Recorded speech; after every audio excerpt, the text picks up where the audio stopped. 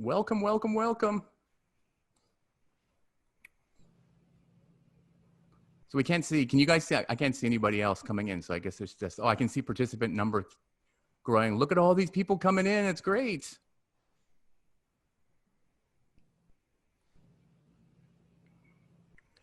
Okay, great. Hi, everybody. Welcome to the webinar here, Spark Labs webinar on blitzscaling. My name is Casey Lau, and I'm the co-host of the RISE conference, which is probably now the biggest tech conference in Asia. And it's produced by the Web Summit, who have the biggest tech conference in Europe. And we're doing it again in December as an online event, and we're expecting about 100,000 people to attend in that very first week. I think it's going to be the biggest startup conference, at least online, for 2020. So hopefully you can join us. Most of the time I'm in Hong Kong, but today I am in Vancouver, or last few months I've been in Vancouver, quarantining like a lot of other people. And I want to thank Bernard Moon from Spark Labs, who has invited me to moderate today's panel on blitzscaling. And so I'm very honored to be joined by these two gentlemen. You can see Chris Ye. Hi, Chris. How are you doing? Great.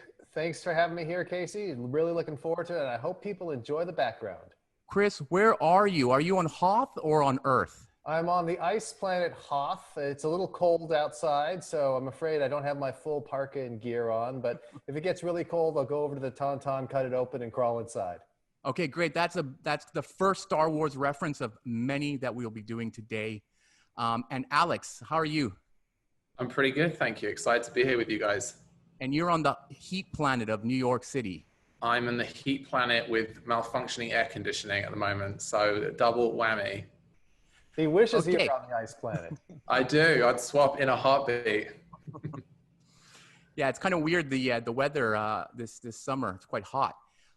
So just in case everybody doesn't know, Chris Ye is the co-author of Reid Hoffman. Reid Hoffman, of course, is the founder of that social media site. What's it called again?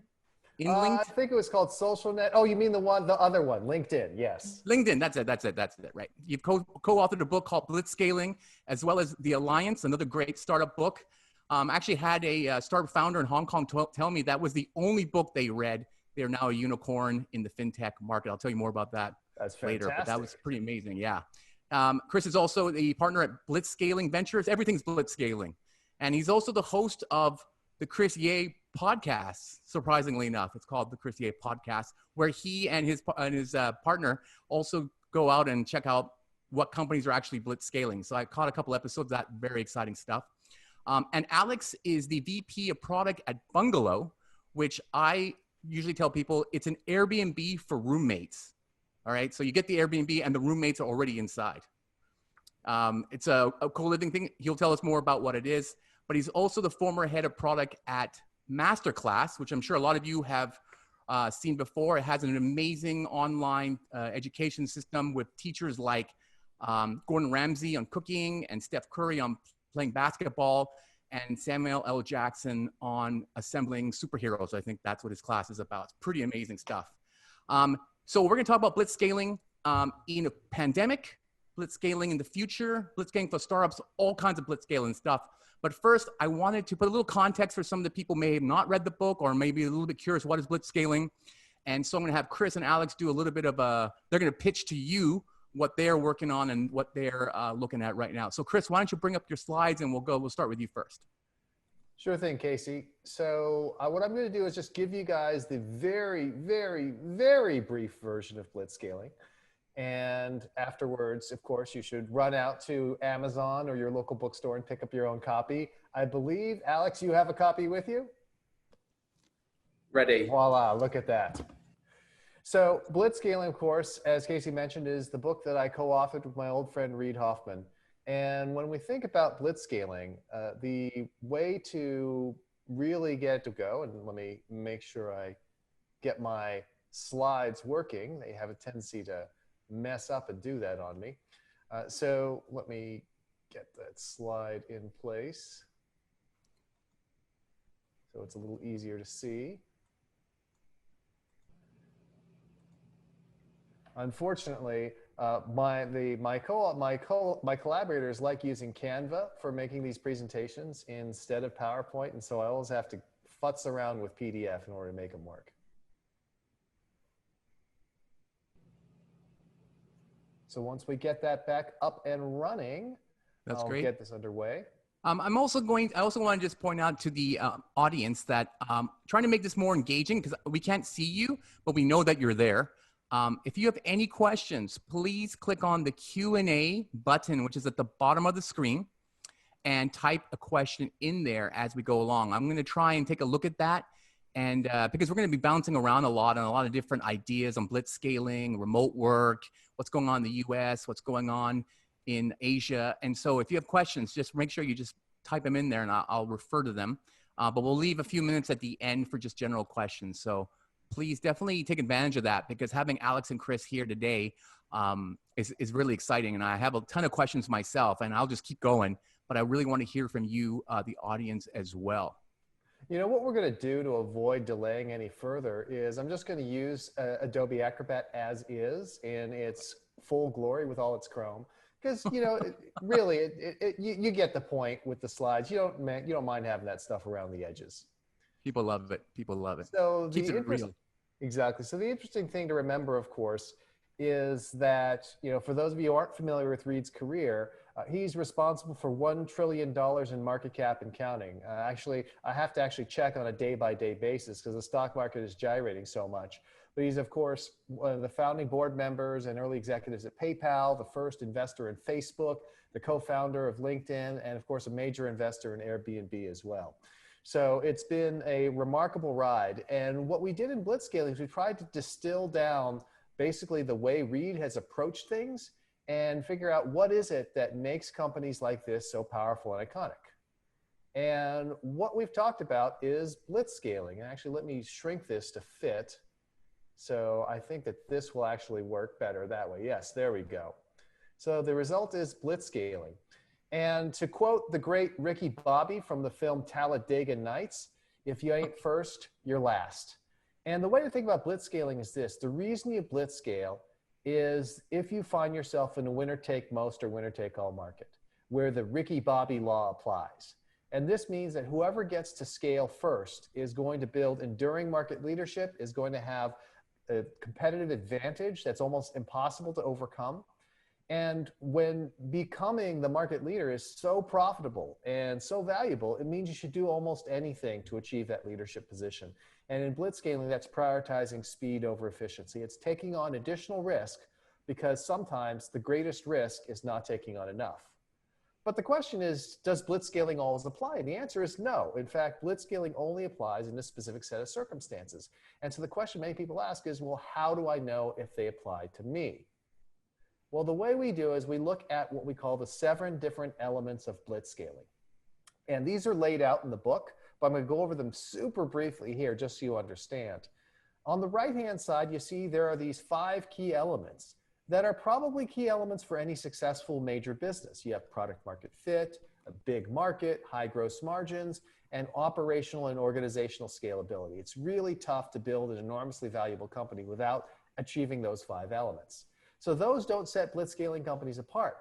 What does set them apart are the 2 elements on the left, which is the winner-take-most market and the scalable distribution.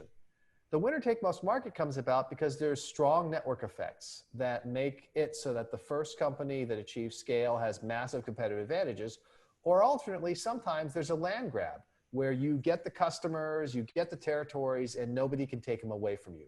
Either way, that makes it a winner-take-most market. And what's interesting about the world today is because we are so deeply connected. I mean, here we are, we're coming in from Silicon Valley, Hoff, New York City, and Vancouver for a company, Spark Labs, which is based out of Korea but operates around the world. That's a sign of how we're all connected together. And that means more and more markets are winner-take-most markets. So more and more markets are blitzscalable. The second element is the scalable distribution. If you think about it, the goal is to achieve critical mass. So how do you achieve that? With your go-to-market. And the faster you can achieve critical mass, the less money and resources you have to spend to get there, the more valuable it is to blitzscale, the more it makes sense to blitzscale. So when you're looking at companies, you're basically looking at, do I have all the elements of a typical good business, but more importantly, do I have that winner takes most market, and do I have that scalable distribution and go-to-market plan, whether it's virality, leveraging existing networks, or both? And you can see the key difference here when you look at companies like WeWork and Airbnb, two companies that sound very similar. WeWork, of course, grew very rapidly, raised tons of money, but ultimately it has really struggled for a variety of reasons. But the primary reason, even though people say, well, WeWork struggles because they're giving away their product, they have negative gross margins, yeah, that's a problem. But the bigger problem is there's no winner take most market. Right? There's no network effects that say, if other people are at WeWork, I want to work at WeWork. In fact, you kind of don't want to work at WeWork. You'd rather nobody else work at WeWork and you have the whole place to yourself. So there's actually kind of negative network effects. And then in terms of land grab, yeah, they got leases on these great office buildings. But as I like to point out to people, if you go to a WeWork, look on the left side, there's another office building. Look on the right side, there's another office building, right? There's no way for them to lock down all the office space in a city. So because of that, they don't have the network effects. In comparison to Airbnb, where you have these strong network effects of a two-sided marketplace. And because if any of you have ever booked an Airbnb, I don't know, Alex, Casey, are you staying at an Airbnb right now? Or I am. when you booked that Airbnb, did you just type in Vancouver and say, pick the one that was the lowest price? Or did you look at a bunch of different places, look at the photographs, read the reviews? Yes. So it is a very differentiated, high value, high consideration product. That means that maximizing selection is important to you. So all the guests go to where there's the most properties, but all the hosts are going to go to where all the guests are. So there's a strong two-sided market effect, which means Airbnb scores very well on blitzscalability. So that's a very quick nutshell on blitzscaling. There's so much more in the book, and you should all run out and buy it, of course. But that gives us a good 5-minute grounding, and I'll turn it back over to you, Casey. All right, thanks, Chris. Yeah, I want to go over a little bit of these special scoring process that you use, because I find it extremely interesting. And well, since you have the slide up, before you put it down, let's just kind of go over this a little bit. Do you think that this is applicable to every startup, that these things, or do you think that there's a time when it hits that you can actually compare these two like this, or have these kind of things? Or do you, I know this is what you do, you take startups that just got invested in and then try and apply this formula to them. Does it work at a seed round, or do you have to wait till like get to an A or get into some mass traction? So one of the ways we thought about blitzscaling is it's on a continuum of different kinds of scaling. We call it starting up, scaling up, fast scaling, and blitzscaling. And basically it depends on whether you're prioritizing speed or over efficiency and how much certainty you have. And so early on, what's really going on is if you look at all these different effects, you're just not sure if they actually exist or not, right? All of these are hypotheses. And so you start off not blitzscaling because you want to actually prove it out as inexpensively as possible. So that's typically your bootstrapping and your seed round. You're really trying to prove out these hypotheses about the marketplace.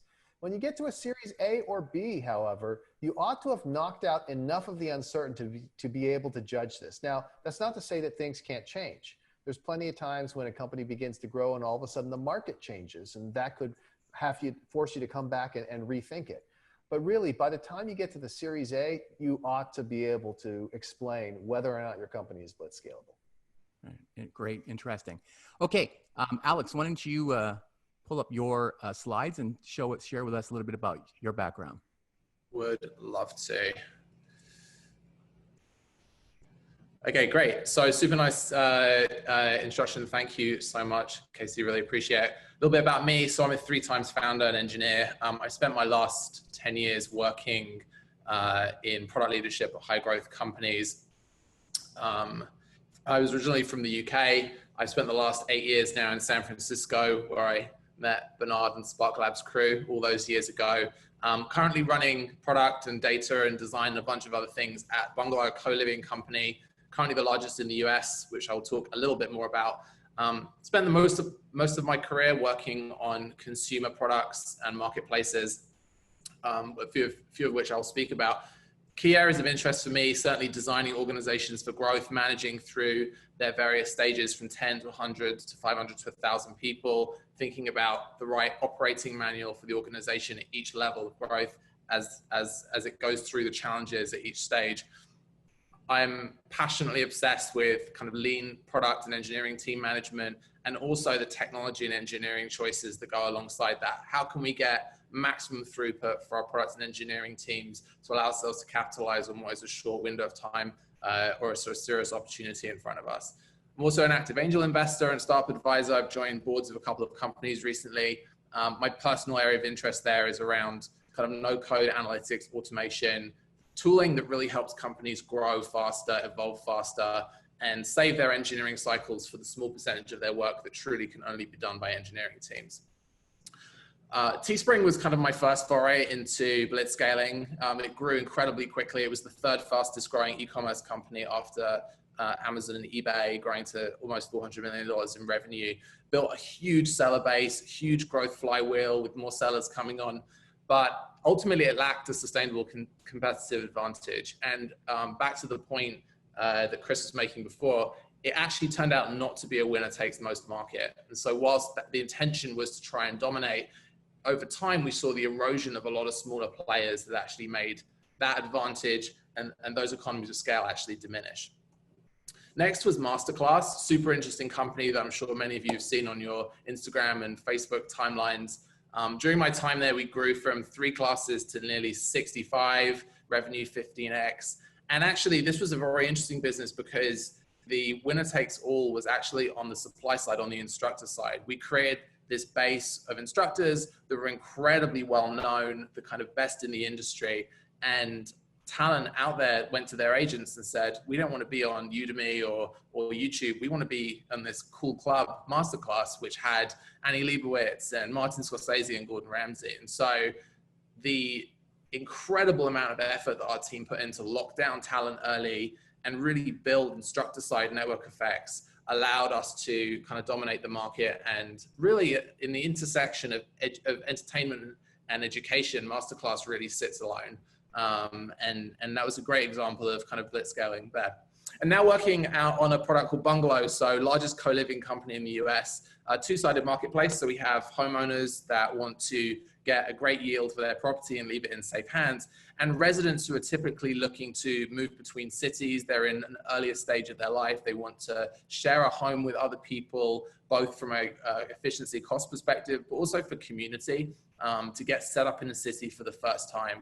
And so this is an incredibly complex business where we are not only managing the marketplace, we're also doing maintenance and cleaning and support and looking after this growing fleet of homes. And so COVID and the stresses of the last few months have really forced us to rethink how we operate. And I would say have forced us to really achieve kind of 3 or 4 years worth of innovation and growth in our kind of operating model in an incredibly short space of time. So that's a little bit about me. Super happy to answer questions as we go through this, but I've really kind of tried to be at the coalface of companies that are dealing with intense pressure through scaling their operations and trying to build a playbook that's as reusable for more and more companies that are going through the same thing. I don't know why they put us together on a panel of 2 guys. I could spend an hour talking to each of you separately. So we're going to have to really cram through this stuff really fast. So answer them really quickly because I'm going to give you a lot of questions. Alex, all 3 of those companies I love. And so I want you to give me one tip from each one on growth. For Teespring, what was because a lot of people are trying to do this now, right? It could be applied to different kinds of e-commerce concepts. What's the one growth hack you would recommend in that specific vertical?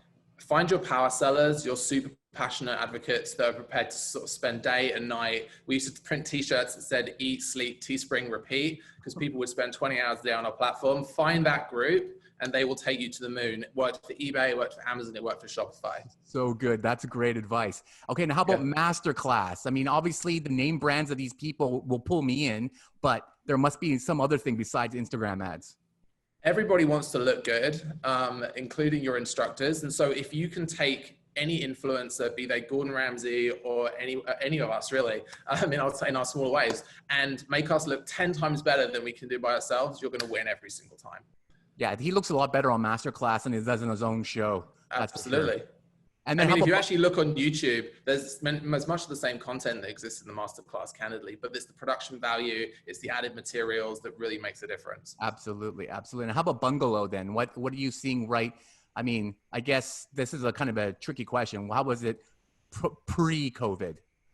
Pre-COVID and even during COVID, I think we are in the business of putting people in homes together. And that is an incredibly intimate relationship to try and get right off the bat. And we underinvested, candidly, in that roommate matching experience up until about 6 months ago. But the early results of us taking that much more seriously and actually thinking about how would like Chris and Alex get on living in a house together? What time do they want to go to bed? Who makes the most mess? Yeah, exactly. I'd watch that show too. I think really taking those core relationships that you're trying to foster, whether you're a dating network, a professional network, or a group housing network, really thinking about and being thoughtful about how you pair people is a massive point of leverage in that system. Great. Okay, I just want to remind the audience, because I see there's even more people in here now than there was when we started.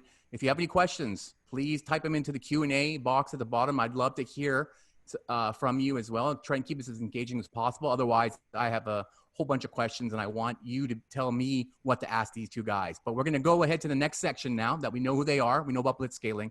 We kind of want to know what, looking today, right now in the middle of the pandemic, what are we looking at in terms of blitzscaling now and into 2021? Chris, I've heard a lot of startups. I was just at the Techstars demo day this morning, Toronto's demo day, and they are like, everybody's doubling down on what they're doing. That's what founders are telling them. That's what investors are telling them. Is this true? Are they getting the wrong advice? What are you seeing? So I think it's something you have to be able to judge for yourself by gauging to what extent the pandemic has affected your business. Look, we all know that there's a huge contrast between what the pandemic has done to, say, a restaurant and what it's done for Zoom. It's just night and day. And so the fact that there's a pandemic and an economic crisis doesn't mean that your business is necessarily affected. Or if it is affected, there may be other ways to play it. So for example, one of the things that I've been telling people is, if you want to think about how you're going to play this pandemic, ask yourself, what are the things that I can do now and over the next 12 months that I won't be able to do once this pandemic goes away? Right? Reframing it to think about the pandemic as an opportunity in addition to an obstacle is one of the ways to go about it.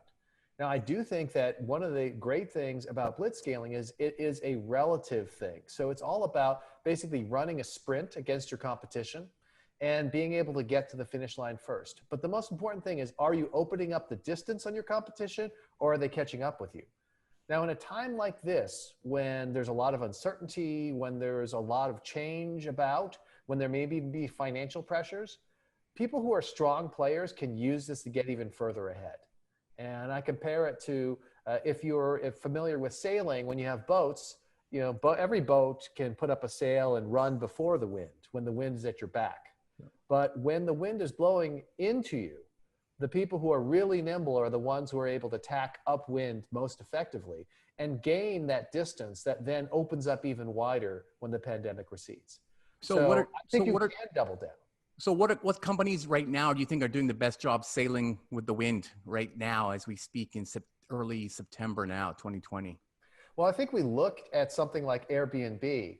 With Airbnb, you look at a company, you think this company is in trouble. It's a travel company and nobody's going to be traveling anywhere. And they very successfully pivoted to longer term stays, to people trying to escape their cities. And you're a customer right now. I think you're a customer as well.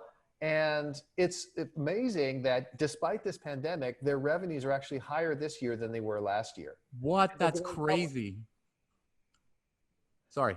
So it's a great example of taking advantage. And then there's other folks. I mean, obviously with somebody like Zoom or a company like Roblox, they're just going gangbusters because everyone needs to communicate. And then everyone's kids, as somebody put it, I know my kids aren't going to school this fall. They're going to YouTube University. They're going to Roblox University. They're going to Nintendo Switch College. That's what's actually happening. How about you, Alex? In your industry right now, in your vertical around there, what are you seeing in terms of what companies are doing it right as you look out from Bungalow's vision? Yeah, I can. One thing that's very interesting about the sort of blitzscaling experience is that you're constantly in a state of change anyway. So you're reinventing everything in your business every 6 months. You're reorganizing, you're rewriting playbooks. And so for a business that has been business as usual for 10 years, COVID's going to feel like a completely different experience. But actually, if you're used to constant change and you have that organizational muscle to reorganize regularly, COVID's going to feel like, yes, a completely unforeseen set of circumstances, but actually you're probably in some ways more likely to adapt. And so I think for our experience recently has been, we've had to really hustle very hard to adapt.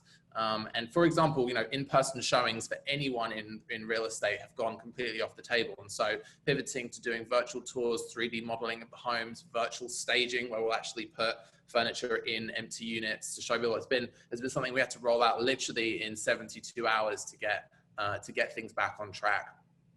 And also when we talk to investors, there is definitely a sense that the capital markets are tightening. And so if you're a great company and you're crushing it, of course you'll be able to raise. But for other companies, really, this is an opportunity to prove that you have a world-class team that can adapt and that can really take advantage of a crisis. And so, when I think about the companies that are doing incredibly well, obviously Zoom, also something like Shopify as well, companies that enable that digital transformation that potentially have been sitting on a long-term trend like the move to online commerce, but have actually now seen that trend compress into a matter of 3 or 4 months as companies race to adapt to this new world.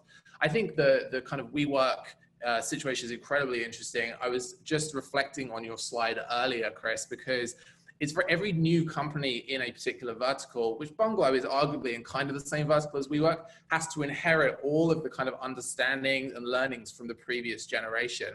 And so, when we think about question I have for you actually is when we think about this idea of prioritizing growth over efficiency in light of the Ubers and the WeWorks and these companies that really had poor unit economics for such a long time, but were able to weaponize capital just to kind of keep going. I feel like our experience has been we have that shadow over our business and have actually been forced to focus on profitability far earlier than potentially we would have if we built this business 5 or 6 years ago. Just curious if you feel the same way.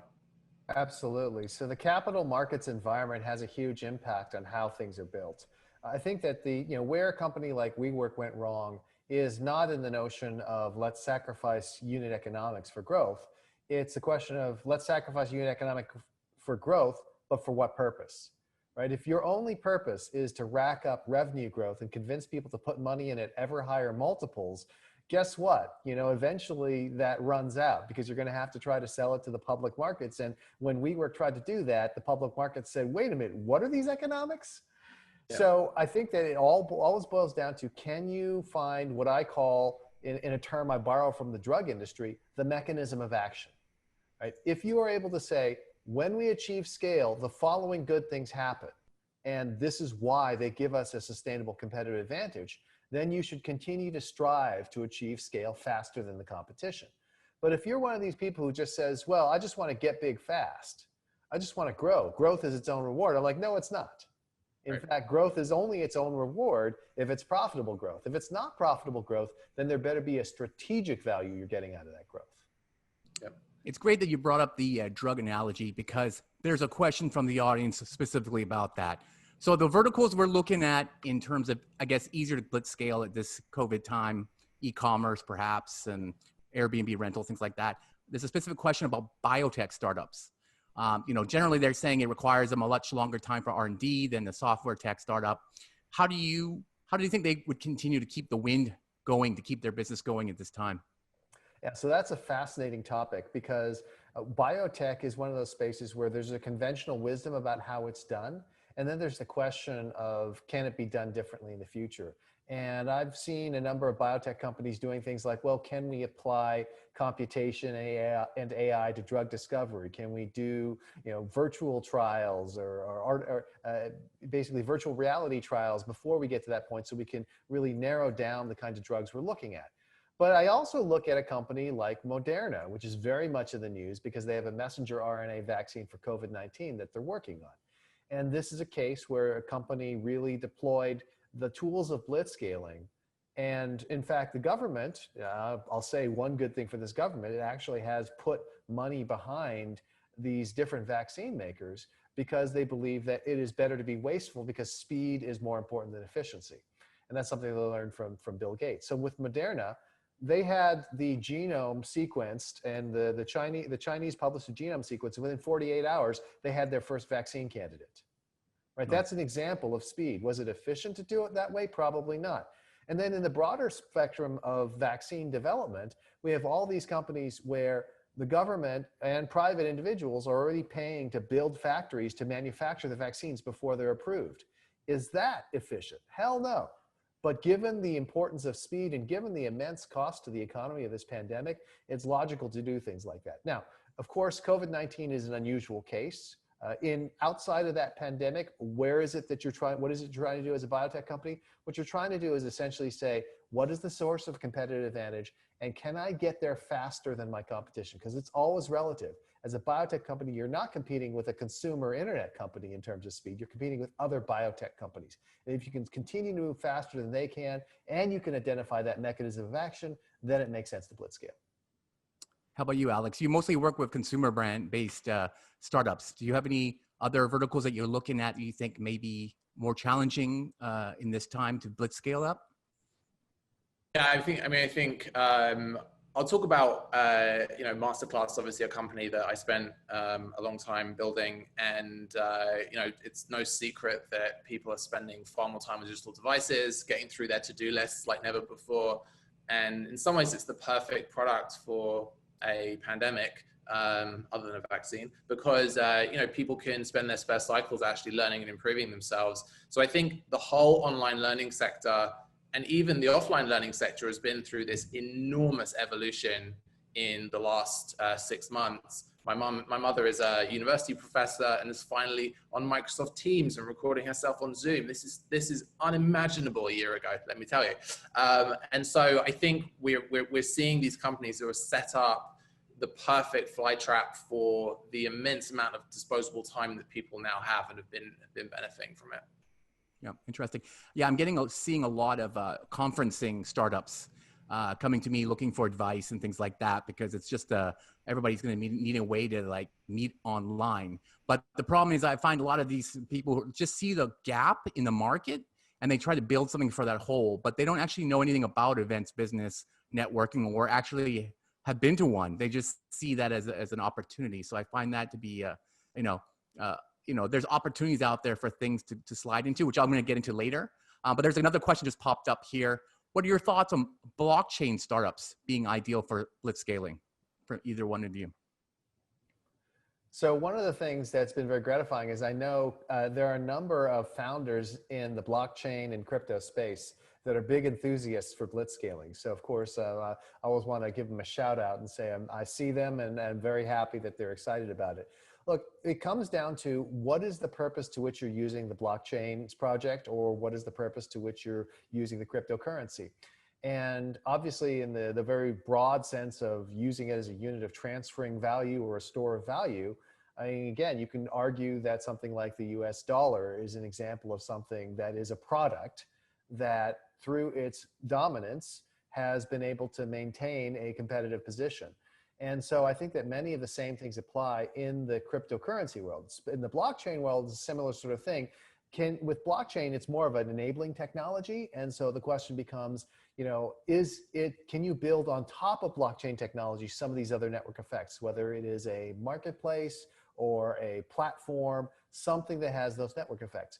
But the converse, that's the bull side. The bear side on blockchain, I've always said, listen, whatever you're using the blockchain for, is there a clear reason why doing so is superior than just using AWS? Because if there isn't a clearly good reason why it's better than AWS, why are you going to bother doing it? So as long as you can identify the source of competitive advantage, it makes sense to blitzscale, it makes sense to get into blockchain, but you always have to identify the source of competitive advantage. Just saying the magic word is not enough.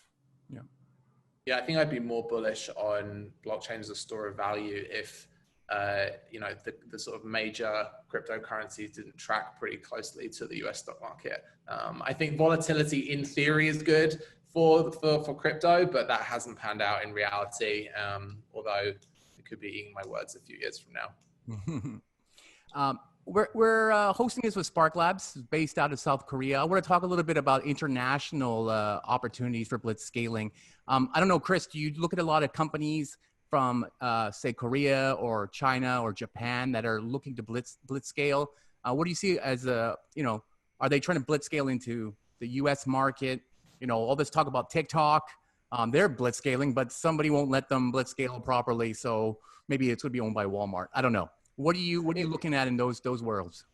Yeah, so that is absolutely one of the most fascinating stories to watch, and seeing how it's going to turn out. I don't think the story's been told. One of the podcasts I love listening to is Kara Swisher's podcast, Pivot. She hosts with Scott Galloway, professor out of NYU. Great, hilarious podcast. And I think they have the right take on it, which is TikTok's just going to run out the clock on the Trump administration and see what happens with the election. They're just doing everything to push it out and see what's going to occur. Now, I do think that Asia in general is a great place for blitz scaling. In fact, I have an organization called the Global Scaling Academy, where we basically invite people from all around the world to join our community and learn about blitz scaling. And it's because, again, while Silicon Valley has been historically the source of a lot of these blitz scaling companies, nowadays, so many of them are coming from over in Asia, whether it's China, of course, everyone's very focused on China with financial getting ready to go public, or whether it's Indonesia or Singapore or Hong Kong, South Korea, all these different places. Now, what are the characteristics that they need to have in order to blitz scale? The thing that makes China the easiest one to focus on is a gigantic domestic market, which its government has chosen to protect from outside competition. That obviously makes it a great place to blitz scale if you're on the right side of that government. But in other places, even in a relatively smaller country like South Korea, which is still a very rich country, has a good domestic market, it just needs to start thinking about globalization sooner. And so the biggest difference in these global blitzscalers is really, are you thinking about how you're going to crack the big markets around the world faster? You can't just sit back and say, well, first I'm going to conquer the United States or China and then go from there. Alex, how does a master class with mostly American instructors blitz scale out to like South Korea or China? It's a great question. And in fact, we had this at Teespring as well. I think there is a general wariness of going international too soon now. I think a lot of companies kicked off those threads internally, funded them, and actually found that the challenge was far greater than they originally assumed. And so my experience has been over the last 10 years, seeing companies actually try and do that later and later, either through, and the entry point either being acquisition or a much more focused attempt at cracking one of the big other markets. I think for Masterclass, the unit economics and the go-to-market strategy and the instructor network effects all have been very, very US-centric initially, but then what they saw in the last few years has been growing demand in English-speaking countries and countries with largely English-speaking populations, and that seems to be the entry point for them to go and then internationalize through first subtitles and then sort of dubbing and then hopefully make the jump into international instructors. But at some point, there's a sort of local maximum reach and local market. They've got to keep showing progress. They will definitely make the jump and kind of excited to see them do that. But bear in mind, Masterclass has reached a Series E. They've just raised $150 million. And they've only done 85 classes. And so this is almost the inverse of so many online learning platforms, which really went for thousands and thousands and thousands of classes. And so I think it could be further out than we might think, even post IPO potentially. I just want to comment on Masterclass for a second, because I find it absolutely fascinating. And it is so interesting on so many levels. First of all, it's a fat head versus long tail business, as you point out, with a very limited number of highly prestigious classes. But by going in the contrarian direction, opposite of what everyone else is doing, they really carved out a unique niche. And the second thing is, everyone else thought about it as education. Masterclass really realized this is more about how you're making the person feel. At the end of the day, the person watching Gordon Ramsay, are they going to make better eggs? Possibly. But they really got something out of the experience. They got a level of comfort. And people often say, well, this is just entertainment. Like, just entertainment. On a basic level of economics, value creation is just the difference between the willingness to pay and the opportunity cost to supply it. And so when you're satisfying people's desires in a way that does not harm them, that is value creation. I think they also successfully tied into people's sort of vision of their future self in a very magical way. We all we all imagine ourselves to be a slightly better cook, a slightly faster runner, a slightly better basketball player. And the emotion in their Facebook marketing, actually, their go-to-market strategy, those ads, those trailers in the Facebook feed, was just phenomenal. I mean, the Gordon Ramsay trailer had 20 million organic views in the first 72 hours, which is unheard of for what's essentially an online learning class. Those numbers just didn't happen previously. And people see that, they see the value that it could bring them. They see themselves doing those things, and then they're prepared to pay. It actually taps into something very deep in so many of us, and that need to self-improve. In the same way that I, go to the airport and buy lots of books for my flight, it's that desire to sort of accumulate knowledge, improve oneself, and kind of actualize that future self that we all want to keep alive. Every time I'm in Seoul for a Spark Labs demo day, there's always some K-pop startup in their batch, like always. Why hasn't there been a masterclass for K-pop?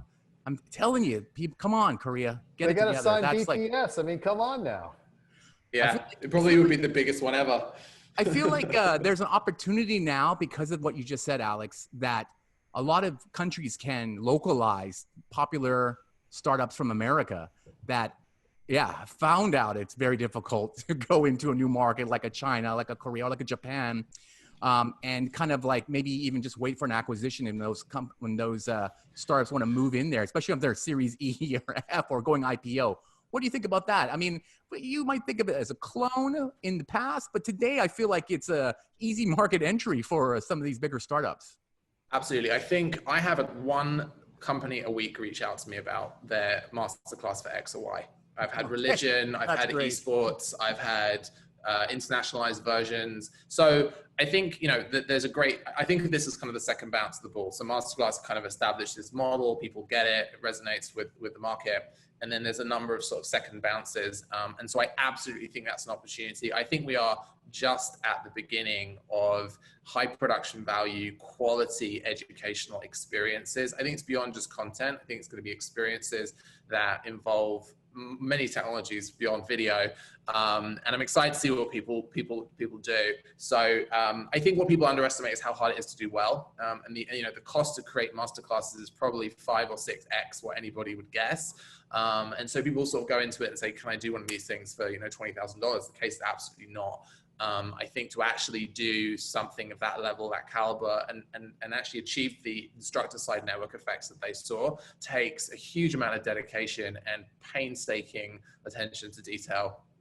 Let me tell you. A reminder, everybody, that Alex doesn't work there anymore, by the way. I do not. In case you're wondering. But do you still own some equity in the company? I do, yeah. Again, Long and strong. I recommend everyone go over to Masterclass and sign up. We're going to talk offline. After you've bought the book. Oh, great plugs. I love it. It's fantastic. But I do think that if we think about Masterclass, I mean, look, here's the interesting thing. People think about Masterclass, education company. I'm like, no. Masterclass is more like Netflix original entertainment or Amazon originals, right?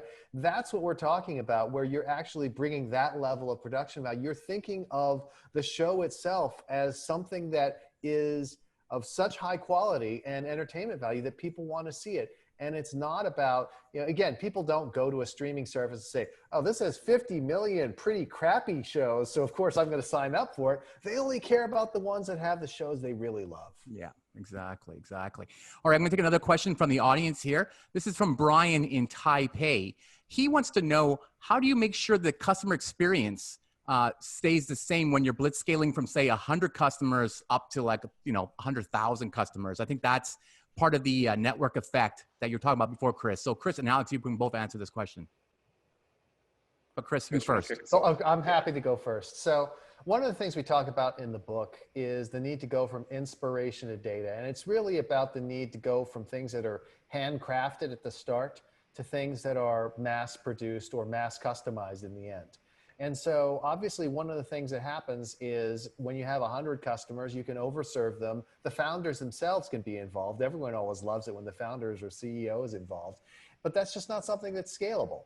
So what you need is the ability to actually continue to make sure that the experience is of high enough quality, but also find ways to automate it. Now, the first part of it is pretty straightforward. You should be using tools in the online world of things like Full Story, for example, so you can actually watch individual sessions. Don't just rely on the statistics of DAU, MAU. I mean, yeah, those are great, but there's nothing like actually seeing people use it. And the other thing I often recommend that executives do is to spend a day with their customer service team. Find out what kinds of problems people are running into. But let me tell you, if you spend the entire day with people telling you what's wrong with your product, you're going to get a different perspective on it. And then the final thing is, as I mentioned, you really have to start thinking about, well, what is it that we've done in over-serving them that really has helped them? What's the insight here? Is it that we've papered over this particular problem in the interface? Okay, great. Now we need to fix that problem in the interface. Again, it's all about finding that mechanism of action. And if you're able to do that, you can deliver a great experience. I mean, Masterclass is an example where because of the very first core, who was the very first person that was an instructor for Masterclass? There was three. It was Usher, Serena Williams, and James Patterson, the author. There you go. So obviously at that point in time, the entire company is focused on those three.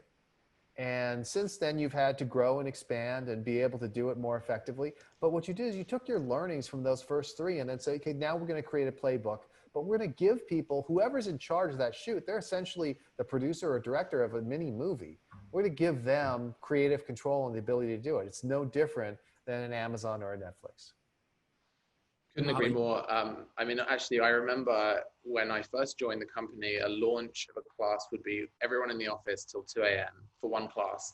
And by the time I left, we did 7 in one day and nobody noticed. And so, you know, just to Chris's point, I think early days, learn the customer, do things that don't scale, quote Paul Graham, and really internalize that voice, internalize that customer if it isn't you. And then when it comes to scaling, I think the thing I've seen is, especially in an ops heavy business, there's a ton of things that need to get automated and built extremely quickly. And sometimes having a sort of traditional, we don't buy, we build mentality is extremely dangerous because it just takes far too long for the organization to respond to the scaling challenges. So a big thing I do when I set up my teams is I figure out, okay, we have maybe 4 engineering pods that can operate. How can we create another 4 or 10 or 20 lanes of development through empowering other people in the organization to build for themselves, to start finding those efficiencies to actually service our customers at scale. But it doesn't always go perfectly. We certainly had periods at Bungalow where we've not scaled things sufficiently quickly, and we've had to respond very, very, very fast because there isn't complete parity across every part at every level of scale. Sometimes things slip, sometimes things are ahead or behind. And so having extremely good metric, dashboarding, reporting, access to data throughout the organization, fantastic instrumentation of funnel analytics and data is really key. So you can devolve a lot of that responsibility to other people in the company, and everyone can kind of own and be a mini GM of their corner of the business. Very good. Wow, fantastic. Somebody in the Q&A just pointed out that there is a K-pop instructor in Masterclass teaching music production. So, right, all covered already. Nice. Okay, we're going to wrap it up. Not wrap it up, but I'm going to the final segment that I want to talk about with you guys, and it's about the remote work situation right now. Okay, so I think this is a good audience to talk about this because a lot of people are in Asia. Maybe they have teams in North America or Europe or anywhere in the world. I mentioned you guys, right, the big story about Pinterest giving up their lease. San Francisco is in exodus, all these kind of crazy things going on. Chris, how important is it for the entire team to be together, to be on the same page, to blitz scale? And how do you see remote work affecting it negatively or positively? So I think one of the fascinating things we've learned in all of this is that the main reason why remote work has failed in the past is because it created this 2-caste system. There were people who were there at headquarters and people who weren't at headquarters. And as a result, anybody who worked remotely was always out of sight, out of mind. They couldn't participate to the same level, and it just didn't work as a result. And people would often ask about this, and I would give them the advice. I would tell them, for all your staff meetings, have everyone do them remotely, even if they're in the same building, and put everyone on the same level, and you'll get used to it, and then you'll be able to have everyone work together. And nobody ever took me up on that advice. Nobody ever did it. And then this pandemic came along and forced everyone to do it. Yeah. So I think that it will still be possible to build companies in this remote distributed environment because of the fact that people are on an equal footing.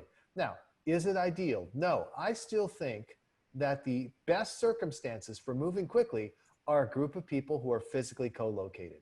I think that the bandwidth of communication is just so much higher with all the nonverbal side of things. You could just stand over someone's shoulder in a way that there isn't the friction of having to share a screen and do all this stuff. So there's no question in my mind, when we are able to get back to having people work together in person, the companies that move the fastest will strongly incorporate in-person interaction. But, you know, we don't live in a perfect world.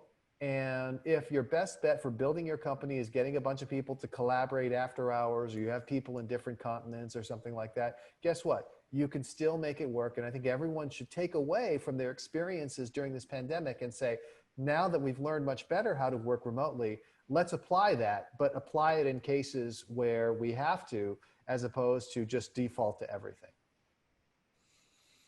Interesting. How about you, Alex? Are you, where's the bungalow team now? Are they obviously distributed? It's in the Bay Area, but I'm sure, and you're in New York, but how about everybody else?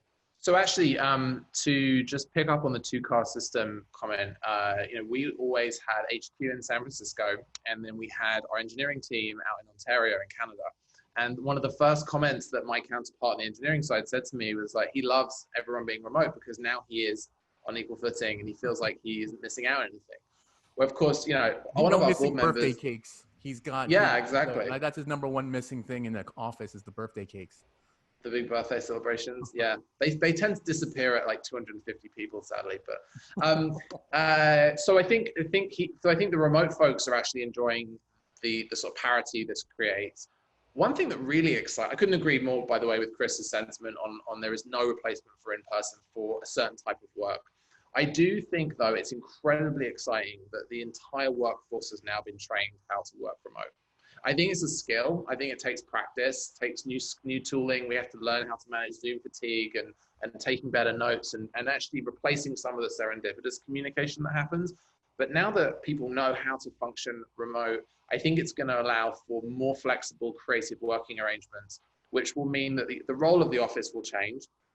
And also, people will be able to leave the office to do deep work at home and come back in for collaboration and get that kind of team rah-rah. One of our board members is Keith Boyce, and he said to us that, the better your office culture is, the harder that this period of sort of forced work from home is going to be.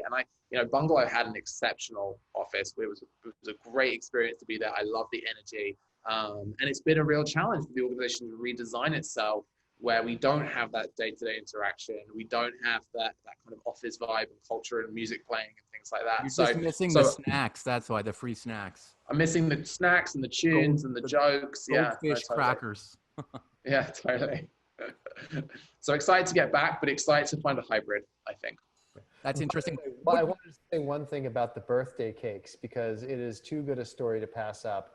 One of the things that came up, my co-author, Reid Hoffman, did his podcast, Masters of Scale. And one of the people he interviewed was Sheryl Sandberg.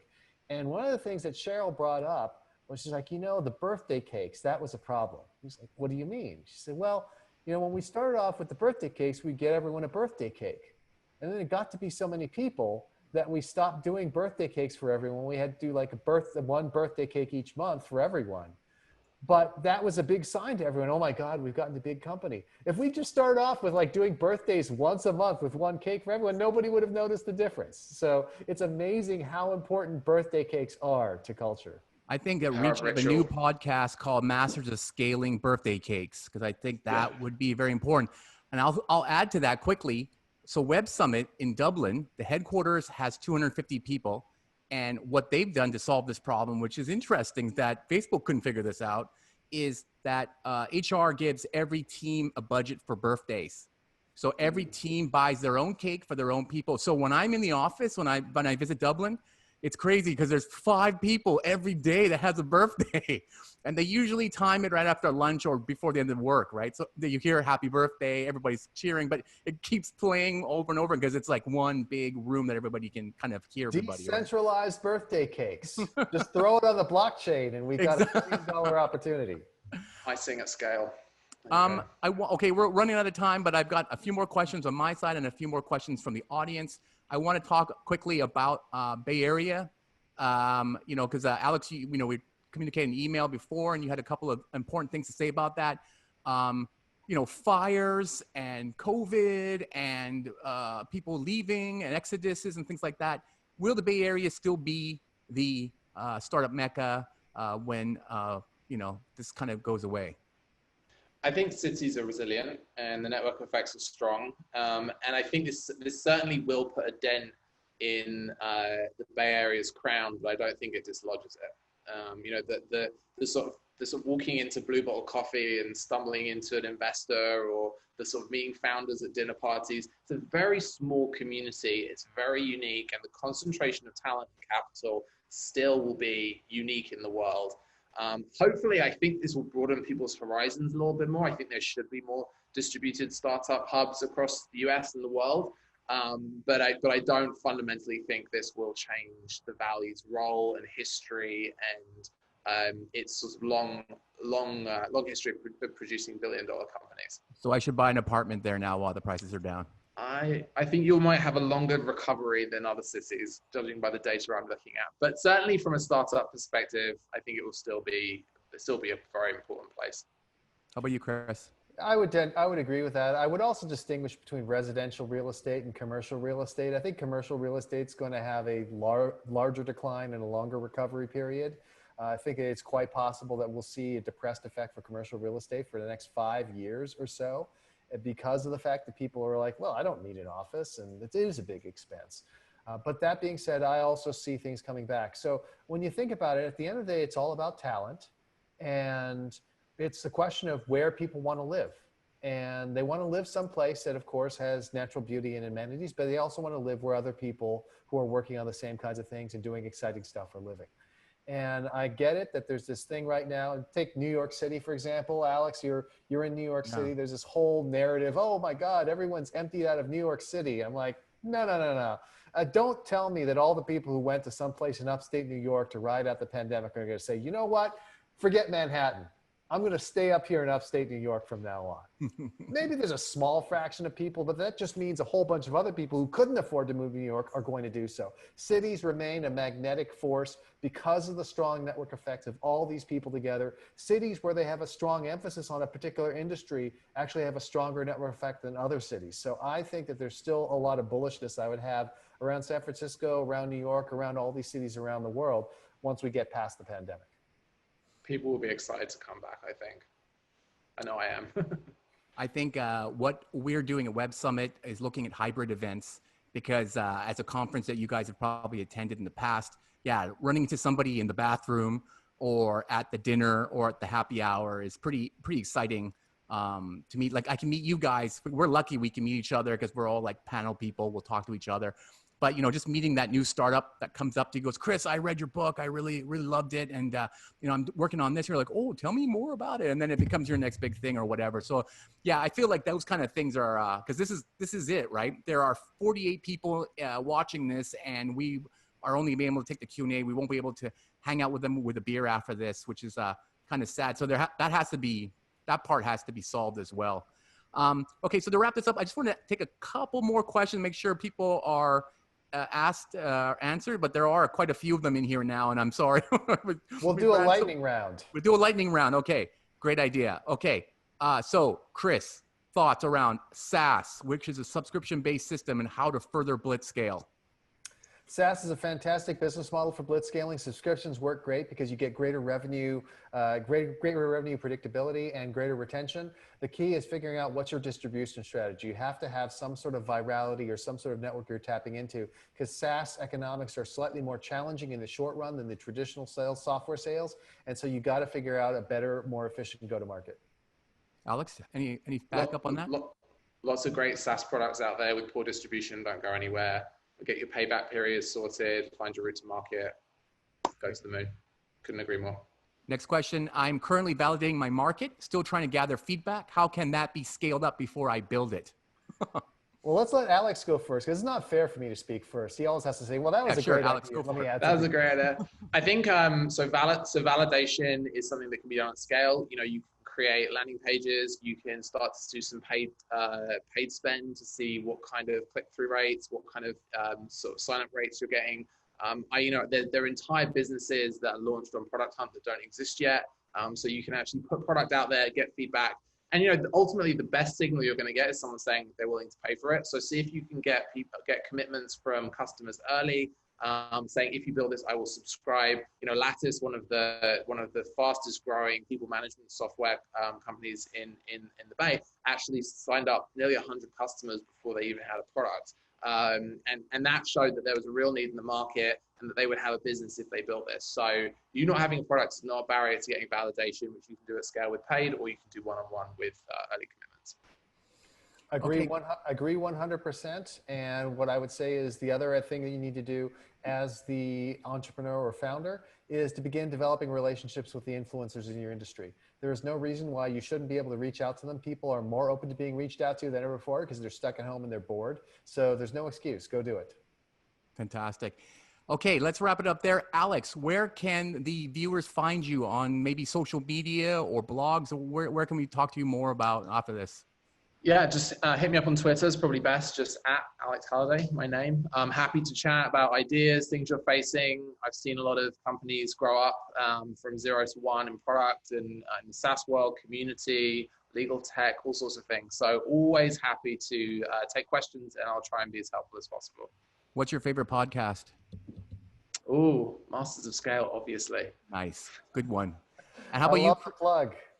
And Chris, there's so many things to reach you out. So we got the Blitzscaling book. If you haven't read that, get on that. The Alliance, get on that. The Chris Ye podcast, get on that. Where else can we find you? LinkedIn? Are you on LinkedIn? You can find me on LinkedIn, but the simplest thing to do is just go to chrisye.com, CHRISYEH.com. You get pointers to everything else.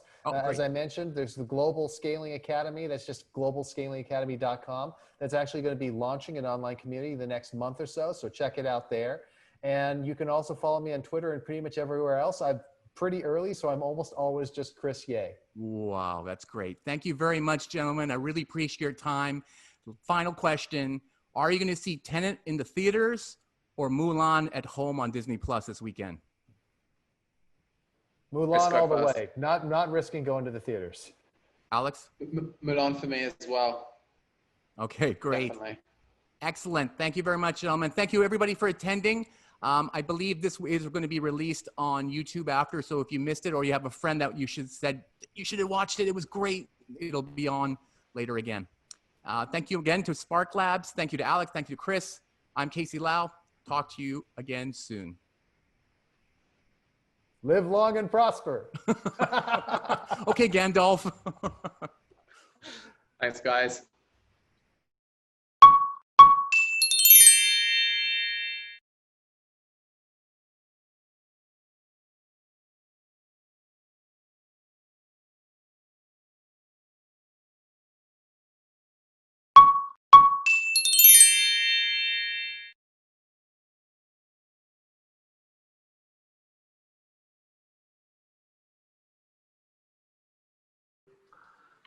Good afternoon, good evening, and even in some cases, good morning.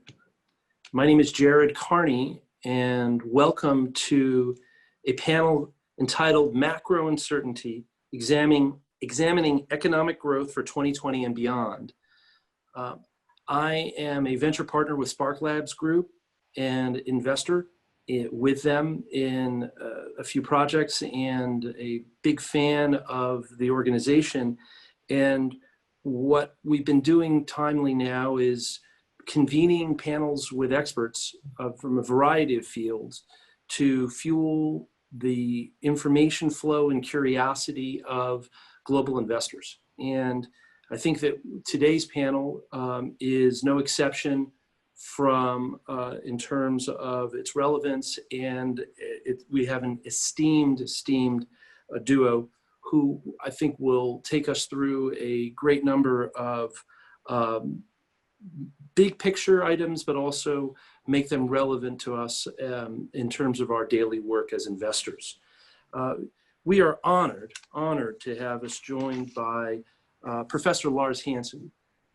Professor Hansen is the David Rockefeller Distinguished Service Professor at the University of Chicago, and he may be best known to many people viewing the panel as the 2013 recipient of the Nobel Prize in Economics.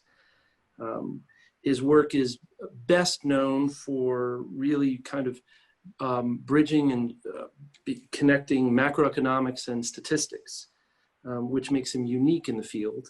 And he examines the links between the financial sector and macroeconomics.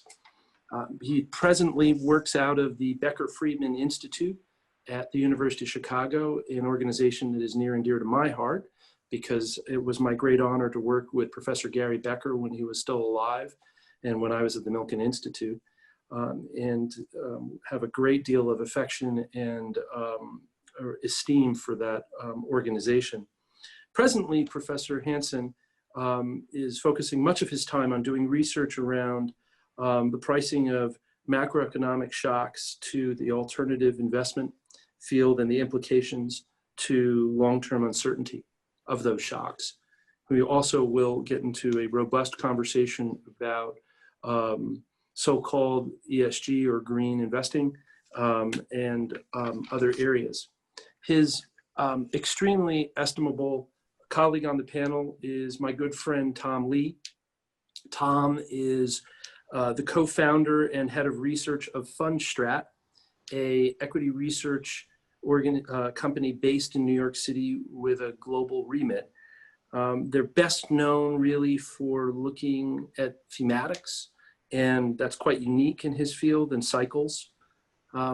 He's very well known before he started his company from having been the chief equity strategist of JP Morgan.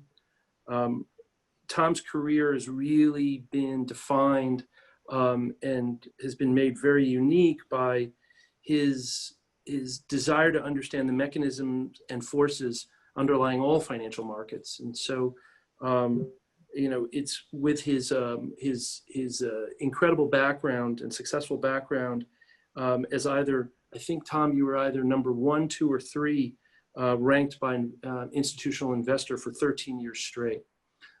So I think we're very, very excited to have two people who come from different perspectives, but I think can illuminate a great deal of what is going on and perhaps what is not going on, and maybe even just share more questions with us that we should be thinking about as market actors.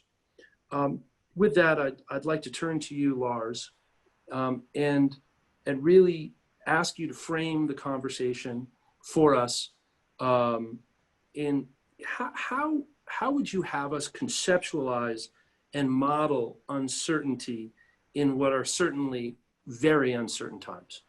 Yeah. Well, thank you for the invitation for this panel and for allowing me to participate and share some ideas and thoughts and exchange views. My thinking about this is influenced by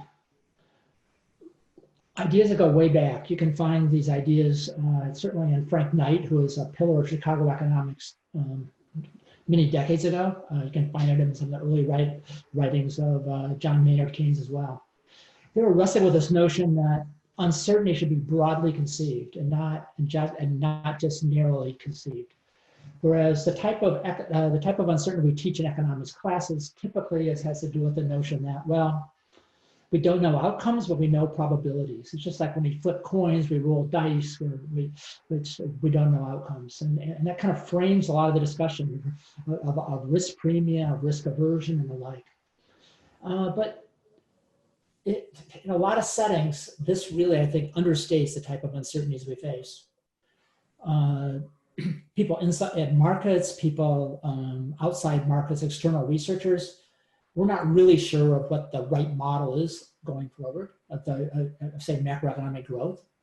we're uncertain about what that model is. We may have multiple models that we entertain, multiple views we entertain more broadly. Moreover, anytime that we're writing down models and conceptualizing them, they're simplifications, they're approximations, they're wrong. So to pretend those models, even though they may be mathematically elegant, give us the exactly correct probabilities, it seems to be an just incredible stretch. So a lot of what I've been interested in is how can we use multiple models sensibly and not discard them. I think they're very, very useful, but not overuse them, not take them too literally. And this plays in this idea of trying to think about uncertainty in the most broadest of terms.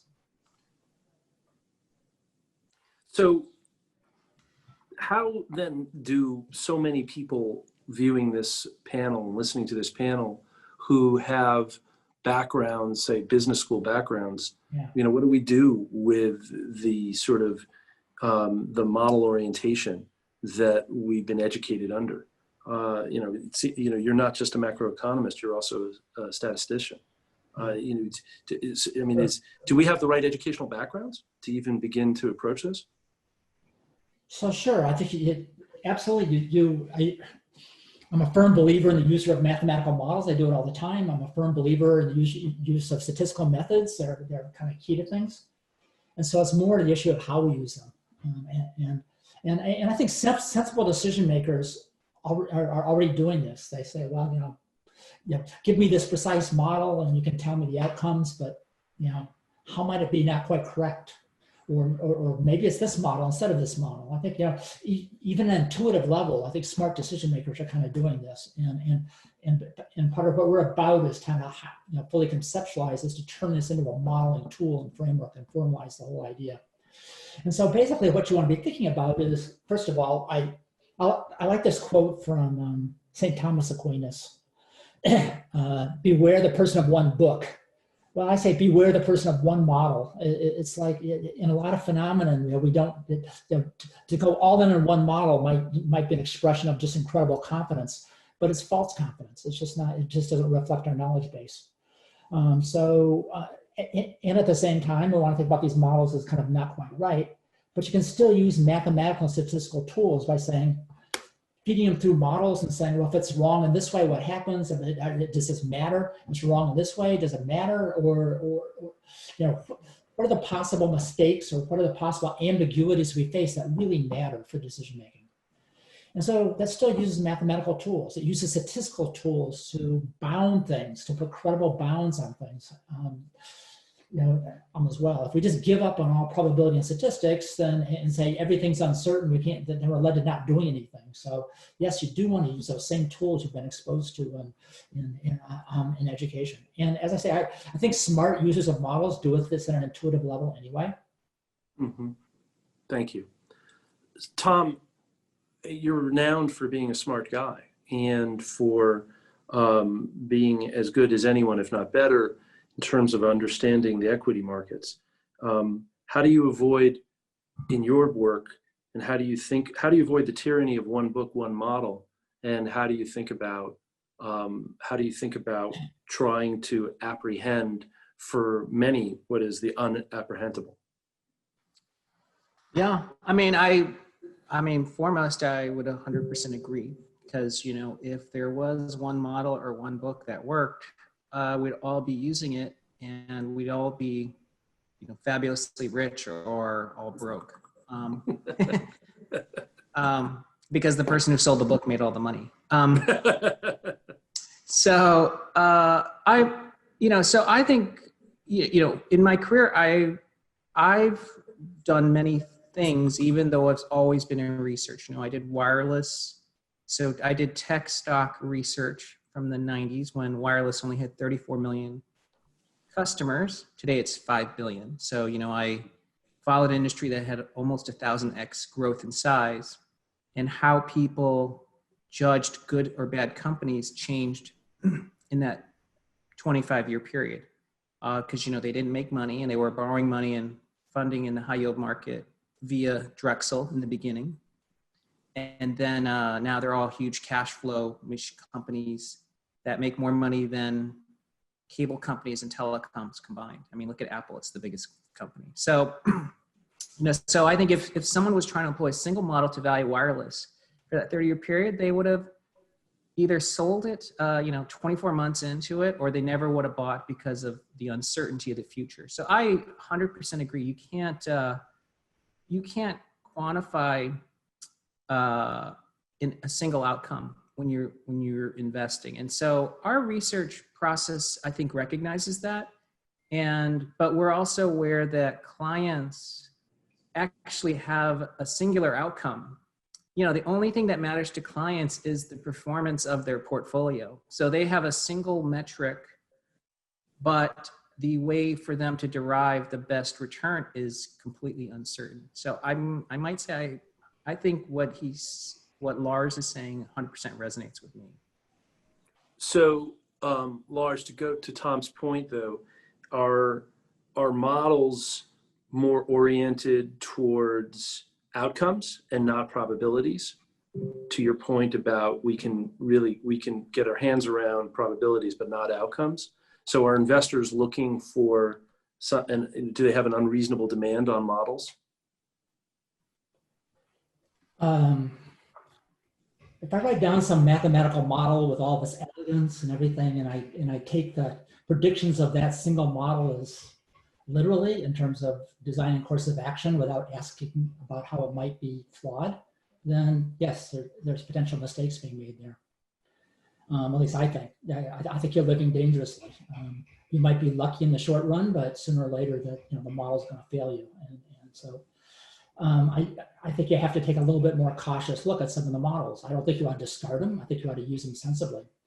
And the key here is, yes, there are decisions which we want to be taking. There is some type of, yes, maybe I want to, if I'm a society, I might want to take particular views on how to confront climate change. If I'm an investor, I might want to focus on what the behavior of returns are. But you can still have these broad notions of uncertainty feed into that decision making, and so the type of tools we've seen before can be extended in these very useful and I believe very useful ways. Yeah, I mean, so it kind of leads to my next question, which is really what are the most important sources of uncertainty of economic growth or to economic growth, because obviously those sources inform decisions. Yeah. To use your point. So, how would you frame that out and enumerate those? So that's very interesting in the sense of uncertainty for macroeconomic growth has this notion of just like interest rates compound, uncertainty compounds. Mm. And so as you look at macroeconomic growth further and further out, that uncertainty can get bigger and bigger and larger. And so I for one didn't forecast this pandemic, but this pandemic happened. I have to entertain the possibility that these might occur in the future. Lots of my economic colleagues, say, "Oh well, I predicted the financial crisis that we had previously." Well, most of them may have said qualitative statements and given qualitative warnings, but the magnitude and timing they most likely miss. So so there's. So what uncertainties should we expect in the future? So I think the issue about the human consequences on the climate is a situation where there's substantial uncertainty as it plays out in the future. And some people say, well, since it's uncertain, we should just wait and not do anything until we get certainty. And the thing about decision-making on uncertainty is that's often not the correct perspective. Just the possibility of potential bad outcomes can make it smart to be taking actions now. Or then look at the COVID, which we've seen. If you track some of the earlier mathematical models of the implications of COVID, you'll see people talk about the model outputs. And some of the discussions are about, here's the best guess. And some of the discussions are about, well, here's what might happen. And both of those calculations are interesting. And how you trade those off is very, very important part of decision making. But it's also important to distinguish those two. What's my best guess versus what I think could happen? And models can provide answers to both of those. Now, what are the important macroeconomic uncertainties? Of course, we can talk about technological growth. There's debates over how that's going to play out in the future. When's the next pandemic going to hit? Will it be the same severity, or have we really learned to cope with the next one? How will climate change unfold? I mean, these are just examples. So, Tom, we just got two big chunks there from Lars to think about that are obviously on our minds today, and also what we're thinking about for tomorrow as investors. I'm going to flip the order that he gave those to us and start with COVID. How are you really breaking down COVID factors as a researcher and as a markets guy? Yeah. Well, COVID is without question the single biggest factor in markets this year, because if you had to say let's pretend 2020 didn't happen, but we'd say, what would cause the Fed to introduce a completely new playbook, which is, low forever, and would cause the US government to pass $5 trillion of stimulus, and what could cause the global economy to shut down almost completely within a matter of days?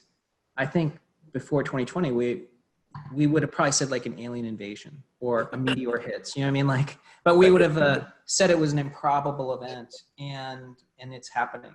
So, I think that undoubtedly the path of this disease and how we react to it from a policy and the individual's response and our future sort of shifts in how we will behave and how businesses move capital. I mean, it's all linked to COVID-19. So it's huge, and yet it is completely uncertain. I mean, I think, what has been central to our work this year for our clients is the recognition of that nobody knows the future. I even, there are several very well-regarded healthcare models out there, forecasters from IHME to Imperial College, and we did a webinar with Charles Murray last week on this, and he had a chart showing the sort of the relative statistical standard errors of these models over 10 weeks, and one of the most well-known ones was off by 600%, and that was Imperial College. And so you can imagine policymakers made decisions based on the views of these experts, and they were off by like a country mile, actually a galactic mile. So so we've been, we've actually made we've recognized you cannot forecast what's happening with COVID. So the only thing we can track is the cadence of the data. So if things are improving or getting worse, but beyond that, we just don't know what people are going to do. So I think the uncertainty has been central to our process, but I think it's also really helped clients, because if you know what's uncertain, then you also know what's very certain. And I think that those are the certainties are what we focused on. And I think those are the reasons we were able to help our clients this year. Can you give some examples of that? Yes. So there are some things that are quite curious that we had observed as certainties in March that someone might say is blatantly crazy, but there were two observations we made. The first is that when markets fall, the recovery is symmetric. So there's actually symmetry into sell-offs, because most people think, oh, you fall 30% or 20% over whatever period of time. They always say something like, well, it takes 18 months to recover to your highs. Or they'll say like, hey, you have a recession, it takes, well, what we had really demonstrated was that earnings actually are symmetric to their decline, because companies, whatever circumstance caused it to decline, companies dynamically respond and they cut costs. So actually earnings recoveries typically are V-shaped. Mm-hmm. And as a consequence, stock market recoveries tend to be very symmetric to their decline. And So if history was correct, so we were using 100 years of comparisons, we would have recovered half of the losses by April 15th, roughly by mid-April, and markets would have made new highs sometime between August and September. And so that was a crazy observation, but that's literally based on the symmetry of markets. And of course, the second is that, central banks, when the Fed is really providing a level of communication you cannot expect, it pretty much subverts anyone's earnings per share model and its effect on stock prices. So those were the two certainties that we had, even knowing that COVID was completely uncertain. So Lars, before we start to unpack your climate change, source of uncertainty, I want to go back to something Tom just brought up, which is the Fed. I'd be remiss if I didn't ask you as a macroeconomist about your view on the Fed's response and central banks around the world's response to COVID-19 coronavirus, and whether you think that we're not necessarily opening up a whole Pandora's box in the medium and long term here with the stimulus that's been shared and given to so many.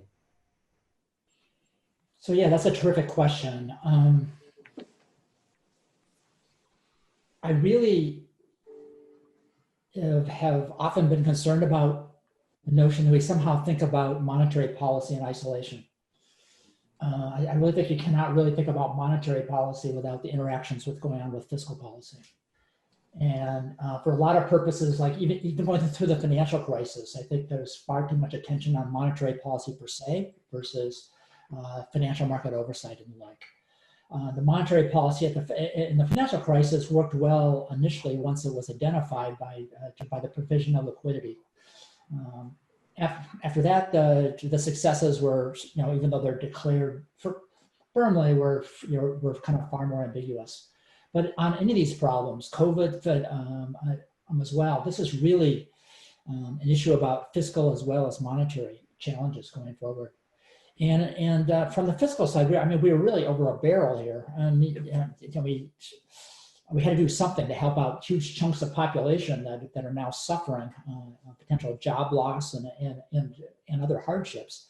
On the other hand, countries like the US went into this in not a very strong position as far as deficits and debts go. So we're going to have to play a very long game going forward coming out of this stuff. And if we just think about monetary policy as somehow the solution, it's just not going to be. We're going to have some very important fiscal challenges and the like. And I see monetary policy authorities in the US at least are trying to give themselves even more wiggle room going forward and be less clear in their signals going forward. In times of crisis, I like to give them wiggle room, but I hope that they escape it sometime soon. So of course, I have some concerns about how we're going to get out of this. We've got ourselves into some pretty substantial financial challenges going forward. I think they were forced on us. We had to do some stuff. And so hopefully we'll be smart coming out of them and not just kick the problems down the road. We can get into a whole other conversation about kicking the problems down the road in terms of synchronization or at least collaboration between monetary policy and fiscal policy. But Tom, as an investor and an advisor to investors, at least in the public markets, has this stimulus actually been a source of, in a strange way, certainty in uncertain times? And has it allowed you to make better calls on industries and companies? Well, the stimulus certainly affected markets because it put money in consumers' pockets, and we saw significant effects because some small businesses or companies that collected a large share of those stimulus dollars reported great numbers. But as you know, you know, if you're paying 15 times earnings for a company, you're paying for 60 quarters of earnings. So if stimulus is just helping 1 or 2 quarters, I mean, that's, you know, that's just, it's really a flash in the pan. It's not, it really doesn't change trajectory. So I think the companies that have really done well in this crisis are the ones that are seen as structurally advantaged by the crisis, you know, whether it's work from home or those that respond, you know, that are in front of this change in behavior, like, you know, home offices and furnishing, and look at restoration hardware and Tempur-Pedic and how demand has just exploded for mattresses. And so I guess that's the answer. I mean, you know, I think the stimulus is clearly necessary because, you know, there's massive suffering and unemployment. But if anything, 2020 just really highlighted there's the economy and this fiscal stimulus for the economy, but the stock market is a different cohort completely. Absolutely. So when you think about that cohort and Lars's other large source of uncertainty, climate and climate change. Some have argued that this is as much a climate crisis as it is a health crisis, and we can get into that in other times in other settings. But when you think about climate sources of uncertainty, what are some discrete factors that you enumerate? Do you believe that they are in fact sources of short and long-term uncertainty? This question's for whom? Tom. That was Tom. That was to Tom. Well, I mean, from a, ESG as a category is important to investors, but it's not necessarily driven by, stewardship of the world or, benevolence. It's that there are real allocated dollars for ESG, and some funds have ESG mandates. And because of those mandates, some stocks will be added to benchmarks and they benefit. So it affects corporate behavior as well. It's kind of growing as a topic, but maybe it's just because we do macro and we're not ESG focused. It's in our conversations over the past 6 months, climate effects of this pandemic and the shutdown. I mean, everything from, reduced air pollution or, governance, none of these have been as central to our conversations. But again, it could be very important how markets are looking at it, but it's because of the lens that people work with us on, it hasn't been central. So Lars, is this an example of the wrong policy framework, sort of not creating good enough incentives? So it's very interesting. If I think about this pandemic and compare it to climate change, this pandemic played out over a very short time period in a very dramatic fashion. So we're thinking about what happens over weeks and months and the like. Climate change, we're thinking about happening over many years and decades and the like. And so it really is playing out at a completely different time scale. If I think about the uncertainties, there's kind of two parts to this. And one is from a societal standpoint and one is from a market standpoint. So let me talk about the societal standpoint first. So here's where there's multiple types of considerations that come into play. First of all, if you look at evidence from geosciences, you see lots of evidence for human input on the climate. But if you quantify that through, you'll see lots of differences across models and model predictions.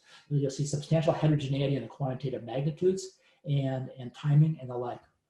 And so it's not, so once you try to quantify how it's going to play out, that's where the uncertainties come into play.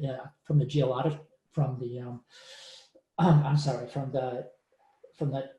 kind of from the purely kind of geoscientific side of things. That's where the key uncertainties are. But then, say that it translates into temperature changes. Temperature changes are going to affect economic opportunities. Okay, so now economic uncertainties come into play. People are going to face climate change. They're going to adapt. They're going to make modifications. It's going to be costly, but how big are those costs? Environmental economists make up these so-called damage functions. They're just very simplistic constructs to capture something that's very, very much more complicated in nature that we need to understand better. And so these two types of uncertainties interact and even reinforce each other because of because of their connections. And we often think of ourselves in a data-rich environment, but we're talking about moving the world into places we haven't really seen before. So you can't just look at data and hope that everything's revealed. We can't just postpone it, because if we postpone it too long, the cost of addressing climate change may become just enormous. So it's a case where we really have to face up to decision-making under uncertainty. And the policy challenge here is the fact that the social cost of these emissions and the private cost of these emissions are different. This is what economists like to call externalities. Yeah. This is the simplistic economist approach to these is Pigouvian taxes, so-called carbon taxes, which I think are probably politically naive, in spite of some of their economic merits. But those are the type of uncertainties that society faces in trying to address sensible approaches to climate change, in terms of how much do we subsidize green technology, how do we kind of nurture a transition from the current one to one that's more green and the like. That faces these important uncertainties. Now, how about markets? Yeah. If I look at the evidence that I've seen about uncertainty, what people will do in the academic literature is I'll go do and look at newspaper tabulations of climate uncertainty and other sources of uncertainty. If you open the hood in those, a lot of those are not about these fundamental uncertainties I talked about. It's about what's the policy uncertainty. And markets are the types of uncertainties that markets face in the short run related to climate has to do with speculations about what changes in policy are going to be made. I have had a former student of mine do this research on a so-called carbon bubble. Imagine that you're sitting on a stock of this a stock of oil, and you're fearful of some type of policy change down the road. Maybe you exploit a lot more of it now, or drill a lot more of it now in order to anticipate some clamping down on the government going forward. I mean, those type of responses the private sector is going to naturally want to make, just based on the possibility of types of government interventions. And so I think from a private market standpoint, that these policy uncertainties related to climate change, at least in the short run, are even more important than the more fundamental ones, which I talked about initially. Tom, does that coincide with your skepticism of ESG as an investing style right now? That, the policy incentives or drivers, right, in the short term just don't seem adequate to really and matched with the externalities, as Lars is saying. Many economists have sort of diagnosed that coincide with the climate change. Yes, and I guess skepticism's maybe not the best word, but not enthusiastic.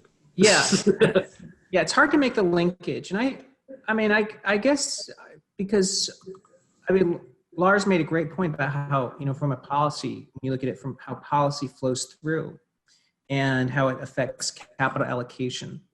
But I think a simple way to think about it is financial markets are equity and bonds, and they're issued by large companies across the world, but of course most of the market cap today now is US companies. And the US companies have a board of directors that pay their CEO, and CEOs are among the most highly paid people in the world. The average annual compensation is now well over 20 million a year. And but they're paid on metrics like EBITDA, stock price appreciation, KPIs, like key performance metrics. And again, it's an outcome focused metric, because what CEOs are paid on basically is what makes shareholders happy. And shareholders today are, have a time horizon that at most is 3 months, because it's their next quarter end. Right. So unless you have a series of milestones related to climate that are measured in intervals of 3 months, it's not going to matter. And then it's like a bullet payment, it's like then all of a sudden the amplitude is a billion because it suddenly matters. And I think that's, I think it's a real challenge, because, how do you, maybe you have to create a futures market that is policy compliant, and then you can hedge against that, and you can pay for not being compliant. And that's how you fund your lack of compliance. You know what I mean? So we've done it in other areas. Sure. Yeah.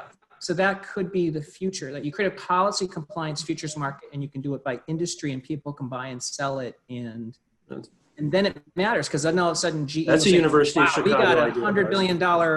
We're short this contract by $100 billion. We better do something, or else we're going to be. Yeah. It's like a CDS. Well, yeah. That's a very interesting idea, and like I said, near and dear to University of Chicago. And yes, of course, and someone like Professor Hansen would figure that out, because as they say, equities are the land of C students.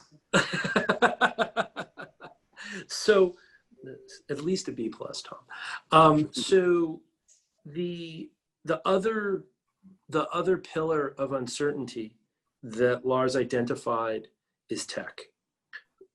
It's important to this conversation because for many people, tech is really synonymous with innovation. And I guess the first question I have for you both is, do you agree with that? Do you agree that investing in tech and a focus on technology by the markets is synonymous with innovation? And I'll actually go to the second question after that. Tom, I want you to answer that one first, please. Yes. I mean, we could have a whole 1 hour, maybe even 20-hour panel just on that single question, because, I mean, I think it's central to explaining the last, maybe 60 years of financial market relative performance. And I guess my first answer is, if I had to make a broad brush definition, technology is it's not defined as a service or a product, because as you know, in the 1950s, there was no such thing as web-based providers or CRM systems. So technology back then was really a product that replaced a way to create output using a legacy method, right? So, I mean, like, I guess when someone made a spoon for the first time, I mean, that's technology too. Like, that was a fintech story, like the first coin. But then what that means is, technology actually is born out of necessity. So it's really when the unit cost of the traditional system gets expensive, then it creates demand for technology. And then the technology is quite valuable until the cost of that technology doesn't pay for itself, or too many people provide that technology service, and then you have overinvested capital. So to me, that's the cycle that explains tech. And, a simple series we show for our clients is that, like, let's say you start in 1930 and you take it all the way to today, and you say, plot this difference between total population growth in the US and the number of people of working age. Okay, so you do the spread. And it's very cyclical. So there's 3 periods where US had population growth surpass the supply of workers. The first one's like 48 to 67. And then the second one was 1990 to 99. And the third one started in 2015 and is actually continuing. And what's interesting is that those are 3 periods where labor shortage is actually structural, because there's actually, your units of population is growing fast, but it's going to then mean the people who are in the labor force that capture value. So I'm not talking about the total labor force, but the people who add value, they're actually in short supply. So it creates wage inflation for the skilled worker. Like, that's what's been happening with tech workers now. And interestingly, in healthcare workers, but in those 3 times, technology stocks went parabolic relative to the S&P. So to me, technology is really simply explained as, in the last 80 years, the most valuable technology developed are the ones that replace expensive workers. Lars, is this a question of labor economics at the end of the day when we see the impact of technology on markets, or is there something bigger afoot here?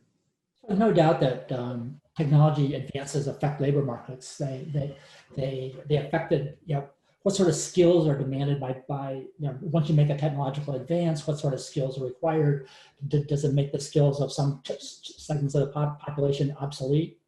It puts a real reward on people who get a broad set of skills that can be adaptable to new technology. So there's absolutely kind of a labor market component to this. More generally, I think of innovation as an interesting challenge. It's kind of like, yes, innovation might occur within existing tech firms, in which case, equity markets might have something to do with it. But then a lot of innovation may come in from other sources too. And the real issue is, how do we get the funding to the people with the ideas? And that can come through a variety of sources. I think some of the promising innovations of, say, so-called fintech have to do with the fact that it can open the door to funding more kind of potentially, ideas of people who don't have access to financial resources otherwise. And of course, this is kind of what venture capitalism is about too. So I think innovation, how do we structure the right incentives and the right ways to get financing to the people with the really creative ideas? And that's a very important, that innovation is a very important engine of economic growth, and doing that in sensible ways and figuring out ways to do it is interesting. And what's fascinating is when things like fintech interact with this idea of getting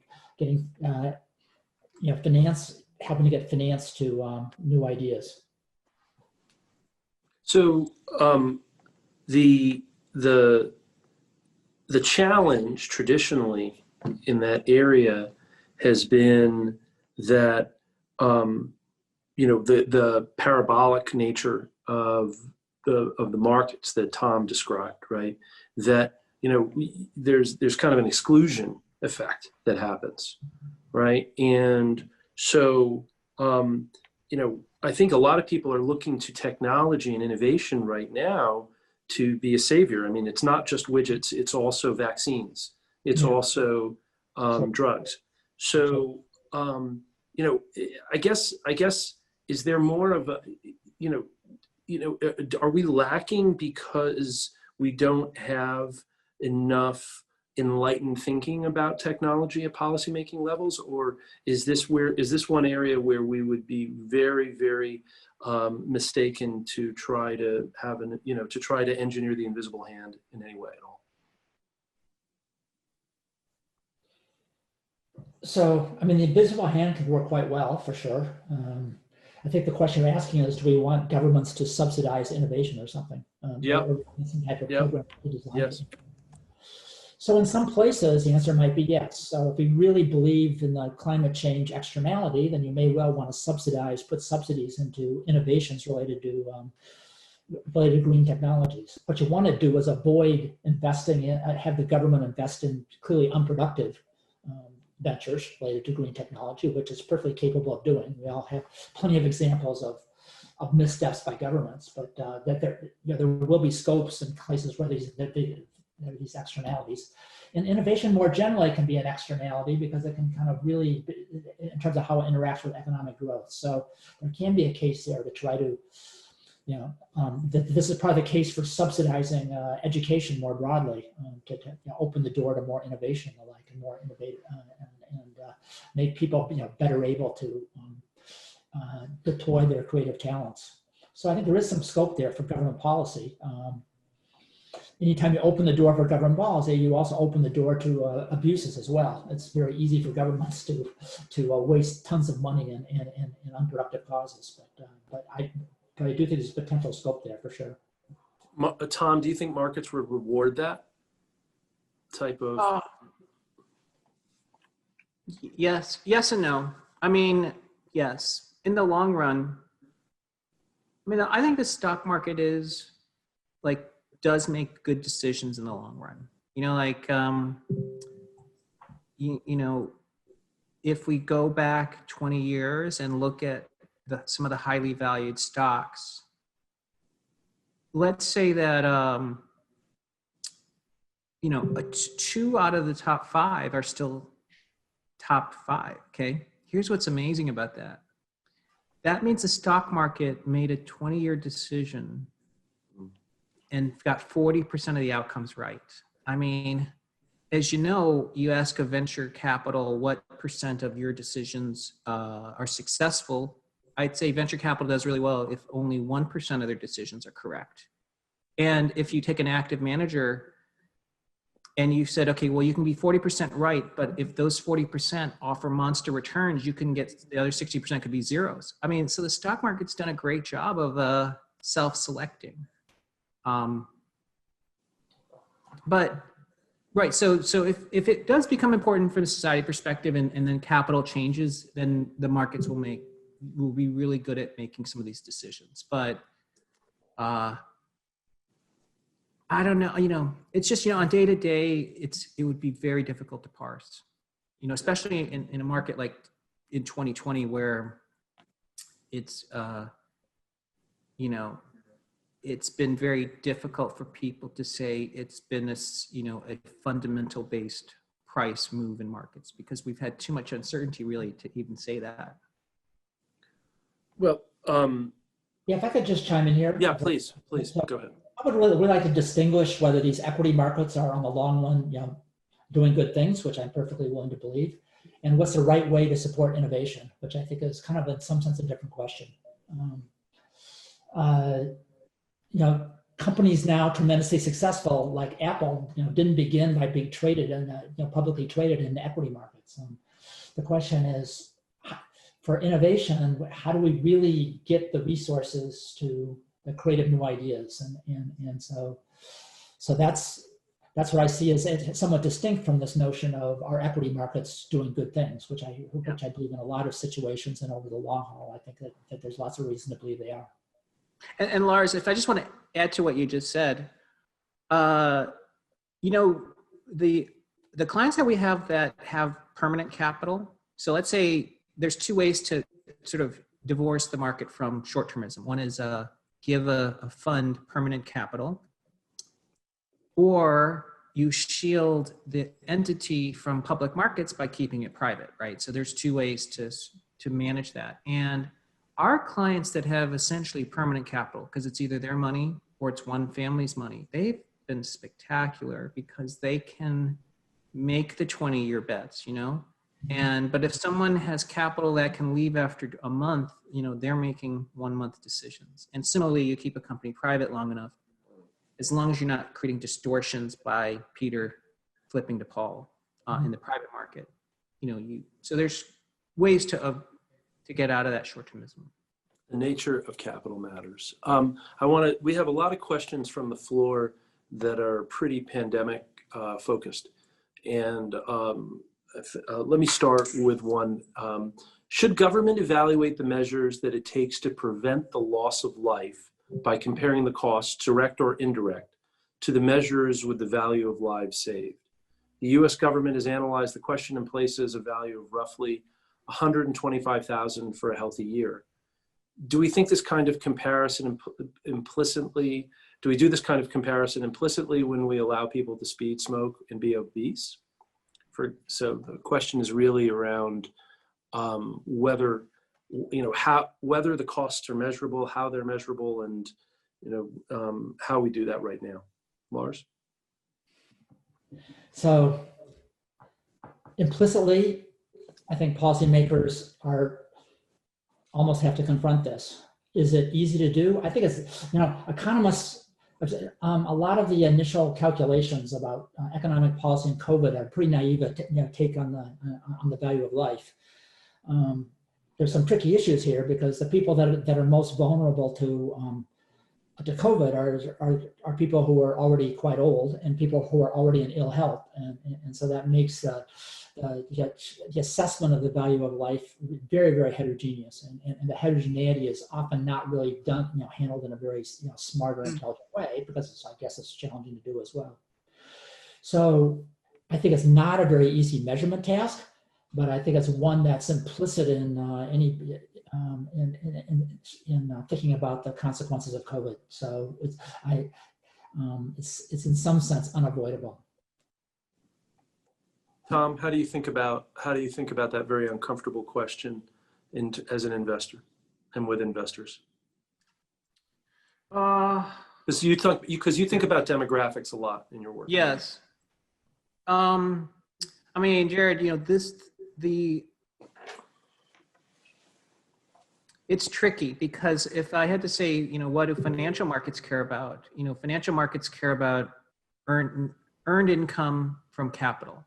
And so the equation that would matter to them the most is, what's the way to optimize the total capital generated while dealing with a disease? And, I guess you could, in theory, say it's one of two ways. One is like shut down the economy, and if it's short enough, but you save everyone's life because no one's dying, or do you keep it open and hope you manage it in a way that is minimizing the healthcare and the human tragedy? I don't know. I mean, that's tricky because, because in the middle, because of course you can't do the extreme, and because especially in a political system where people get voted at the state and local governments if people start dying, so policymakers are going to make very local decisions. I think we're just seeing it real time today, and the answer is both seem to be at work, and I think people are truly thinking of about the lives, but they're also, and I think we also have to recognize there's chronic disease now too. So people who catch this, this is a disease that even the way it's affecting people, I don't think it's completely understood, right? Because now they used to think it was a cytokine storm. Now they're thinking it's the Bradykin hypothesis, and then that's very scary because then it's like one of those horror movies where we just all of our vessels start leaking. So I don't. So I this panel can go in so many deeper directions, and maybe what we'll do is we'll figure out a way to follow up. But I think we have to begin to actually contextualize a lot of what we've talked about here about uncertainty, the elements of uncertainty, and we marry that with the short and long-term situation that we see by some of the most substantial drivers of that uncertainty, namely pandemic COVID-19, future pandemics, health crises, climate change, and understanding the cyclicality of technology, for example, and as it relates to not just financial markets, but also its intersection with demographics. And so when you think of this conversation that we've had in your work, gentlemen, looking forward, what do you see as the long-term implications, very specifically right now, of COVID-19 and pandemics in the future on economic growth? Because what you've given us right now is really a masterclass on how to think about the uncertainty generated from a shock. And now the question is, we have this shock. So Lars, why don't you start that element of the conversation, please? So this is going to be highly speculative. I don't have a crystal ball, but I wish I did. One of the things I expect that we will that will be impacted coming out of COVID. And this is part of it's learning by doing, and part of this is going to be concerns about the potential pandemics in the future. Certain types of ways we communicate and do business, I think, will be permanently altered. Obviously, they've been temporarily altered in a very big and dramatic way, but I think there will be some permanent consequences of it. I personally like the idea of teaching students live in classrooms and not doing it online. I think something gets missed. I think spontaneous interactions can still be important. We've learned how to imitate some of those features more remotely. We figured out how to do some of those tasks in more remote ways. And I expect that's going to carry over into a lot of business practices and a variety of economic activity. That there'll be some changes down the road in terms of how we do things. So I think there's been some learning by doing. And as I say, this pandemic is going to put on the radar screen all. Will we be in better prepared for the next one? Which means will we be better suited to make these type of adaptations? So that's going to be interesting to see how that plays out. They say, of course, I miss face-to-face interactions. I expect them to come back, but will they come back perhaps in a little bit different way and more muted ways in some settings? It would not surprise me to see that.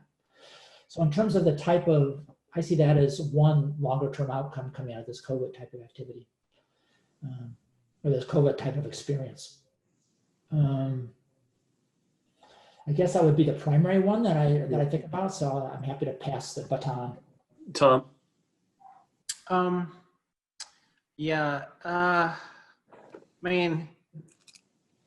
I think that 10 years from now, when we look back, we're going to look at 2020 as an episode.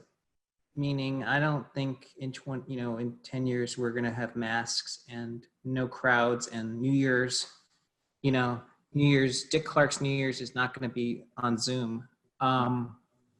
But that episode, I think, is going to affect society the way a war would, because it affected everybody at the same time. So it's almost like the world was bombed for 12 months by a foreign, a alien space thing that just bombed, and everybody had to stay inside.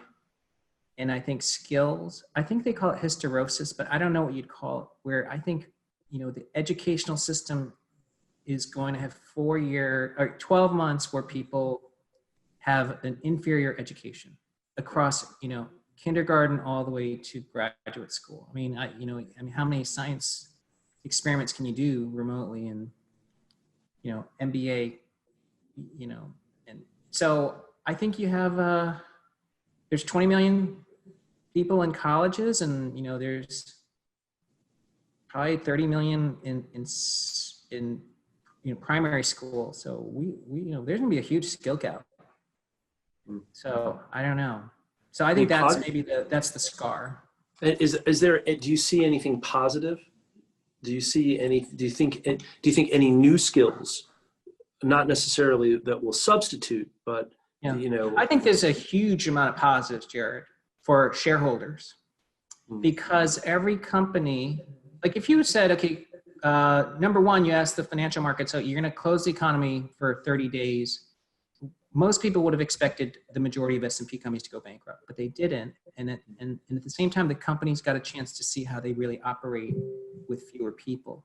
So I think operating leverage is going to be huge coming out of this, but the distributional consequences, I think they're going to need a lot fewer jobs. So I think companies are going to make a lot of money with a lot fewer people. So Lars, how much of that in your mind are policymakers really prepared for structurally? Really, how much are they really thinking about, in your estimation, how much are they really thinking about that, that distributional issue, as Tom calls it? Yeah. The question is what they can really do about it. I think that in some sense they'll pay lip service to it. I think there's a very interesting question coming out of this is early on in the pandemic, I had a lot of confidence that our economy would be very resilient, and coming out of it, once we got a vaccine, generally available across the population, that we could really restart the economies in some fairly robust ways. I still have some optimism that will happen. It'll be interesting to see how that does play out, though, of course. And the like is how prepared governments are. I think governments have been caught totally by surprise, and they're trying to get to the next few weeks, the next month or so, and they're not. And these long-term issues have been just stuck on the back burner. Well, I mean, as I said before, we could go on to down a number of pathways, and maybe we will. Maybe we should come back and do this again and really have a conversation over time. Maybe that's one of the advantages of the virtual environment. We get to explore some pathways because we've been given a certain amount of gift of time back with these types of conversations. But unfortunately, we're at the point where we have to close. But I'd like to wrap by making a couple of observations about what you both have taught me, at least, in how to think about uncertainty. Because with all the specificity and diving in that we did, and we had more to do, obviously, I think there was a couple of lessons that I took away. I mean, first of all, uncertainty compounds. And even when you have financial markets responding in parabolic fashion for whatever reason, it doesn't necessarily decouple that compounding of that uncertainty. And therefore, the cadence of data and paying attention to the cadence of data when it comes in and how it comes in and the time scales of those uncertainties and where the mismatches are, and mapping those to cycles, economic cycles, market cycles. This is very, very critical. And I think that it demands a level of intellectual rigor and honesty from investors that perhaps were being challenged to show during this time. And maybe there'll be a sorting out because of that.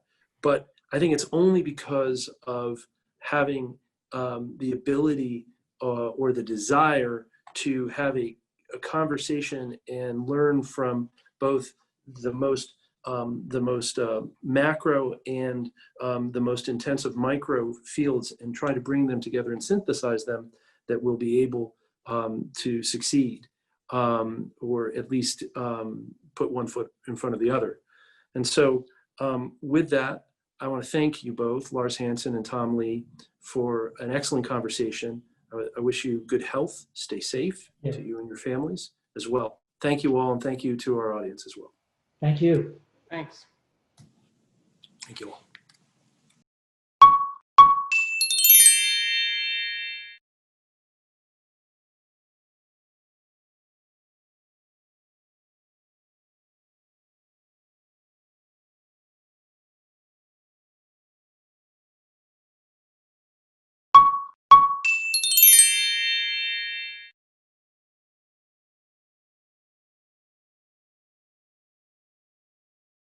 안녕하세요. 많은 분들은 우리 박찬호 선수라 그러는데 우리 회사에서는 우리 박찬호 파트너님이라고 부릅니다. 그래가지고 요즘에 또 스타트업이라는 드라마에서도 굉장히 많이 좀 보이고 하는데, 이제 스타트업에 들어가시면 굉장히 활동이 굉장히 많으세요. 근데 활동을 보면 굉장히 우리 K 유니콘즈 스포츠 벤처 쪽에 있고, 그리고 소상공들을 위한 이렇게 동행 세일 홍보도 하시고, 또 동행 나비 챌린지를 하시는데, 뭐 이렇게 평범한 어떤 뭐 외식업이나 이런 건 안 하시고, 특별히 이렇게 벤처하고 또 이렇게 소상공인의 이렇게 그 활동을 좀 이렇게 시간도 바쁘시고, 거기에 대해서 시간을 많이 쓰는 이유가 있으신가요? 예, 뭐 저도 이제 은퇴를 뭐 하기 전도 그렇고 하고 나서도 계속해서 저의 뭐 진로에 대해서 고민을 많이 했습니다. 네. 예. 그리고 뭐 여러 가지 이제 뭐 사실 선수들이 대부분 그렇거든요. 예, 특히 이제 오랫동안 한 종목에서 오랫동안 선수 생활을 하고 나서 그 이후, 은퇴 이후에 어떠한 제 2의 삶을 위해서 고민을 많이 하게 되고, 예.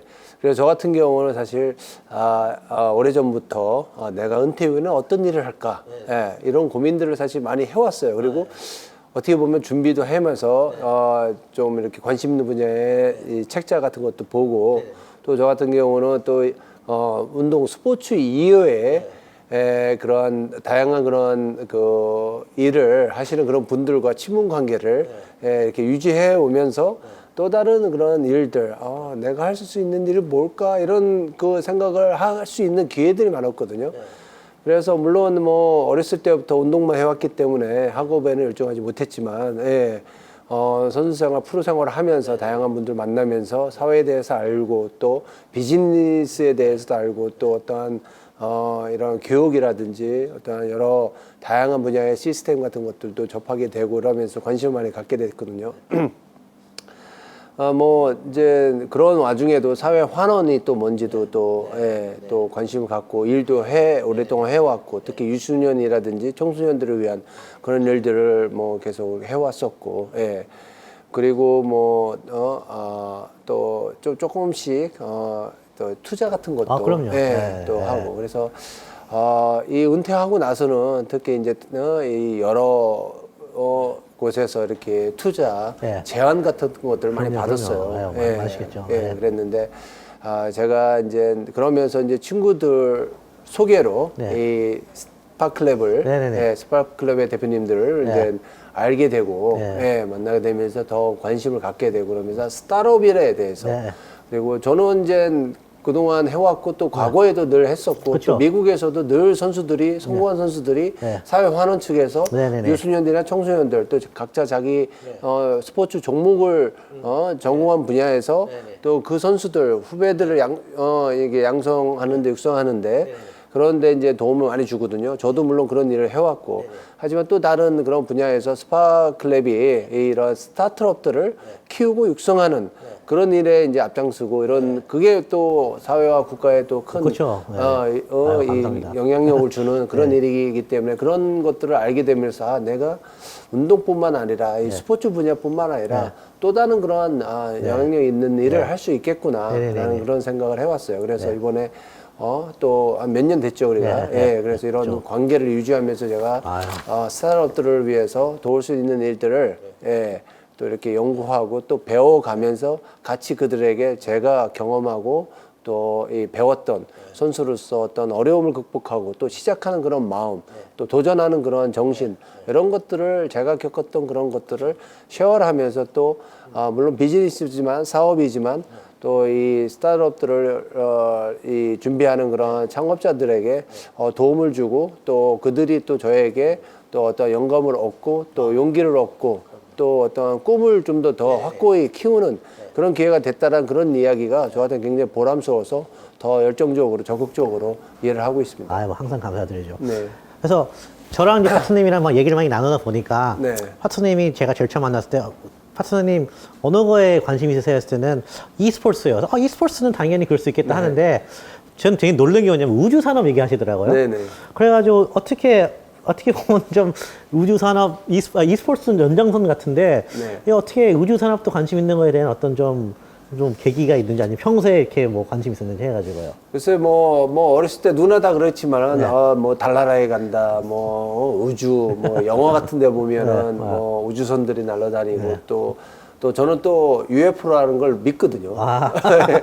UFO가 있다고 좀 믿어요. 믿는 그런 어렸을 때부터 그런 정말 있을 거야. 하지만 아직 모를 거야. 뭐 이런 그러한 생각들을 했었고 왜냐면 우주에서 이렇게 연결되는 에너지를 저는 믿거든요. 그렇기 때문에 제가 명상이라든지 어떠한 이러한 이 수련을 할 때 그때 제가 제 안에서도 일어나는 에너지도 믿지만 우주에서 나오는 에너지를 우리와 공유한다, 그냥 같이 연결된다라는 그런 것들을 생각할 때마다 우주에 간다, 달나라에 간다, 화성에 간다, 뭐 목성은 어떻게 생겼고 뭐 이런 거에 굉장히 관심을 가졌거든요. 그러니까요. 저 그때 그리고 나서 저는 이제 몇 년 전에 이제 자동차를 테슬라 차를 구입을 했어요. 그래서 미국에서 그걸 타면서 처음에 우리가 핸드폰이 처음 그 스마트폰이 나왔을 때 아날로그에서 스마트폰으로 이게 나왔을 때 이건 엄청난 변화였거든요. 그래서 놀래고 다 신기해가지고 또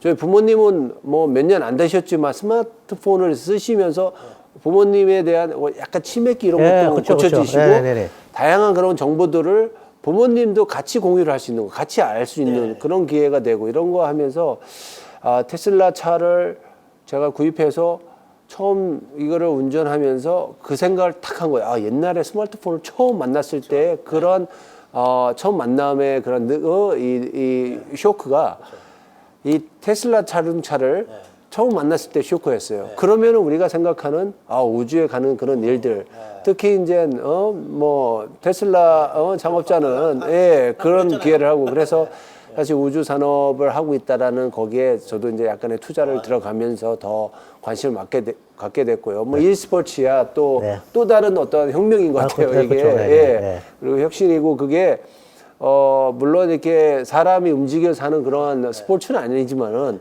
그들의 이 순발력과 두뇌와 이런 기술로 또 노력으로 또 스포츠 게임 같이 이런 게임을 즐긴다라는 그걸 대결한다는 그런 면에서 굉장히 관심을 많이 갖고 있어요.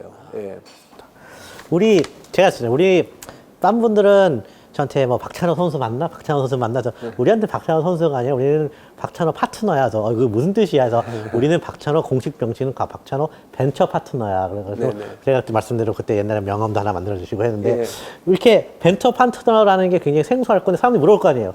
아니 뭐 벤처 파트너가 무슨 뜻이냐 했을 때는 파트너님 어떻게 답을 하세요 그때는요? 그래서 뭐 이제 일단은 파트너라는 건 패밀리고 그들의 생각과 그들의 하고 있는 일들을 같이 공유하고 또 그들이 할 수 있는 일들을 나도 할 수 있게끔 내가 숙달을 시키고 또 정보를 같이 익히고 하는 그런 일이고 특히 제가 해왔던 그런 일들은 물론 스포츠 분야지만은 이런 경험에서 나오는 그런 어떠한 정신이라든지 경험이라든지 노하우 이런 것들을 그들이 원하는 키우는 그러한 창업자들, 스타트업들에게 나눠줄 수 있는 일을 제안했었고 그런 것들 같이 하는 입장에서 패밀리다. 우리는 같이 그런 일을 한다. 그 생각도 감사하죠. 이런 생각을 하기 때문에 파트너였었고 그리고 파트너가 되는 거고 그 일에 굉장히 보람을 느끼면서 하고 있다. 이렇게 얘기합니다. 참고로 우리 뭐 박찬호 파트너님이 또 뭐 우리 계신 분들한테 굉장히 많이 회사도 많이 소개해 주시고 또 해외 회사도 소개해 주시고 국내에서 굉장히 어떻게 생각보다는 굉장히 활발하셔가지고 우리도 굉장히 우리 너무나도 좋게 생각했습니다. 참 어떻게 보면은 굉장히 어려운데 인스타그램 활동하면서 나에게는 너무나도 많은 고마운 사람들이 있다. IMF 때 내가 힘을 주었다고 내가 영위하는데 나는 그저 메이저리그에서 살아남기 위해 발버둥 쳤던 기억뿐이다. 너무나 많은 사람들이 발버둥 치는 내 모습을 보며 용기와 희망을 얻었다고 한다. 그래서 이걸 보면서 어떻게 보면은 스타트업들의 어떤 어떻게 보면은 고군분투하는 모습.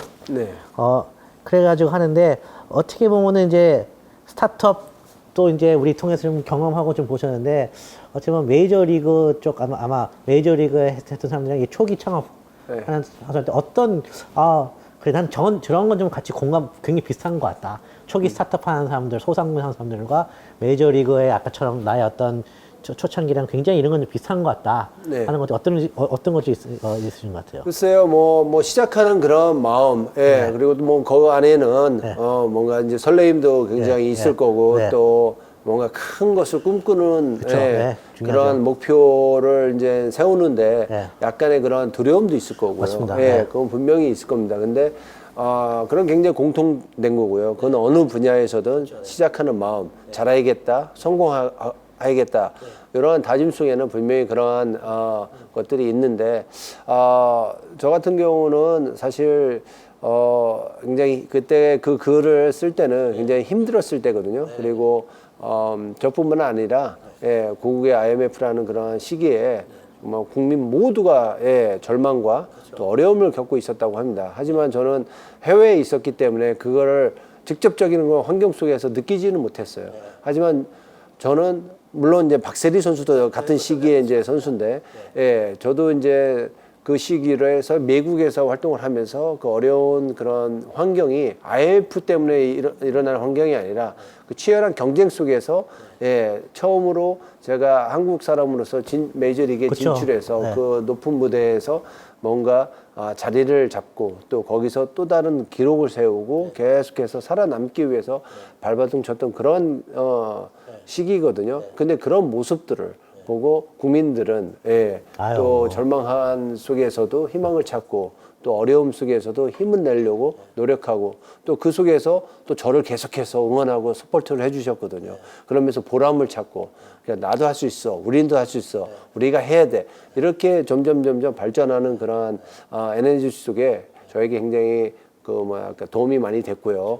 그리고 또 같이 이제 노력하는 예, 그리고 어떻게 되면 주목받는 입장이거든요. 근데 그 주목된 인물을 이제 영웅이라고 이제 사람들은 표현을 해주셨는데 굉장히 과찬이신데 때로는 왜냐면 우리는 영웅이 되고 싶어 노력한 건 아니었거든요. 개인적인 어떤 삶 속에서 잘해보고자 발버둥 쳤던 거고, 예. 근데 그거를 그렇게끔 굉장히 뭔가 위대하게 표현을 해주셔서 굉장히 고마운데, 사실 그렇습니다. 예.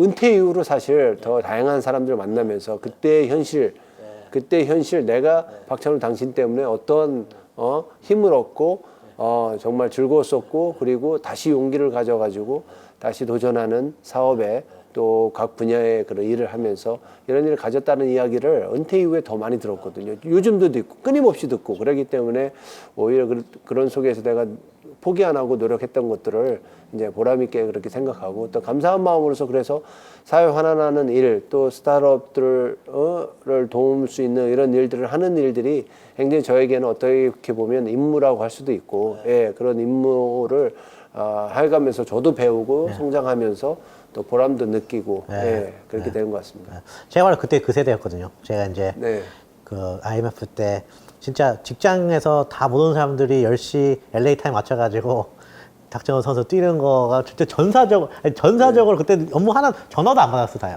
그래서 그때 참 기억하고 진짜 어떻게 보면 진짜 우리 온 국민한테 그런 기억을 봤을 때 또 저는 또 벅찬 게 또 그런 분이랑 내가 같이 또 할 수 있는 게 너무나도 저는 좀 감개무량하고. 근데 이제 지금 아까 조금 언급하셨네 두려움.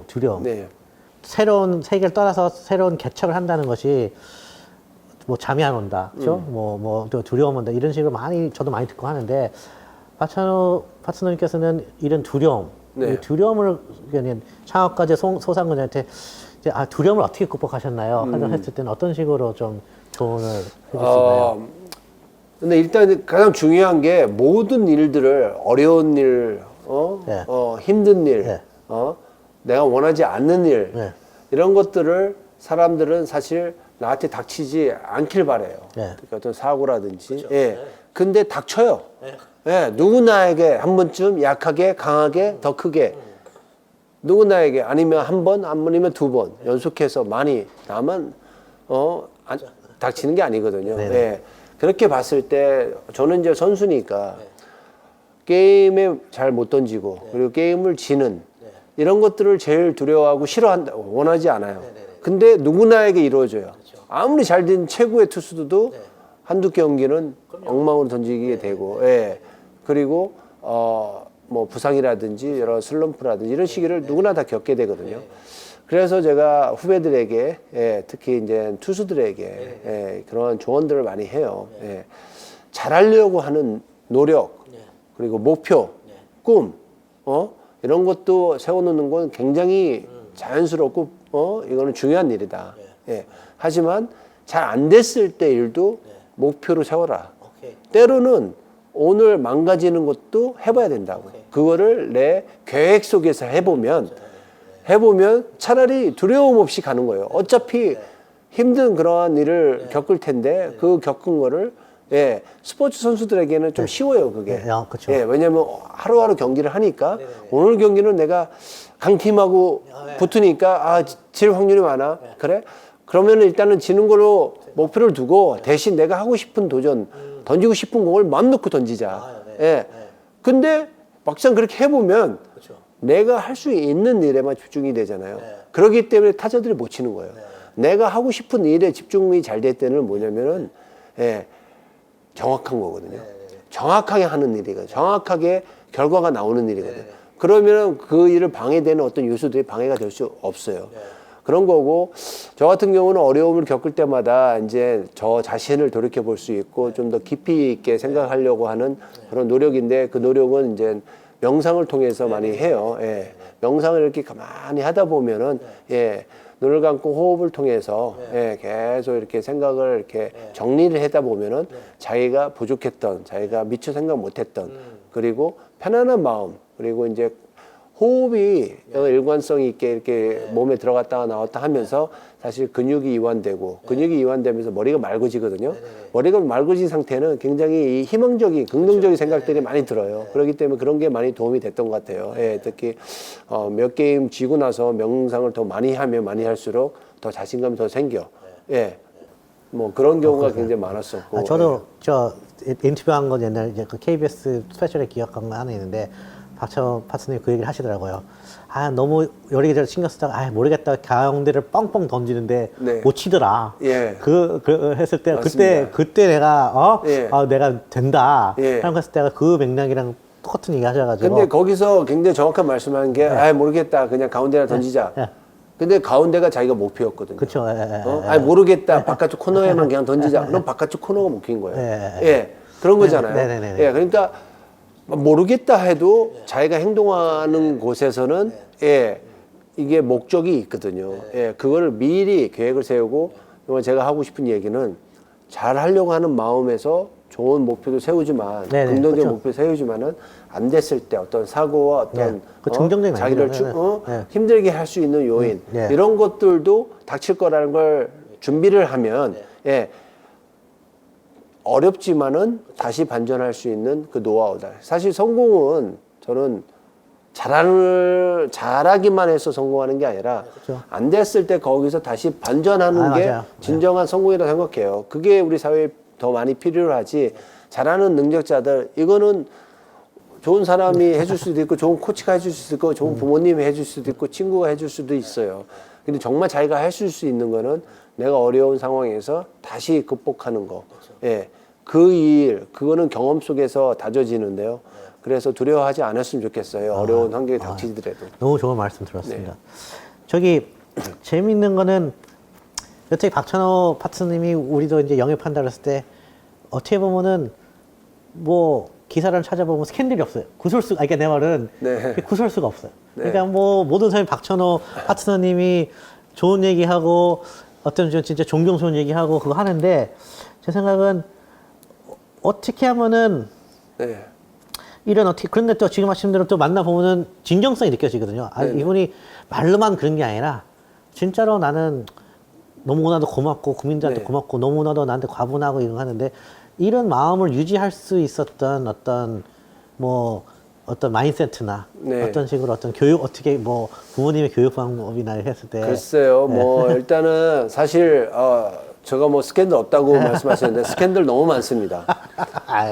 저는 오늘 경기 못 던지면 내일 바로 그게 스캔들입니다. 네, 맞습니다. 예, 뭐 이단 접착이 하면 바로 그게 다음 날부터 스캔들입니다. 요즘도 뭐 스캔들이 계속 이단 접착이기 때문에 일어납니다. 뭐 여러 가지 어떤 뭐 좋은 일이건 나쁜 일이건 계속 저는 이 미디어에 노출되는 그런 일들이고, 그런 것들이 결국 사람들에게 인식이 어떻게 되느냐에 따라서 스캔들이고 아니고 사실 좋은 것도 스캔들이거든요. 그렇죠. 근데 왜냐면 제가 좋은 일을 해도 안 좋게 바라보는 시선들이 또 있거든요. 왜냐면은 더라는 거. 그래서 사람들이 저를 보는 그러한 시선들을 제가 만족할 수는 없어요. 만족시킬 수는 없어요. 그들의 마음은 그들의 마음이고, 하여튼 제가 할 수 있는 일, 그들이 생각해서 조금 부족한 일이더라도 제가 보람 있게 할 수 있고 최선을 다해서 할 수 있는 일이면 그거는 넘치는 거고요. 다만 사람들이 원하는 일, 그런 일들을 위해서만 제가 노력을 하려고 하면은 사실 행복하지 않거든요. 그래서 저 같은 경우는 그냥 제가 원하는 일, 할 수 있는 일, 그런 일들을 더 열심히 최선을 다해서 하려고 합니다. 네. 하지만 이게 이기적인 일들이 아니고 사회를 위하고 또 넥스트 제너레이션들을 위한 일들이다. 예. 왜냐하면 제가 경험했던 것들을 돌려주는 위한 일들이니까. 예. 이런 것들을 생각하면은 굉장히 자신감도 있고, 그리고 또 하나는 저는 이제 멘토들이 많습니다. 그렇죠. 예. 그게 제일 중요한 부분인 것 같아요. 그래서 아까도 잠깐 언급했지만 저는 야구만 해왔습니다. 어렸을 때부터. 그렇기 때문에 학업이라든지 어떤 인성교육 차원에서 이 교육을 받을 수 있는 시간이 굉장히 많이 부족했는데, 예. 이렇게 또 IMF 때 국민들이 어려워할 때 국민들이 저에게 희망을 가졌다고 했는데, 그런 희망을 가진 분들 중에서도 굉장히 저에게 그 멘토 역할을 해주시는 분들도 많고요. 그리고 사회에 저명한 이런 인사들도 많으시고, 네. 교육계도 있고, 네. 또 정계도 계시고, 재계도 계시고, 여러 가지 이런 분야에서 정말 이렇게 깊은 그러한 인격을 갖춘 그런 분들이 저에게는 이제 멘토 역할을 해주시는 분들이 오랫동안 있었거든요. 그런 분들로 하여금 저의 길을 다져지고, 또 제가 판단할 수 있는 얇음을 좀 깊이 있게 두껍게 이런 해주시는 그런 분들이 있기 때문에 그게 굉장히 큰 역할인 것 같아요. 그래서 아마 이 스타트업들의 그런 창업자들도 시작하기 전에 또 준비하는 과정 속에서 주위에 좋은 그런 멘토들에게 길을 열고, 그리고 그거를 한 번쯤 경험해보고 그들로부터 배움을, 그분들 분명히 선배거든요. 선배의 어떤 조언들은 좋고 나쁘고를 떠나서 분명히 내가 느껴볼 수 있어야 된다고 생각해요. 예. 그냥 인간관계의 중요성, 어떻게 보면 개척하신 거에 대해서는, 그래서 인간관계뿐만 아니라 파트너님이 말씀하신 대로 굉장히 이 네트워크가 되게 다양해요. 이러면은 지금 말씀하신 대로 아까 지금 재계, 또 심지어는 또 정치하시는 분들도 있고, 그 다음에 또 NGO 계시는 분들도 있고, 사람을 이렇게 만나기 좋아하세요? 아니면 이렇게, 왜냐면은 이게 이렇게 사람들 이렇게 다양하게 가져가는 게 솔직히 나이가 들면 들수록 이렇게 의지가 이거 가지고 이게 어떻게 보면은 그 인간관계에 대해서 이 네트워크하고 인간관계에 대해서 아까 조금 더 여쭤보고 싶어요. 이런 거에 대해서 나는 이런 것에 대한 인간관계에 대해 만들 때 이런 게 되게 중요하다 나한테는. 그리고 나는 이런 사람들 이런 조언을 해주고 싶다 그들한테. 특별히 사업하는 사람들은 굉장히 초창기도 관계가 중요한데 이런 거 어떻게 좀 조언하고 싶다는 거 해가지고.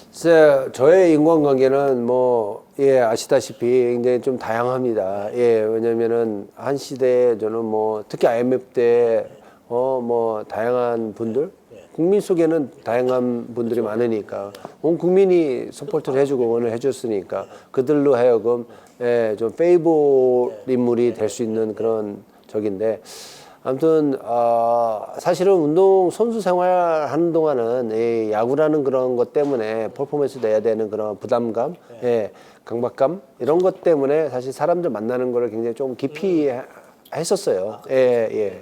그리고 주위에 가까운 사람들만 만나고 또 그렇게 되고, 왜냐하면 많은 시간을 다 운동 때문에 소비해야 되니까. 그랬는데 이제 그 이후로 이제 특히 은퇴하고 이후에는 이제 야구라는 퍼포먼스, 야구를 통해서 만들어내야 되는 퍼포먼스에 대한 그런 부담감이 적으니까 누가 이제 만남에 그런 제안을 한다든지 또 만나게 된다든지 이럴 때 부담감을 안 갖죠.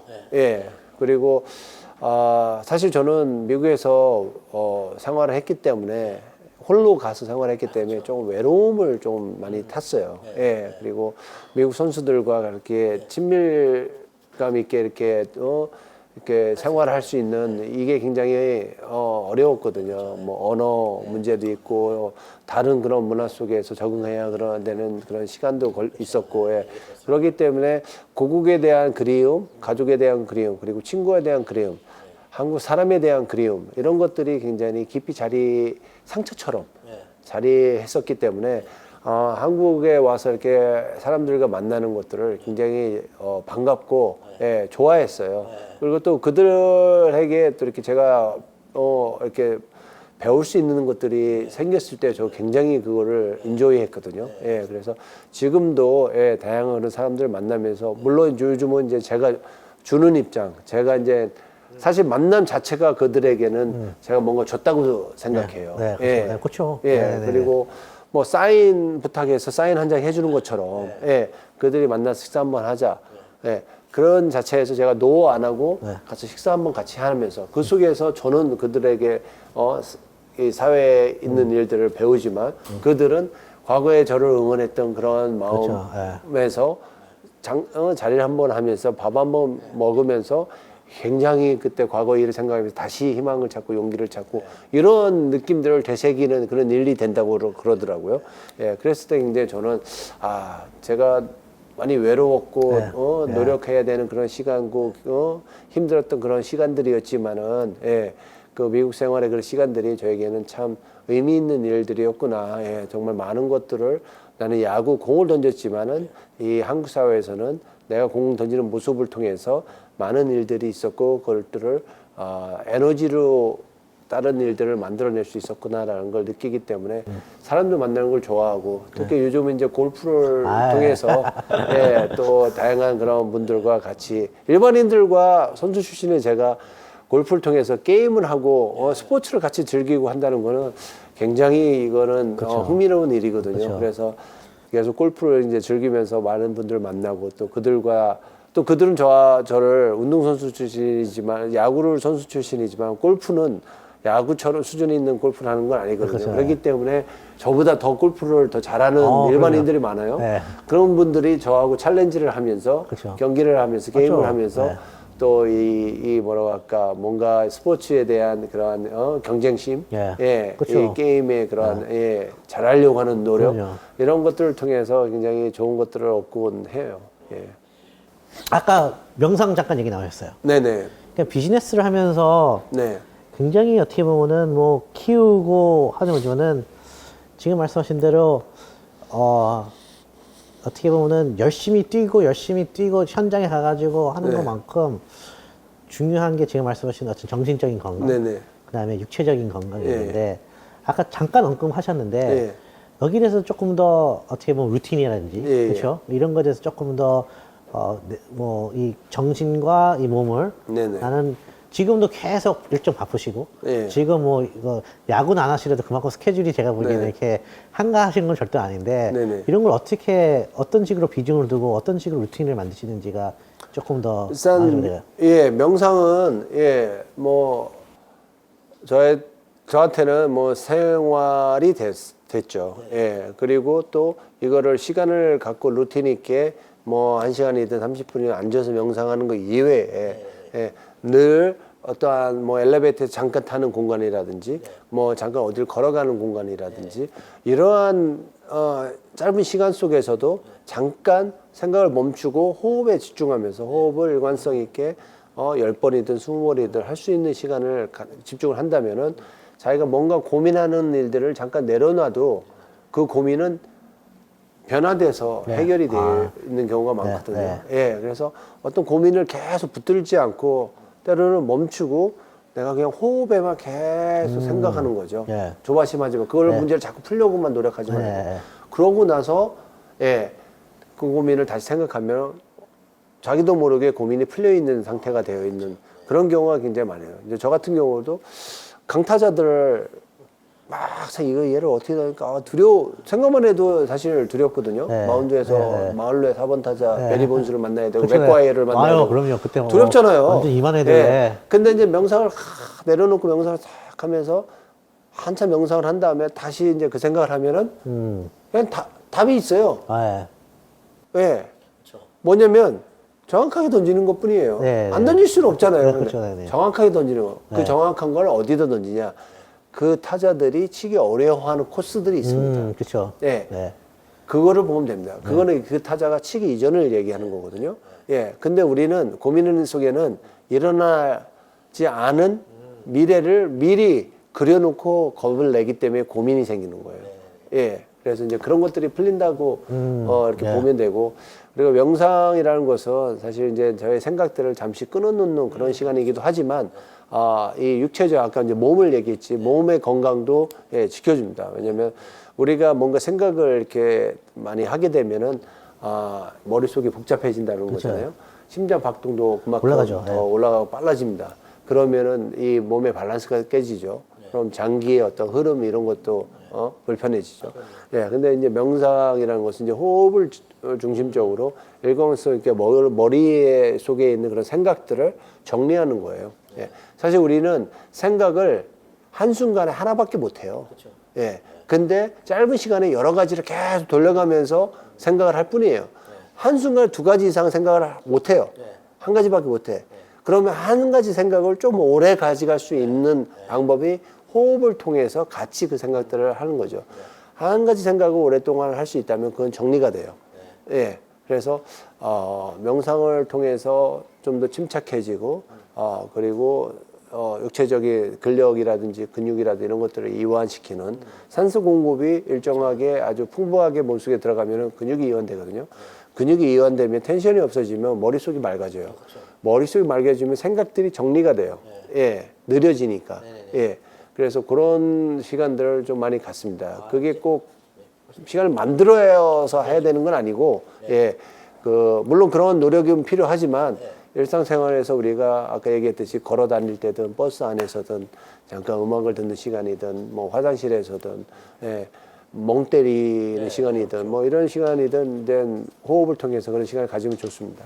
그러니까는 지금 말씀하신 대로 처음 그러니까 옛날에 마음을 다스려야지 몸이 다스린다 하는 것처럼 예. 어떻게 보면 그걸 이제 지금 말씀하신 대로 중요한 건 제가 들은 건 이게 할당을 해야 되겠네. 나는 지키기 위해서 이건 뭐 필요할다는 게 아니라 이렇게 해야지 어떻게 보면 이런 밸런스죠.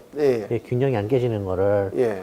그래가지고 뭐 취미식으로 갖는 거 굉장히 좋죠. 예. 저는 뭐 자기 전에 늘 이제 108배를 하고 그다음에 명상을 30분 이상 하고 자는 매일같이 하는 그런 습관이 있었죠. 그래서 많은 사람들이 아까처럼 달려가는 사람들이 많잖아요. 지금 소선들 이렇게 여유가 없어서 성공을 위해서 진짜 이 열정을 부살리고 해가지고 하는데 솔직히 그 질문이 중요한 것 같아요. 성공이란 게 뭔가? 예? 솔직히 젊었을 때는 뭐 돈, 뭐 어떻게 보면 뭐 명예, 그렇죠? 어떤 뭐 사회적 지위. 이제 어떻게 보면은 파트너님은 어떻게 보면 사람들이 어떻게 경험없이 뭐 좀 이렇게 선망하는 어떤 성공이라고 하는데 그러면 어떤 후배님이 와가지고 아니면 사업자 와가지고 성공한 삶은 무엇일까요? 파트너님. 지금 뭐 20대, 30대, 40대 돌아왔을 때 지금은 물론 다 지금은 어떤 후배들한테는 야 이거 해보니까 성공이란 거는 이런 거더라 하고 어떻게 말하실 것 같아요? 저는 뭐 간단하게 말씀드릴 수 있다면은 성공이라는 것은 저는 잘 익은 과일이라고 생각해요. 농사를 졌는데 이 과일이 뭐 여느 때와 같이 열려요. 근데 맛이 없는 해가 있어요. 올해는 과일이 많이 열렸는데 맛이 없어. 그럼 이건 성공한 게 아니에요. 안 팔리니까 맛이 없으니까. 그런 거죠. 그래서 성공이란 결과적으로 성숙인 것 같아요. 성숙. 잘 성숙된 그러한 삶, 그러한 나의 내가 지금 성공한 사람이라면 나는 잘 성숙된 그런 사람이어야 된다라는 거죠. 그래서 성공하려고 많은 사람들이 사실 젊은이들이 청년들이 굉장히 그 부러움에 이제 차여 있거든요. 그 부러움이란 저것처럼 돼, 저 사람처럼 돼 그러면서 꿈을 키워요, 사실. 근데 그 자리가 열등감 때문에 월등해지려고 하는 그런 자리인지 정말 내가 누군가에게 사람들에게 내가 아닌 다른 사람들에게 이로움을 줄 수 있는 그런 잘 익은 성숙된 그런 자리인지 그거를 이렇게 좀 생각을 하고 싶어요. 왜냐면 성숙되는 목표는요. 오늘도 내일도 끊임없이 발전해요. 그걸 짚고 넘어가고 발전하죠. 그 목표니까. 근데 월등해지려고 누구보다 잘나려고 누구보다 더 나으려고 이러한 것들은 오늘 나는 최선을 다해서 이만큼 해놨는데 돌이켜보니까 저 사람은 더 나의 상대는 더 나가 있어. 이거 지옥이거잖아요. 만족을 못하는 삶인 거예요. 때로는 우리가 만족할 줄 알아야 되는 그런 건데 물론 내 오늘 목표가 10인데 5까지밖에 안 했는데 만족하는 삶을 살아야 되니까 그만 만족을 할래. 이거는 만족해서는 안 되는 거예요. 네, 그렇죠. 네. 처음부터 5를 네. 목표로 세우고 오늘 준비했어야죠. 네, 그렇죠. 예, 예. 그러면 엑스트라라도 있는데, 그렇죠. 예, 그거는 부족한 거죠. 네. 그러고는 성장이라는 걸 할 수 없어서 성숙이라는 자리에 갈 수가 없어요. 네. 예. 그래서 제가 얘기하고 싶은 거는 성공이란 결국 성숙된 그런 자리여야 된다. 예. 누군가보다 최고의 넘버원이라는 자리, 사람들이 만들어 놓은 그 넘버원 자리를 갖는데 사람들에게 가르침도 없고 누군가 사람들이 배울 게 없고 예, 부러움만 주는 그 자리면 그거는 진정한 성공이 아니다. 예, 이런 얘기를 하고 싶습니다. 너무나도 인상적이죠. 맞습니다. 이게 어떻게 보면 나눠줄, 그러니까 실리콘밸리도 paid forward 나누고 이거 해야 되는 게 단순하게 쇼오프하고 그렇죠. 단순하게 어떻게 보면은 요즘에 플렉스 많이 가죠. 플렉스 하는 것보다는 굉장히 성숙성장 같은 부러움을 주는 건 어떤 나눌 수 있고 하는 것이 되게 paid forward 할 수 있는? paid forward 하자면 그렇죠. paid forward 할 수 있는 그런 자리? 그렇죠. 그게 바로 성숙. 이거 그게 성공. 오늘 이제 어느덧 우리 파트너님이 진짜 저도 시간 가는지 몰랐는데 이제 지금 항상 얘기해 어떤 박찬호 파트너님이 그때 IMF 때는 진짜 우리한테 희망의 상징이었어 진짜요. 네. 게임 5일마다 돌아왔을 때마다 어떤 희망의 상징이었고 여러 가지 했는데 지금 창업에 도전하는 친구들 어떻게 보면 또 소상공인들한테 나는 이분들한테는 이런 희망의 메시지를 이제는 어떻게 말로써 한번 메시지를 한번 좀 남겨주시면 너무 감사하겠습니다. 그래서 뭐 이제 아까도 잠깐 언급했는데 무언가를 하려는 그런 시작하는 그런 마음 속에는 설레임도 있지만은 두려움이 분명히 있다는 거죠. 예. 그래서 왜 설레이고 왜 두려운가를 우리가 원리를 알면 우리가 가는 그런 길에 끊임없이 도전할 수 있거든요. 예. 그래서 설렘이라는 것은 뭔가 그거를 이뤘을 때 내 현실, 내 닥쳐지는 그러한 행복감 이런 것 때문에 설레이거든요. 예. 그 두려움은 혹시나 그게 안 됐을 때, 그게 잘못됐을 때, 누가 인정하지 않을 때, 혹시 뭐 리젝트 됐을 때, 뭐 이런 어떠한 네기티브, 이제 부정적인 그런 생각을 할 때 이제 두려움을 느끼는데요. 사실 두 가지가 다 같이 옵니다. 그렇죠. 어떤 게 먼저 긍정적인 게 먼저 올지언정 부정적인 건 또 다음에 옵니다. 하지만 분명한 건 부정적인 게 닥쳐와도 긍정적인 게 다시 돌아옵니다. 예. 또 긍정적인 게 또 왔는데 다시 부정적인 게 또 와요. 예. 이게 밸런스 있게 계속 왔다 갔다 해요. 근데 어떤 사람들은 성공한 사람들은요. 긍정적인 게 오래 가요. 근데 부정적인 게 안 오진 않아요. 한 번 또 와요. 그렇죠. 근데 다시 또 그거를 극복하고 긍정적인 그런 시간으로 자기를 만들어 나가요. 예. 이건 분명히 온다는 거죠. 그게 성공한 사람이고, 왜? 성공한 사람들은 왜냐면은 노하우를 믿고, 책임감을 갖고, 그 성장되는 과정들을 계속 믿고 나간다는 거죠. 그게 성숙되는 그런, 잘 성숙된 그런 삶인 것 같아요. 그래서 설렘과 두려움을 제가 긍정과 부정으로 이렇게 표현을 했는데요. 그런 마음을 가지고 자기가 하는 일에 하는데 좀 더 믿음을 갖고 할 수 있어. 당연히 할 수 있어. 그게 오늘이 아닐지언정. 그렇죠. 이러한 생각을 가지고 도전하는 그런 마음들을 끊임없이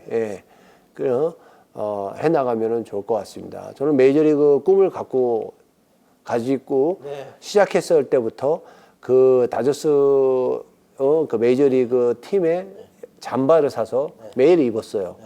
매일 입으면은 그때 그 꿈을 가졌던 그 현상들이 더 선명해지거든요. 그래서 뭔가 어떠한 물질적인 지금 스타트업 드라마에서도 주인공이 박찬호 사인공을 가지고 그 꿈을 계속해서 잊지 않고 펼치잖아요. 그런 거죠. 저도 야구 잠바를 입으면서 메이저리그 꿈을 계속 키워왔거든요. 그래서 뭔가 하나를 의지할 수 있고 자기를 다시 초심으로 되돌아볼 수 있는 그러한 어떤 선물이든 어떤 물건이든 그런 것들을 가지고 있으면 또 마음적으로 정신적으로 도움이 되기도 합니다.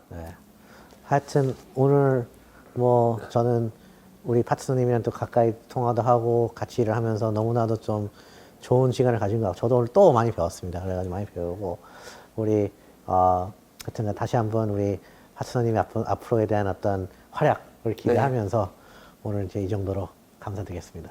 감사합니다. 감사합니다. 네. 네.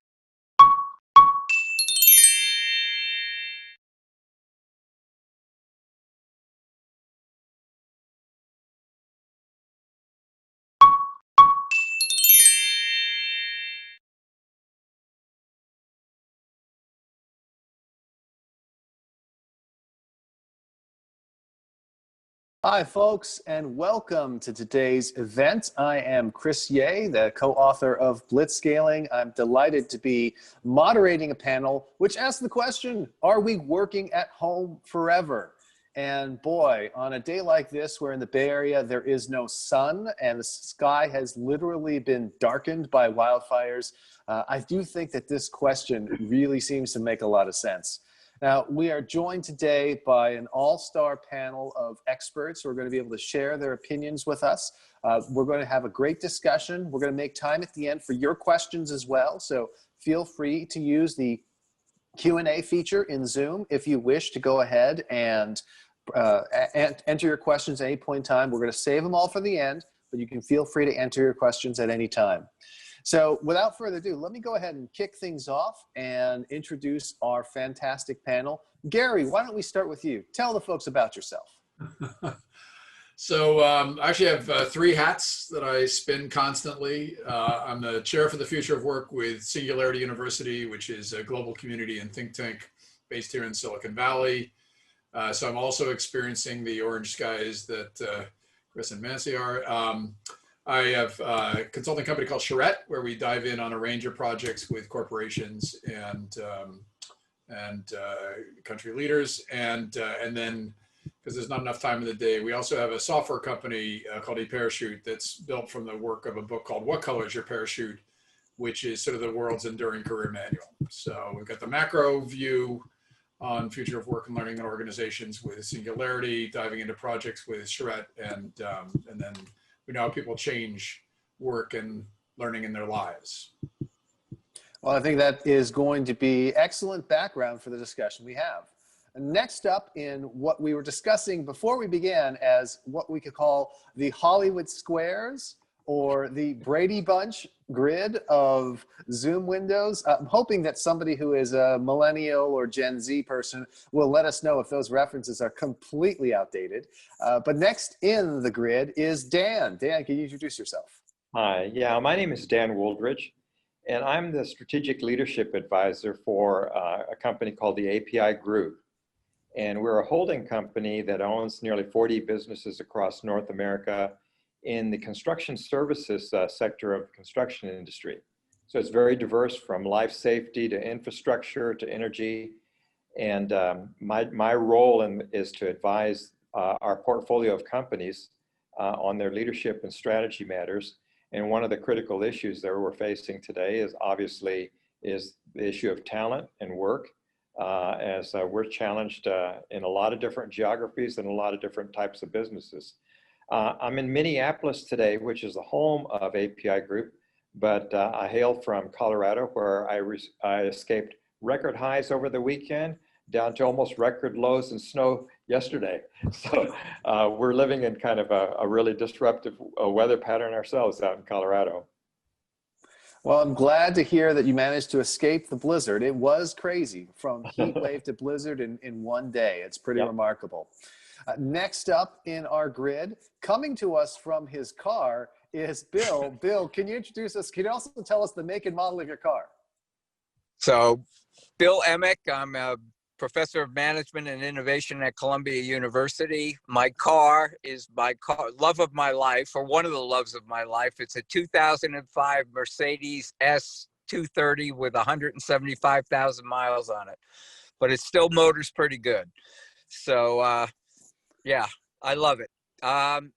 So I also serve on the board of a company called IX, which is our tagline is Profit with a Purpose. It's a platform company that was modeled actually after Berkshire Hathaway. My co-author of my recent book, Social Value Investing, is Howard Buffett, the grandson of Warren Buffett. So that's part of where we got the idea. And one of the big items in our company is an innovative company called Multigreen, which does workforce housing with sustainability and with an idea of creating a full community of various incomes and professions and the like. So that'll do for now. Fantastic. And last but not least, but the person who, due to a mishap with Zoom, ended up in the wrong Zoom first and therefore joined last. M.Monsi, tell us about yourself. Hi, Chris. Well, the first thing I want you to know is this is the first time I've worn makeup in months. So thank you for this opportunity. Me too. And that's pretty exciting today. I am an ex-techie of sorts. I spent almost 20 years in the startup and .com world. Well, companies grew up from AOL, eBay, Google. I used to head up product policy at Google. And then I did a hard pivot into leadership coaching, partly because of struggles that I was experiencing as a corporate leader. Had, some family members in end of life and was exploring how to be resilient through that and fell in love with that work. So that's what I do now. I've been working in the famous touchy-feely class at the Graduate School of Business at Stanford. It is fantastic. And so really I take an EQ approach to interpersonal dynamics and leadership. And I wouldn't call that an expertise so much as something that I continually practice. I'm a practitioner. Well, I think we're all lifelong learners at this point. I think that anyone who thought they knew what 2020 was going to be like back in January, clearly lifelong learning and adapting to the circumstances is really important. And that's a great place to start. Let's set the stage. Obviously, we've been going through a lot this year. Some people even called it the Great Reset. So what exactly is happening in the world and what does this mean for us? Gary, why don't you lead us off since you were the first guy introduced? So back in March, when I think we were all sort of going through this biblical period of just trying to understand the impact on our industries, our organizations, our societies, and our lives, I wrote a piece called The Great Reset. And what I was basically trying to frame was, if you look at some of these big whacks to the side of the head that we've had in the past, including the Great Recession, they sort of went through three reasonably predictable phases. There's a phase one that's sort of falling off the cliff, and with the Great Recession, that was several years. There's a riffling along the bottom as you're trying to put the pieces back together, and then there's hopefully an afterwards where you're actually rebuilding. And so what I said was, I think this is not just a pause, but it's actually a reset. And we're going to see that reset in a range of different arenas. But the first ones we're going to see are going to be in places like how and where we work, how and where we learn. Place-based businesses are going to go through a really significant reset. And so, so there's a range of new strategies and capacities that leaders of organizations especially we're going to need. And now that we're in many economies around the world, we're in phase two, where we're trying to turn the lights back on. Oh, no, turn the lights back off. That sort of thing. The rules are changing constantly. We need yet another new skill set of leadership and human work. Got it. Well, it certainly describes the kind of life we're living right now. It has certainly changed a lot. And I guess the question will be, when do we expect this reset to take place? Like, when do folks think that the world is going to start to recover from this pandemic? Is it going to be next year? Is it going to be 2022? When should we be looking to think about, okay, this is the new normal? Bill, you've got an academic perspective. What do you think about that? Well, I think it's hard to tell where we are, actually, whether we're at the beginning, the middle, or the end. One school of thought says once we get a vaccine and maybe a change in leadership in Washington, that by next spring, things will be like they were, like this never happened. I think that's unlikely because there were already trends emerging that I think this experience will exacerbate. Telemedicine is one, which has been exploding in the US, in China, in India. online education also had a start, and now that's been exploding. And I wrote a piece about a month and a half ago called The 4-Day Work Week. It's hard to imagine this, but really we have been in the 5-day work week since the time of Henry Ford. Almost 100 years ago, we went from 6 days as the norm to 5. And we've been pretty much stuck there for most typical offices ever since. I think one of the major changes we'll see happening is a move toward perhaps a 4-day work week, and maybe one of those days online. In fact, one of my former students is mayor of a fairly large city outside of New York, Jersey City. They negotiated an agreement with their civil service union to make that a reality for their new contract. But it'll be 4 days spread over 7, which is an interesting thing as well. I was going to say, so, I mean, when we say 4-day work week, do you mean like, oh, everyone's going to get Friday off or Monday off? Or is it more like we have a weekend and then Wednesdays people have off? What's it going to be like? Well, I think it's going to be more like, I served as deputy fire commissioner in New York, fire and EMS. The organization is open 365 days a year, 24 hours a day. But the individuals work all sorts of shifts. And I think we can see the same kind of thing here and in other places. For example, in Finland, they have required employers to allow employees to come in at 7 o'clock, 8 o'clock, 9 o'clock, and 10 o'clock for almost a decade. So I see staggered work times, which again will allow the organization to be open from 7 a.m. to 8 p.m. So it'll be better for customers and consumers. And I would argue if you do it right, it'll be better for everybody, because people have children, people have elders, people have all sorts of needs. And if we use algorithms and our big data and analytic capacity, we could actually benefit all workers, or most workers, most employers, and perhaps most importantly, most customers. Well, it's definitely pretty exciting. I mean, I think about work transforming, and that's definitely one way it's transformed. The other way it's transformed, which we recognize because of this panel we're on right now, is that so much of it's being done remotely. I mean, Bill, I think you mentioned before we started, you're teaching all your classes remotely. Your students are not there in the classroom with you. You're teaching from your office. Is that right? Well, so at Columbia right now, Harvard is all online. We are what we call hybrid flex. So 80% of the courses are totally online. 20% are online, recorded, but also have live students in the room. And that's been a new world for me. And it's complicated, but it may become the new normal. We'll see.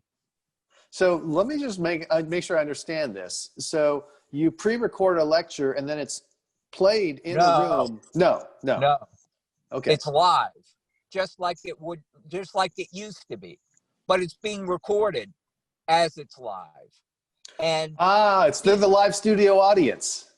Yeah, like this, you record this, right? So people can come to the class. Obviously, you have to have reservations and the like, but people can come.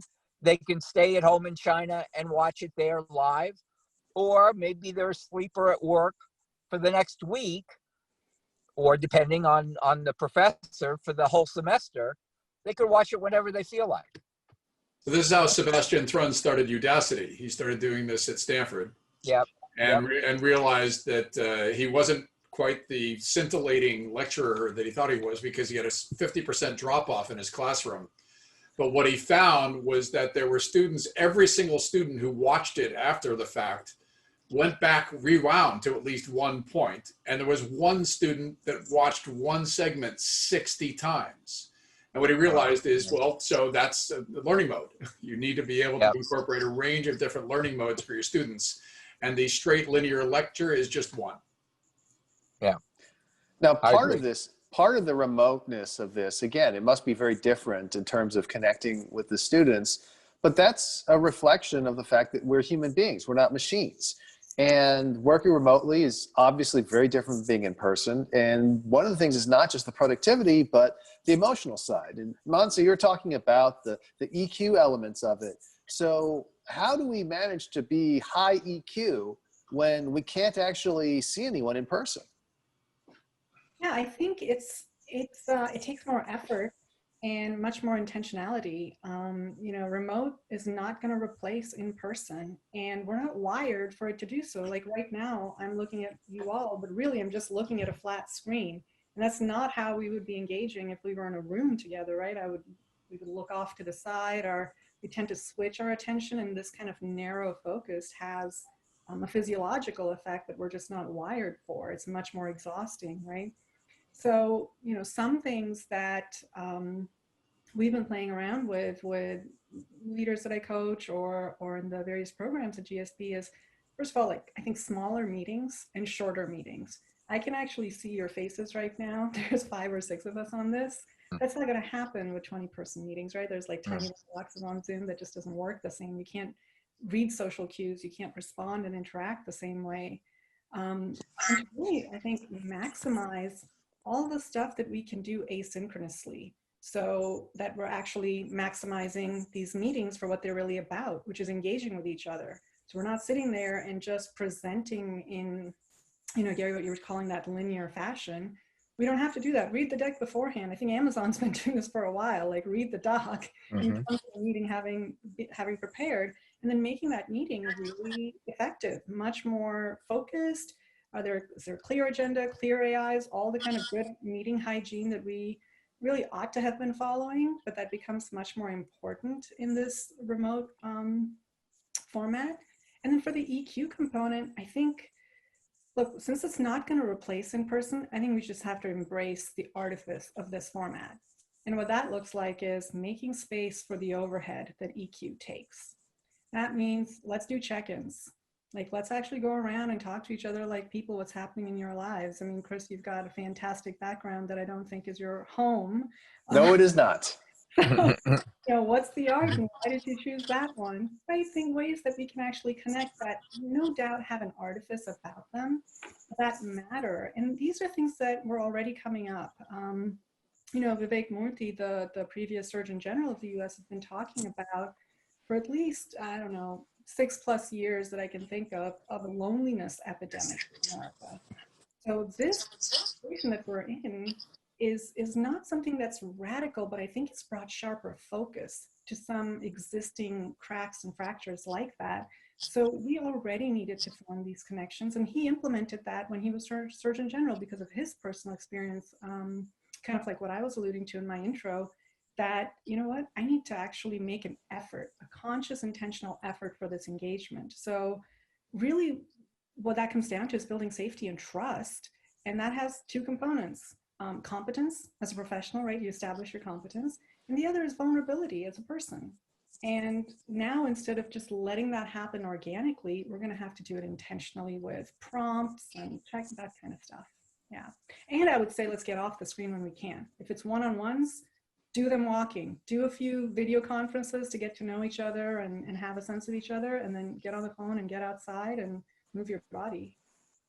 But wait until after this particular panel is over before you do any of that. Definitely stay on for the time being. Now, I'm very curious, I mean, since we're talking about this EQ side of things, like what's everyone else's experience? Are you doing things to promote those emotional connections? Are there places where you feel like you're losing that emotional connection? It's concerning you. What's happening in your lives? You know, Chris, Monty makes a great point on EQ. We've got 12, 15,000 people distributed across the country, and we're used to working physically together in the construction industry. And so the distribution of this has really made a lot of those connections really difficult. So Monse, to your point, we've been instituting a lot of practices and introducing people to practices of how to check in with other people, you know, in kind of a holistic way, you know, to be able to ask, how are you doing? No, really, how are you doing?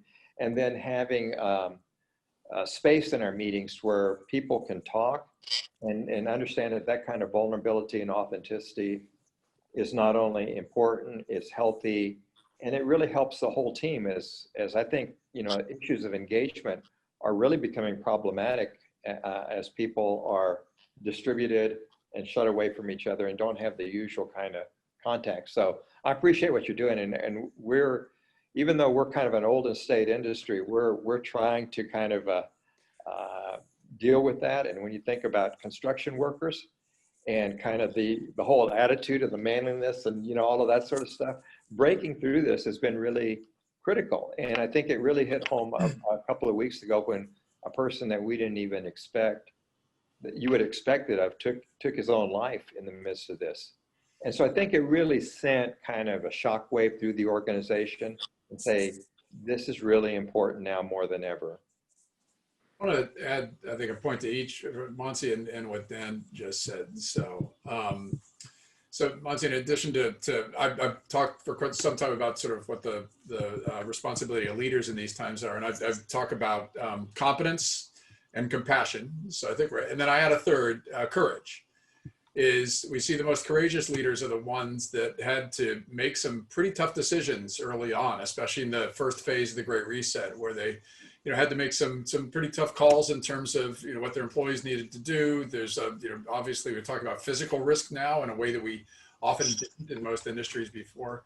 And the most courageous leaders that were the ones that actually made some pretty strong calls. But if there's anything to Dan's point that we've seen with leaders that we end up working with is, this is a wake-up call for culture. If you're existing, culture is nothing but the aggregate of behaviors of people in your organization, and especially those behaviors that are encouraged or discouraged. I mean, that's essentially what culture is, right? And so it's a wake-up call. If you had a culture that really was focused on adaptability, resilience, inclusion, you know, I'm not saying that you shrugged this off, but you were much more prepared to be able to adapt, to be able to pivot, to be able to deal with a lot of the uncertainty which characterizes this sort of phase 2 of the Great Reset. But it's a wake-up call. If you didn't have those things, if you were not already doubled down on culture, then everything you're talking about, Dan, is a wake-up call in terms of looking at what you do now, the kinds of behaviors you encourage.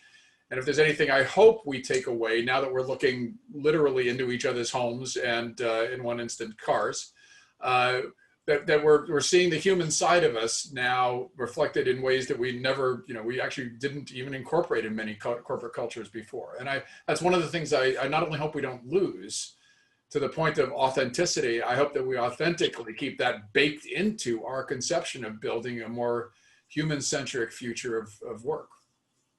And I do think that, you know, one of the things that I comment to people is when I've talked to someone, I was just having a walk, a socially distanced stroll with a young friend of mine with masks through this apocalyptic landscape. And he was saying, well, I don't know, do I actually need to be here in Silicon Valley? I mean, I have all these relationships with folks. And I said, those are relationships that you built in person. Right now, to a large extent, we're coasting on the culture that we built and the relationships that we built in person. And I guess one of the questions I would have is, are people able to build those new relationships? What's happening with new employees that are being onboarded onto teams? How do we overcome these barriers, since we're going to be living this environment for at least a little while longer? So we, in our organization, we added 2 senior people over the course of the height of the pandemic. And recruitment was challenging. You know, all the interviews were via Zoom.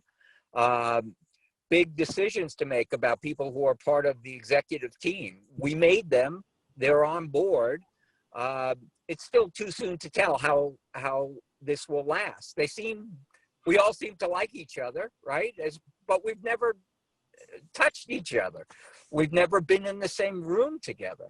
And as I talk to people who are older CEOs of companies, many of them are saying, as soon as I can, this is over.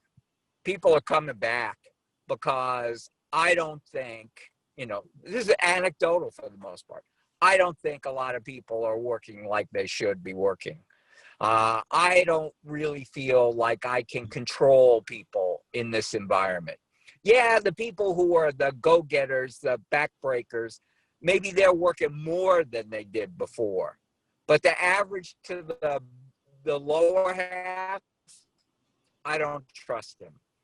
And you even hear some of that from tech companies of who maybe 3 or 4 months ago were saying, I can imagine no one being in the office. They're starting to say, well, I don't know.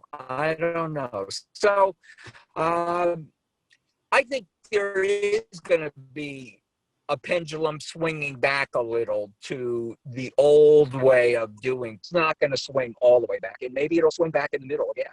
Too soon to tell, I think, right now. I'm curious about other people's comments, especially one of the things that you mentioned, Bill, is talking about the old school CEOs. Is there going to be a generation gap of some kind as well? Do the different generations view this differently? Who wants to jump in on that? I'd love to jump in on that because I think the comments that are coming up are tying together several different threads for me, which is, culture as the aggregate of behaviors for sure, but also like the story that we tell ourselves about who we are. And that came up, Dan, in your comment about, construction workers and men operating in a certain way and trying to break through that to offer support and a new way of looking. And I'm hearing it, Bill, and what you're saying about CEOs and the story that they have about the ways in which people are working.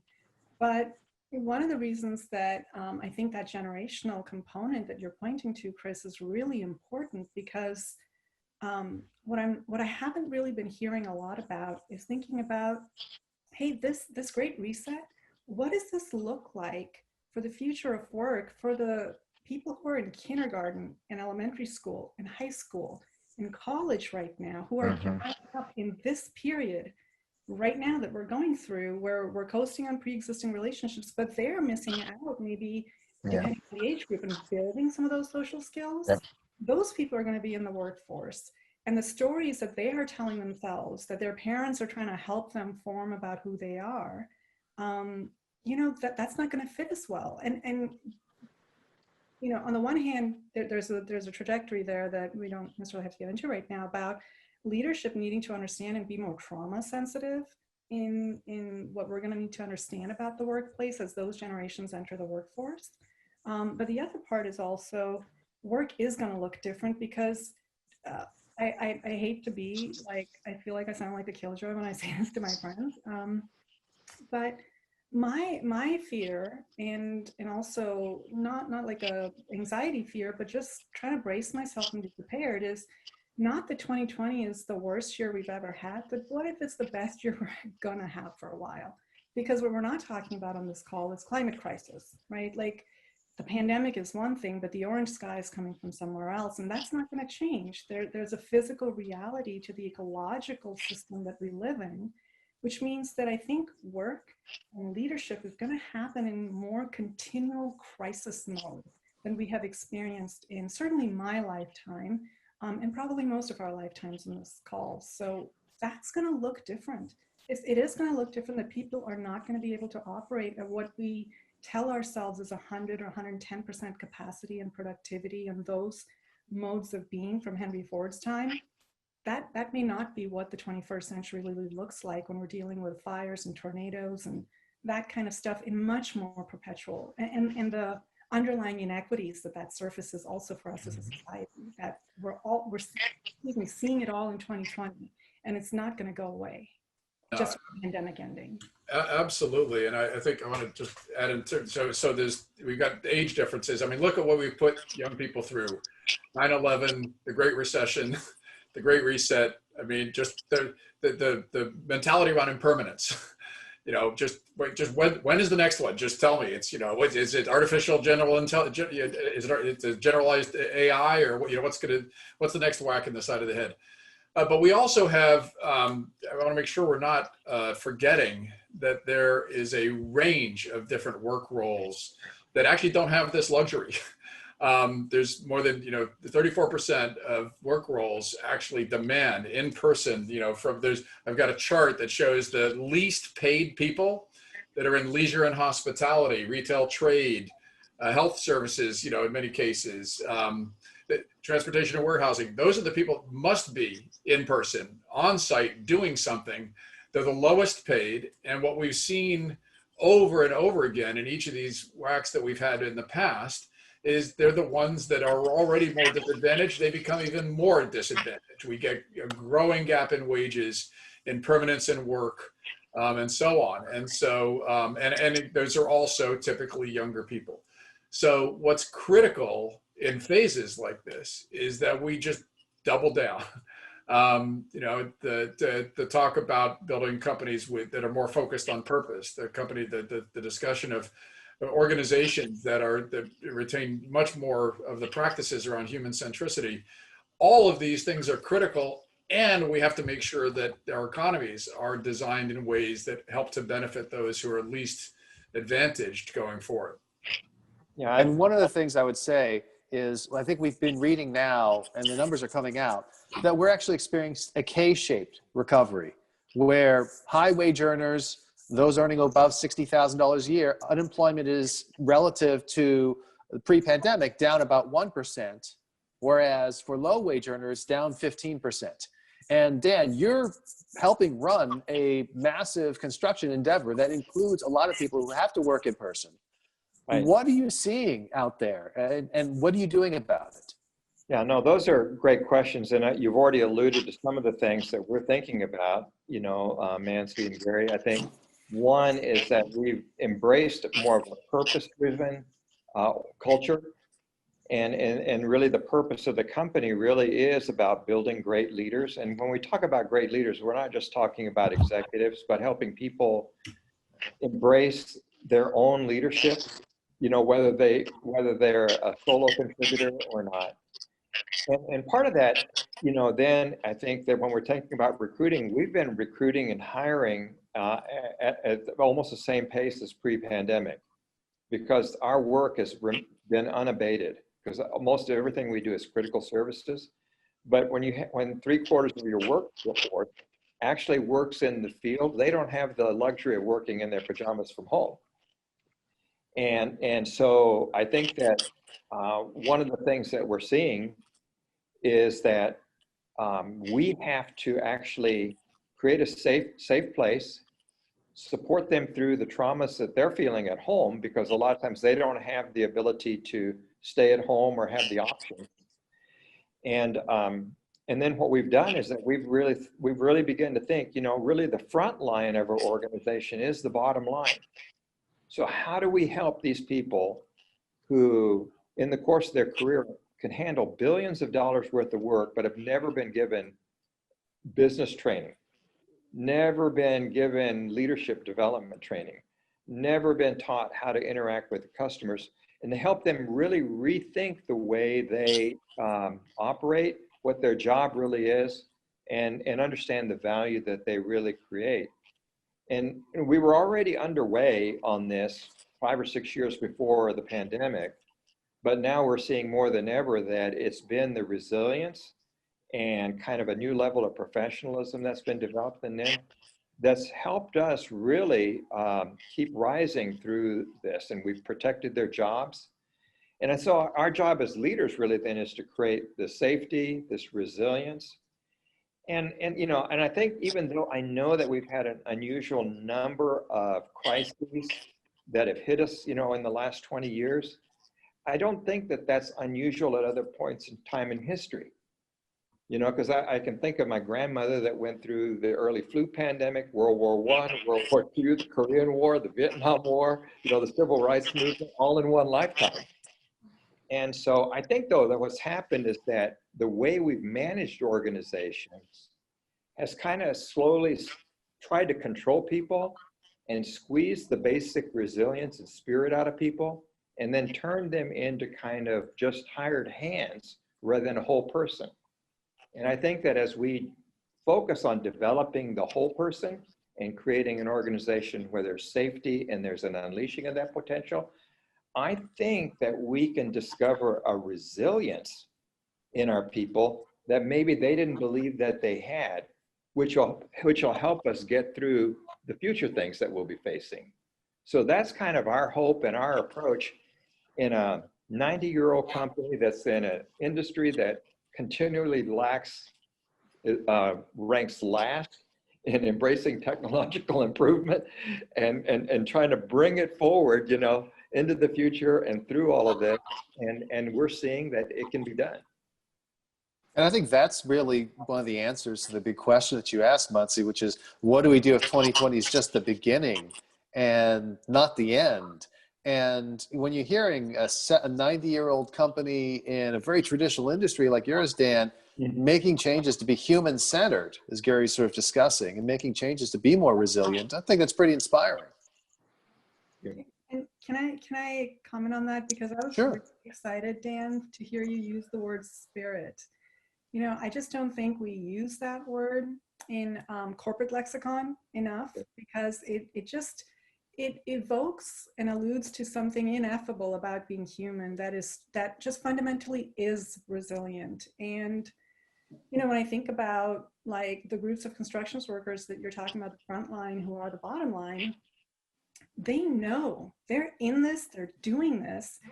Those groups of people know what they need. And I think one of the things that in that command and control model of leadership that we've gotten used to, that we've missed out on, is actually listening to the front line and the bottom line that does know. And that, I think, is going to be one of the big shifts that we need when it comes to leadership and culture, is to not be as top down, but to be much more networked. That brings resilience, and to actually like listen to each other in a way where we're amplifying the qualities, the courage that we have, or you know, all these beautiful human spirit qualities that actually can't emerge when there's that command and control model. Right. So you know, a couple of the things that I see happening with that is thinking more about the collective and not about just the individual heroic model of leadership, kind of going from the Captain America to the Avengers. Like, you know, it's not about who's going to be the boy wonder or the boy genius or girl genius. Captain Marvel, I stand, would also not be the great model, although I was very happy to see that movie, obviously.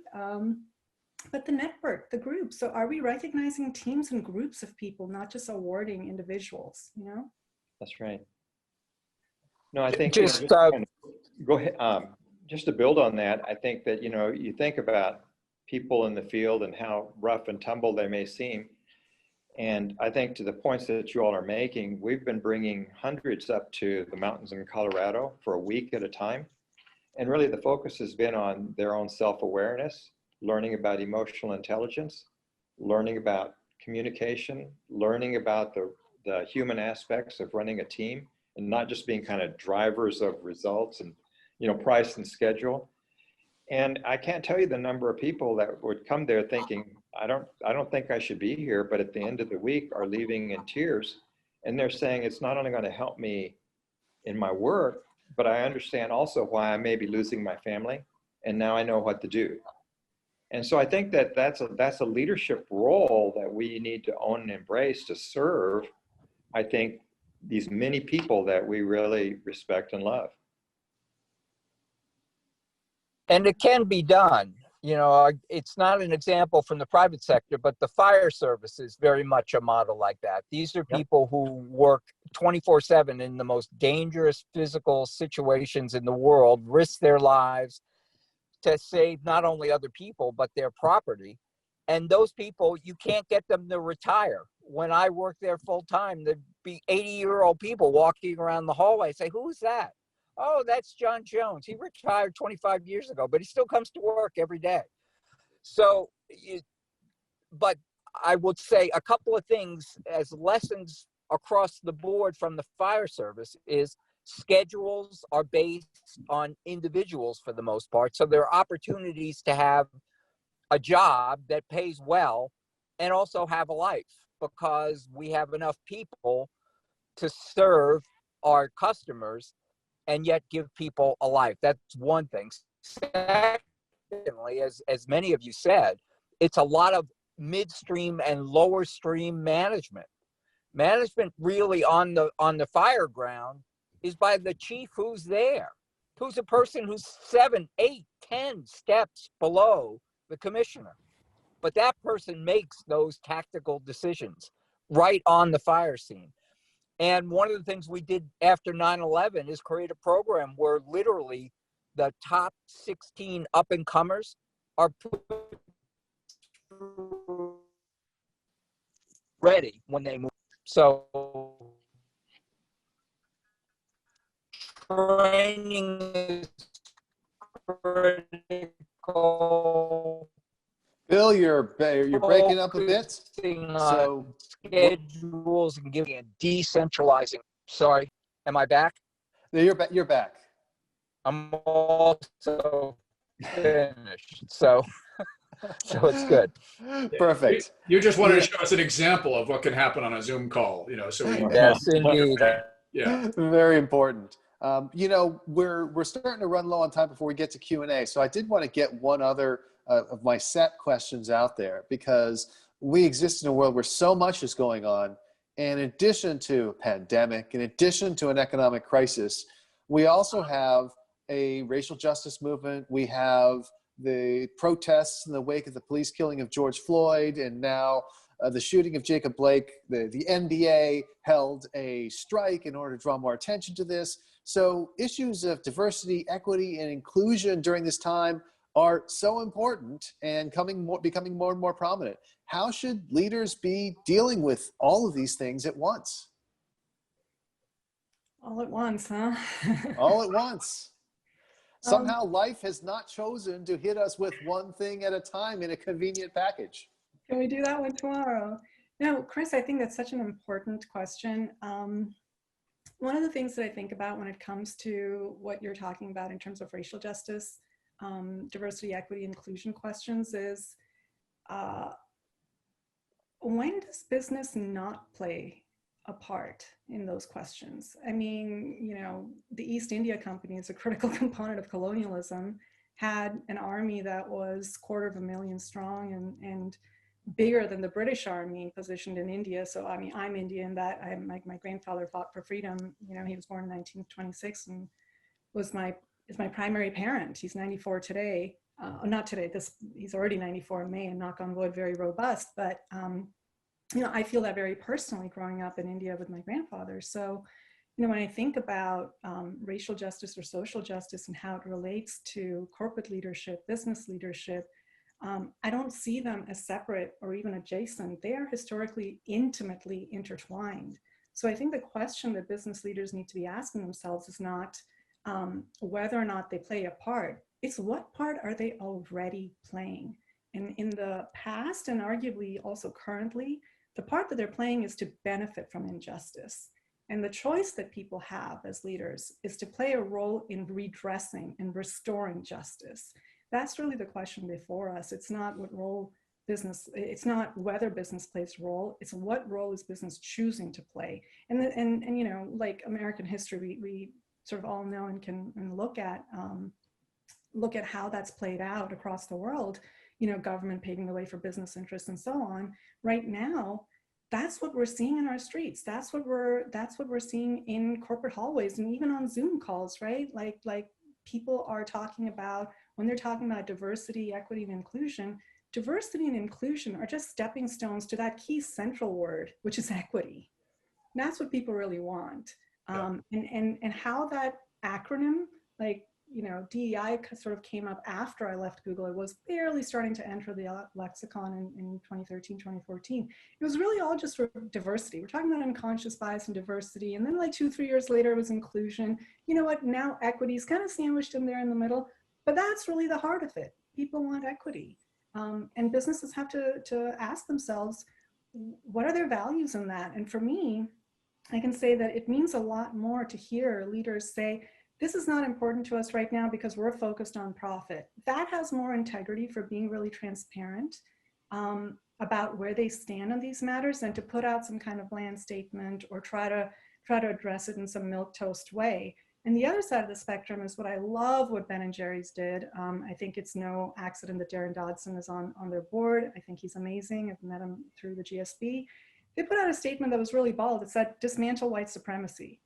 They didn't go with Black Lives Matters, we stand by. No, they were like, this is white supremacy. We want to dismantle it. And you should read their statement if you haven't already. It was very powerful and potent. So I think there's a very intimate connection. Private equity assets under management globally, 98% by white men.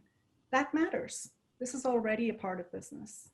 So I want to just I'll stop there and get fired up, you can tell. absolutely. I just want to draft on that. So back to the courage thing. So you're exactly right. I mean, first off, this all needs to be done in an authentic manner. And I think we tend to sort of fool ourselves in thinking we could just do press releases and suddenly we're inclusive, right? So a couple of things. So first off, yes, I think it's wonderful when somebody says that their profit motive is what drives them. But the truth is we know what the results you're going to get if you keep on, following the line of our peculiar form of capitalism. So if you look around at your board meeting and what you see are people that all look like you, I don't care what else you're doing throughout your organization, you have not sent any of the signals to the organization that you're committed to any of this kind of change. If you only have your shareholders as your major stakeholders and everybody else is way, way down on the list, you're going to get the results that you have. And if you feel that you have shareholders that can support you having a broader range of stakeholders, you're going to do very courageous things. And if you don't, you won't.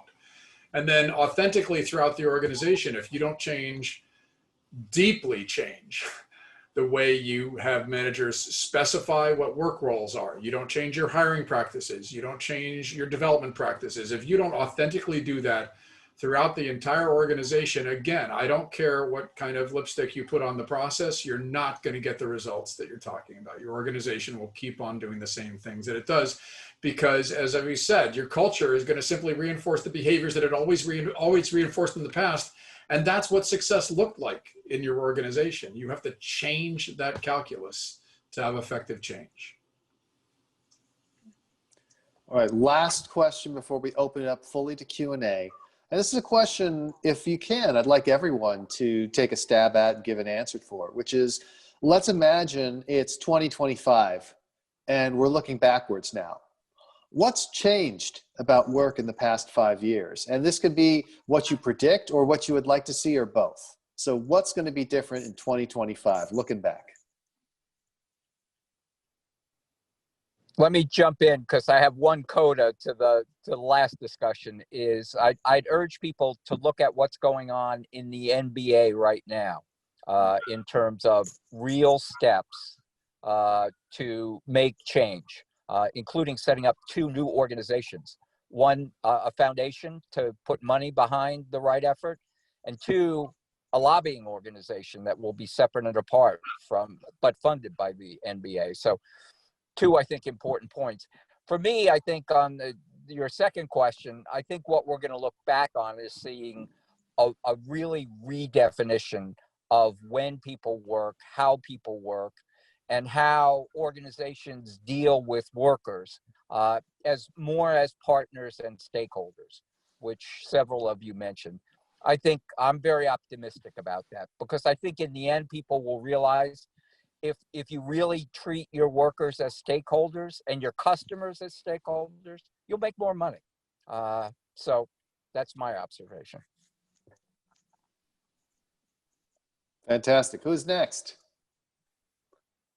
Sure, I'll dive in. So we're going to look back and we're going to see we actually changed a range of different things related to the context of work, where we work, when we work.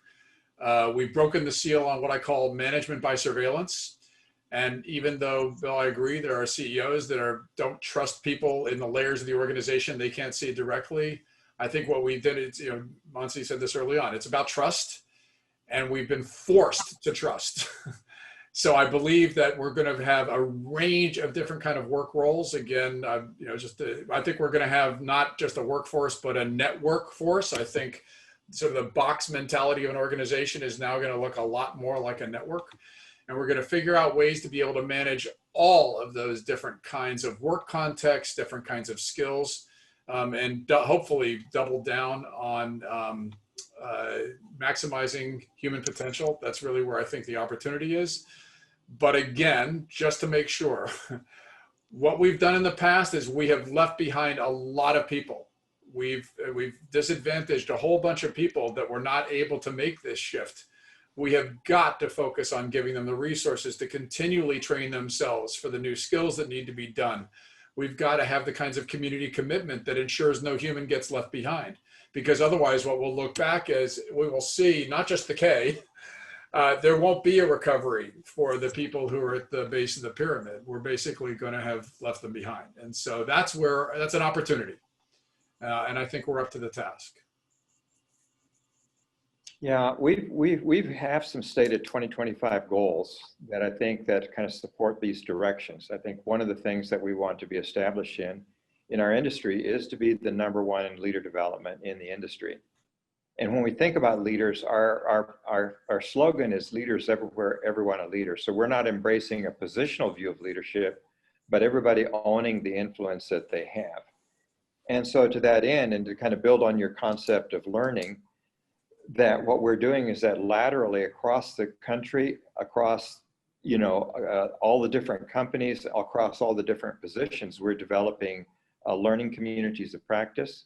And we're helping every single of the 12,000 people in our company develop their own individual development plans, which is more than just kind of get new competencies and stay certified, but to really understand their gifts, their abilities, and think about their future path. And then we're all committed to one-on-one development of all of these people. We're already into our 3rd generational change of leadership at the senior levels. And so what we're doing is that we're intentionally becoming a younger company at the leadership levels, and it's not hierarchical.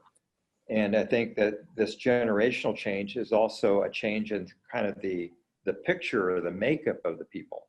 And so even from the recruiting and hiring and onboarding, we're having the whole new generation and a more diverse group of people do the hiring, bringing people and onboarding them.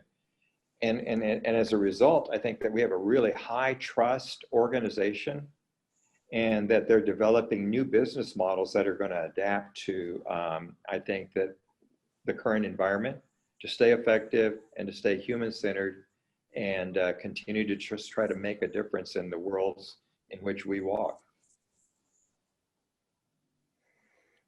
All right, Monsi, last word. I'm a divergent thinker, so I will say, in addition to human-centered, I hope this will be the year that we also look at planet-centered, and we look at our economy and workplace practices as incorporating this living world that we're a part of. And so when I think about what that means is, I guess, I feel like we've been in this myth of growth and efficiency that's governed our workplace and economic cultures. And I think we've seen the limits of navigating by that value system.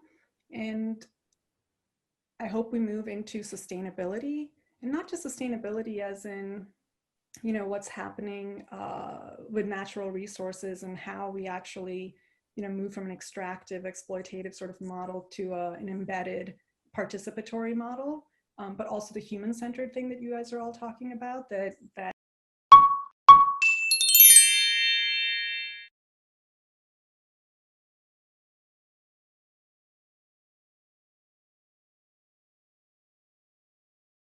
Hello, everyone, and welcome to this Spark Labs Smart Cities webinar. If you're in Asia, good morning, enjoy your coffee. If you're in the US, good evening, hope you're having a glass of wine or a gin and tonic. So this is another Spark Labs webinar. So Spark Labs is a group of startup accelerators and venture capital funds. And it's now running these series of accelerators where we bring together some of our contacts and talk about some of the things going on in the world of technology. So today we're going to cover smart cities, and the next one's going to be coming up on August 19th, so mark your calendar, and we're going to be covering the future of mobility. So I'm Charles Reed Anderson, and I'm the managing partner for Spark Labs Connects, which is a new smart city accelerator and fund based in Singapore, and I'm going to be your moderator today. So I'll talk a little bit at the beginning, but hopefully we'll listen to the experts more. So I'm pleased to be joined by 4 different panelists today, each of whom has spent many years working in the smart cities ecosystem. So to start off, we've got Emily Yates, who has a background in urban planning and is now the Smart City Director for the City of Philadelphia. Her experience across both the supply and demand sides of the smart cities ecosystem will provide us with some unique insights. And I look forward to hearing her opinions on how the super cities versus super suburbs debate is going to go. Next, we have Brandon Walsh joining us from Palo Alto, where he's the Director of International Affairs for Stanford University. And when you hear about smart cities, you're going to hear a lot about public-private partnerships. So what Brandon's going to talk about is the role that higher education plays in those partnerships. Next, we move down to LA and we have John Massant joining us, where he's the founder and chairman of the New Cities Foundation, a global nonprofit institution dedicated to improving the quality of life and work in cities. And he's also the CEO of CoMotion, a global platform that brings together innovative transport and tech companies to drive the future of mobility. In addition to all of those, he's also an advisor to NEOM, which is a greenfield smart city initiative in Saudi Arabia, which is designing a city for the future. And finally, in Singapore, we've got Tim Kobe. So Tim's the founder and CEO of 8 Inc., which is a global design firm that has worked with some of the world's leading brands, including Apple, Virgin Atlantic, Nike, Nissan, and Xiaomi. And he helps them transform their customer experience. And Tim just cringed when I said that because he would hate that I called it the customer experience, because that oversimplifies it. What Tim really does is help companies and cities transform the human experience. So we'll learn more about what his role is with cities and the new developments going forward. So that's enough from me. It's time to hear from the experts. And we're going to start off by going to Emily. So Emily, you've had roles across the smart city ecosystem, doing the planning side, and now you're on the implementation side. So what are some of the challenges that cities face when delivering these initiatives? Well, first of all, thank you for having me on this conversation. I'm excited to be with everybody here. There is a list, a plethora of things that we could pick from that cities have challenges with. I'll go with the top 3 that I see kind of consistent across cities. The first one is partnerships, that I think cities often don't give enough value to partnerships, but really, if you're looking to deploy and implement smart cities, you need to have partnerships. It needs to be a public-private plus partnership. You need to have not only the private sector, but the plus being utilities and universities at the table.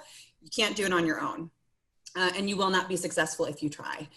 But that also brings other challenges that we see in Philadelphia, and that I saw in some of my roles, was that there's an education gap between private sector innovators, entrepreneurs, and how to work with cities. A lot of times there's a challenge in that space as well. Cities are a beast. I'm on the inside, and there's still some challenges to understanding how cities work. We have protocols, we have processes that we have to follow. Nothing moves fast, which is the complete opposite of innovation. There's a lot of pieces that have to fall into place. Decisions can't be made rapid fire like they can in the private sector. And so I think there's sometimes a tension around that in partnerships. Another one would be procurement. I think we spoke about that earlier. It is a cumbersome process in a city, and every city is trying to figure out a way to improve their procurement process so that it keeps it same rate as innovation. And then the other one I would say is the willingness to absorb risk rather. Cities are not risky individuals. That's why we look to the private sector. That's why we look to partnerships. But if a city can figure out how to absorb that risk of innovation and testing and piloting and trying out their technologies, I think that they will have much more success in that smart city space. And just a little plug for Philadelphia, we actually have a program called Pitch and Pilot that's set up to do all 3 of those things, to address all of those challenges in the city. It's to create a more transparent process of partnership with innovators and entrepreneurs, but also universities as research partners. It's a process where my program, the Smart City PHL program, partners with other departments in the city to say, what is your challenge? Let us know. We'll help you find the right technology and solution, and then we'll pilot it and assess it and kind of take the metrics of it and determine if it's successful or not. So we'll absorb that risk in the Office of Innovation and Technology. And then we utilize a miscellaneous purchase order to help get around that contract and procurement challenge. So the risk thing you brought up is very interesting, because I work with a number of cities across Asia, and they're very risk averse. I think the only one I've really seen that's gotten over that hump would be Taipei. And they implemented a strategy to really help them test out proof of concepts. Normally in cities, you do a few proof of concepts a year. They take a long time. I think they cranked out 175 proof of concepts over a couple of years. So they really had to change the culture at its core, which isn't that easy when we get into cities. Yeah. And the other thing you mentioned was about public-private partnerships, and that's a great lead-in to go over to Brendan. So when we had our chat recently, we were talking about the role that Stanford plays in the smart city ecosystem. And I was fascinated by one of the projects that you're going to be working on, which is up in Incheon, South Korea. So everyone thinks of Stanford out in Palo Alto, but you guys are really branching out around the world. So can you tell us a little bit about that initiative and how it came about and how Stanford and Incheon can both benefit from the partnership? Yeah, sure. So if you think of a smart city as a living laboratory, this literally was Stanford's chance to build a lab within a lab. So we received a government subsidy to do smart cities research on the smart city itself. So the current project grew out of the Incheon Global Campus Initiative, which was made possible though when the Incheon Free Economic Zone shifted from a singular focus on attracting US degree granting institutions as a way of attracting talent to also trying to attract US research institutions. And the goal was for the research to benefit Korea and drive their smart cities initiatives. So it was great because it's right at the nexus of where I've been working for the past 20 years with government, industry, and higher education. So this first project, we're literally trying to figure out how to finance smart cities. We know smart cities are going to be really expensive to build. It's on an order of magnitude larger than dumb cities, for lack of a better word, but less connected cities. But we don't actually know how expensive. And we also don't quite yet know how expensive they're going to be to operate and maintain. Right? And so this is the perfect kind of partnership for private sector and government to collaborate with higher education. So we're trying to figure out what kind of data will help municipalities predict their costs of operation. What kind of data will help them attract bond investors, which is typically how governments fund major infrastructure projects. And will lower operating and borrowing costs help municipalities expand their tax base? Are they going to attract industry, new residents to the city that will expand their tax base and make their bonds more stable and more attractive for investors as well? So while universities are typically slow at technology transfer that can scale quickly, they are very good at testing new technology and designing rigorous models to test policy and economic questions. And of course, universities also generate the kind of talent and graduates that feed ecosystems that are necessary to sustain the kind of investments that will be needed for smart cities. So that's kind of how we're thinking about the first project that we'll be implementing in Songdo. Okay, very good. Well, we do know a little bit about how much they cost because there have been some greenfield city developments. So we have Songdo, which is right next to Incheon, and I believe that project cost about 35 to 40 billion US dollars. But that kicked off about 17 years ago. And back then it was billed as a city of the future. So if you fast forward to today, John is actually working on one of the other cities of the future, which is Neom City in Saudi Arabia. So can you tell us a bit about that project and how the future cities have actually changed over the years, or what our view of those cities of the future are? I mean, Neom is, it's in a way the really big greenfield city of all time. It's $500 billion. What sets it apart from a city like Songdo, which I know well since we organized an annual meeting of our New Cities Foundation there in 2017, which was very, very successful. What's interesting about Songdo is that it's a very successful example of a big greenfield smart city. And a city built from scratch. Why has it been successful? Because it's right next to Incheon Airport, which is one of the great hubs of North Asia now. And it's not that far from Seoul. Neom is literally in the middle of nowhere. It's in the northwest quadrant of Saudi Arabia, along the Red Sea. It's not reclaimed land, but it's very virgin land in the sense that almost no one lives there. And it's the size of Belgium or Israel geographically. It's a very large landmass. So the Saudi government a few years ago decided to develop this as a smart city, a smart greenfield city, real emphasis on technology. And I think one of the ideas was to use it to help develop all of Saudi Arabia. So it could be a kind of model for a post-oil economy. What's different about NEOM, in my view, and what's interesting about it, is that it's really the first large greenfield city project of the 21st century that takes into account in its planning the two big mega trends of this century. And what are they? One is, of course, the transition away from carbon and hydrocarbon as a fuel source, as the energy transition. And two, it's about the mobility revolution, the revolution in mobility and transportation, how people and goods move around cities. And, you know, we think that this is being fundamentally disruptive in very, very important ways. And if you think about how cities are laid out, you know, certainly over the last century or so, the architecture of cities, not architecture, but the way the form of cities, the urban geography, it depends on the motor car, whether it's freeways here in Los Angeles, et cetera. Cities of the future will be very, very different because mobility will become autonomous. It's becoming shared already. It will be decarbonized, it will be electric. So what's interesting about Songdo, in some ways, very, very impressive as a smart city. And there's some wonderful technologies that are put to work there.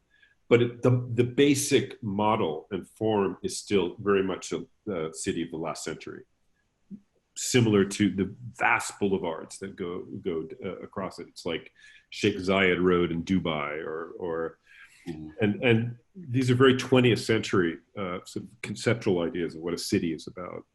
So I think NEOM, the way it's being planned, and I don't want to reveal too much, but it will be a completely post-car city, a post-internal combustion engine city. They will not be allowed in NEOM. Not only that, but it also takes into account the fact that nature is there. And I think we forget about nature and the sort of the natural world when we're in cities. NEOM is being designed so that at any point in the city, you're only a 7 or 8 minute walk from kind of absolute nature, untouched nature. And the way the urban development is being planned is that it will leave 98% of the land surface of NEOM completely untouched, which I think is very, very interesting. So it's an exciting project. It's, you know, one of the things I think that's important that we're discovering in NEOM is that, you know, infrastructure, smart infrastructure, technology, obviously key, but in some ways, even more important is the regulatory and the legal framework that can allow this to happen. And, you know, Emily, you talked about, you know, the slowness of procurement, et cetera. And I think that's being very carefully looked at NEOM. And there's a completely new legal framework for what will essentially be a new city-state. The underlying law will be its own law. It will not be Saudi Arabian law. So I think it's done with the idea that NEOM wants to attract knowledge workers and smart investment from around the world. And so you're creating a legal environment that's very attractive to that. So that's really important when you're building, especially when you're building a greenfield city. And there's a real difference between sort of brownfield development and greenfield development, of course. So yeah, no, it's very, very exciting. So the challenge we do have, though, is we can't just knock down all of our cities and build everything greenfield. So we do have to work with our existing city structures as well. So it's always exciting to see what you can do in these greenfield environments. But then the challenge is, what do we do when we have existing infrastructure? So it'll be fun to see how that plays out. And Tim, so you've been looking at this quite a bit as well. So you've been branching out and working on developments like the One Bangkok project in Bangkok, obviously. But also you've been working on Singapore's Design 2025 master plan that sort of looks about how Singapore needs to change in the future. So can you give us some ideas about the type of work you do and how cities can actually transform the human experience? Yeah, sure, Charles. the work that we're doing currently in Singapore, you mentioned the Design 2025 master plan, was really looking at tasking a team of people to look at how a design mindset can really help to benefit what the future of Singapore could look like. So you're looking at existing infrastructure. I had written a piece on Lee Kuan Yew, one of the founding fathers in Singapore, and rather through the lens of him being a politician, through the lens of him being a designer. And the idea that the decisions that he made along the way, very much in my view, reflected the way a design mindset would craft a successful outcome. And I think one of the biggest pieces there is rather than the usual metrics of the types of things his political policies achieved, the idea that we had to deal with both rational and emotional aspects of a successful city. We tend to get caught up a lot in the tactics, and we tend to frame success through the lens of first being what are the human outcomes of success, the strategy that delivers those human outcomes, and then ultimately what are the tactics that support the strategy to deliver those outcomes. So consistently laddering back up to human outcomes. And so framing the mindset in a way that empowered everybody within the city to come from a legacy. If you're a Singaporean, you have a legacy from Lee Kuan Yew of a successful nation state, but moving it from not just being livable, not just being functional, but to being lovable, that it's a place people want to be part of, people want to connect with. And I think we tend to miss that part of the conversation, particularly in smart city development. We lose sight of the fact that the point of a city is for people to successfully live together.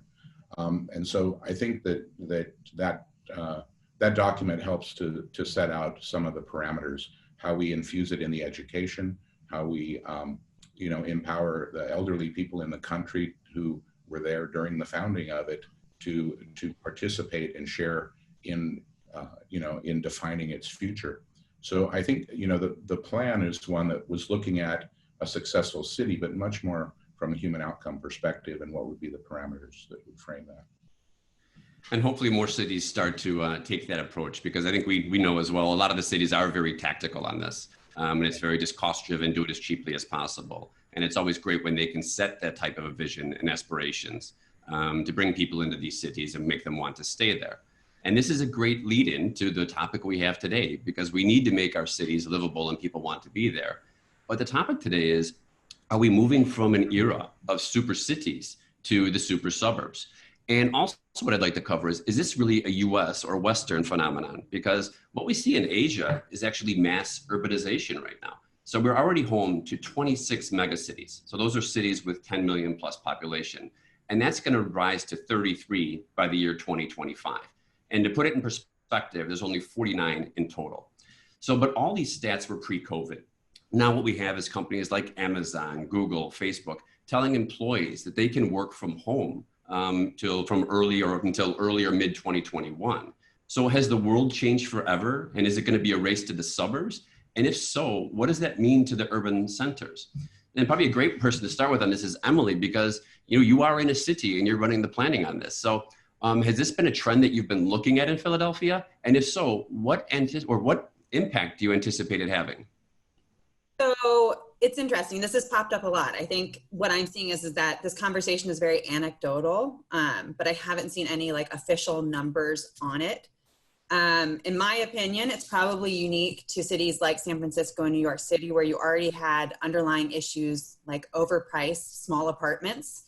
And when you're stuck in quarantine, who wants to be paying a ton of money in these small, cramped apartments when you don't have to physically be at work and you have limited access to a city's amenity? And I think part of the reason people live in cities is because they like the amenities and whatnot. But for me, and kind of the lens through which we're looking at a lot of our work in Philadelphia, where we are unfortunately known as the largest poorest city in the United States. We have a 25% of our population at or below poverty level here in Philadelphia. The bigger issue for us here is that if that is happening, it's a privileged population that is able to do this. So we are trying to focus more on those communities that can't. And generally, since these people can afford to leave, we would hope that when the pandemic's over, they would, you know, I would imagine they'd want to move back to Philadelphia. So we're not really actively looking at this trend. We are seeing a shortage of housing on the market in bidding wars, which is usually kind of a sign, right? But is that because people don't want to move during a quarantine, or is it because we have people from New York City moving to Philadelphia because we're only 2 hours south and close proximity to New York City? No one knows.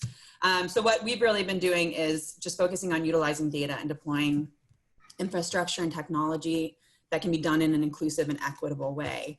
And a great example of that actually, which speaks to a lot of the stuff that my peers have been speaking about, is a partnership that I'm doing with Penn Praxis, which is the University of Pennsylvania's consulting branch, and Dr. Mariela Alfonso, who is a New Cities Placemaking Fellow, where we're looking to essentially implement a transdisciplinary, data and tech-driven, community-led, you know, all those great buzzwords, approach to co-develop a scalable, transformative, place-based tool. Because what we're realizing is you can't have these community gatherings, right? So how are we engaging community with technology in times of social distancing and quarantine to help empower them to co-create livable, equitable, and resilient communities? Because if anything has happened with this COVID and the Black Lives Matter protests that we're having in cities in the US, you know, is that it's amplified these spatial inequities that we're seeing in cities, and that they weren't designed for everybody to live successfully together. And so it's important to us to do projects like this, where we're really working with the community, ensuring that there's an equitable representation and it's an inclusive process, but able to use that data and that technology and do some education around that to help improve how we work as a government. Okay. And now, Brendan, you're out in San Francisco area, but you're down in Palo Alto, so sort of the suburbs already. But you also look at this globally because your role is international affairs for Stanford. So how do you see this trend playing out? I think it's a global trend, and I'll say that with one caveat. So if you look at just climate change and you look at rising sea level, there are estimates out there that by 2050, approximately 155 million people globally are going to have to move out of low-lying areas. By 2100, that's something north of 225 million people. There's no government that can just print that much money to move those people and build new cities. So they're going to have to attract investors. And so in that sense, it's a global problem. But climate change is not going to only affect coastal areas, it's going to affect other cities as well. We're going to need smart solutions that can be not just scaled up for megacities, but also scaled down for smaller cities. And when you look at what has been happening, people moving, if the giant exurbs of San Francisco Bay Area, we're going to need to find solutions from smart city research that can be scaled down, that can serve those communities as well and just be dispersed widely.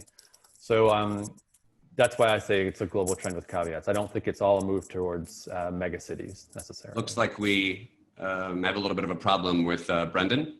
Oh no. It's locked up. I see everybody else moving. Okay, so it was me, sorry. Okay. Did you catch the end of the other panelists catch the end of that? Yeah. Okay, great. Okay, good. Sorry about that. It was my side. John, you also look at this globally. So how do you see it? I mean, especially when you look at maybe the Middle East and if you're looking at Saudi Arabia, do you see a trend more of urbanization or this move to the suburbs, or is it more like a decentralized where there's many central business districts around a city? The Middle East, sort of Asia, South Asia, there's still a tsunami of populations moving to urban areas, which is in contrast to North America, where we're probably about as urbanized as we'll ever get, or Latin America, around sort of 75, 80%. Going back to, I think one of the interesting trends that we're tracking quite closely is the whole discussion and conversation around mixed use. Because, if you think about certainly European, particularly North American cities, how they're zoned is so important. And, the whole zoning itself dates back 100 years or more. And it does not particularly reflect modern realities, today's realities, and I think still less the realities of tomorrow. So, you know, we simply have to move towards, you know, much more mixed use, adaptive reuse. I think that's, you know, that's going to happen in every big city. First of all, if we're going to see a collapse or a real decline in commercial real estate as a result of COVID and result of remote working, et cetera, companies downsizing their offices and downtown business districts, you're just going to have to repurpose a lot of that, those structures for residential. And we really need to do that. I think one of the, perhaps the silver linings of this horrific crisis that, you know, our urban world, our entire world is in because of COVID, is that I think it will accelerate this kind of discussion around rethinking zoning, rethinking this sharp divide between commercial and residential use of buildings and neighborhoods. So I'm you know, all for that. And I think if we see also recently in Europe, particularly, there's been a very, very interesting rise in this idea of the 15-minute city, which is, you know, in the future, one should be sort of a 15-minute, more or less, walk or bike ride from your work, from the supermarket, from public spaces, et cetera. And if you look at the kind of pedestrianization of inner city thoroughfares in Milan and Paris over the past few months, I mean, those are likely to stay. So I think we see that this is a movement that's going to gather steam over the next few years, I believe. So we're going to see cities that are much more complicated, mixed use, you can live over the shop, etc. So that's particularly, I think, in, you know, North America and Europe. Asia is sort of on its own track, and you know, one of the things, you know, I'm convinced history will not look kindly on the Chinese rush to urbanization. I think it's been incredibly badly planned, and you know, if you take any train ride in China, you know, it's horrific. In rural areas, you know, they're just high rises after anonymous high rises. And I think those will be really pretty terrible places to live in about 20 years. As you know, they don't reflect, I think, what, you know, people's culture, the way people live, et cetera. And they're pretty horrific. So I'm certainly worried about that in the long run in China. It is. I've got a chance to go to a lot of those rural cities. It is quite interesting when you get there. As far as you can see, high rises that all basically look the exact same. So hopefully they'll take a plan out of your book and start looking at how to do this better. Another interesting thing that happened during the crisis and during the lockdowns in Europe that I was tracking, a lot of cities started to actually take up some road space and put in more dedicated bike lanes. So I like seeing that side of it as well. And that'll help people get around easier, but also push them, you know, if people are scared to go on public transport, it gives them another thing. So now I want to go over to Tim, because if there is a move to the super suburbs, does that mean, since we both live in a city state of Singapore, does that mean we have to move to Malaysia or Indonesia to find a suburb? Because we don't really have suburbs here. But more specifically, I know you have offices across 3 different continents. So how is it impacting your different offices? What do you see from the people in China versus the ones you have in New York?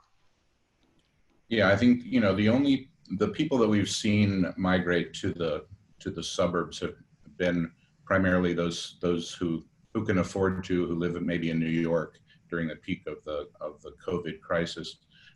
We know there's a real estate boom in the Hudson River Valley, you know, but I don't know that it reflects the general condition or the broader condition. We also have proven to a pretty large degree with, you know, I don't know, pick Los Angeles or other cities where urban sprawl, where suburbs sort of were gradually consumed into a larger flat mass.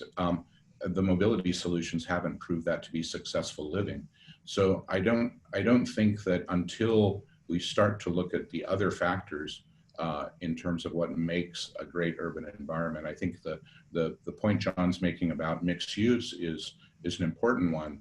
If you look at, let's assume you had a fairly rapid de-escalation in land value in a major city. Maybe part of that adaptive reuse is to bring back different types of urban, of more natural spaces to infuse with the concentration of, vertical density.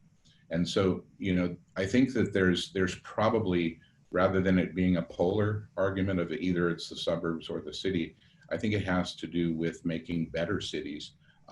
You mentioned the urban developments in China. In Asia, within 8 hours of Singapore, we have 5.4, I think, billion people out of the 7 billion on the planet, most of which are under 30.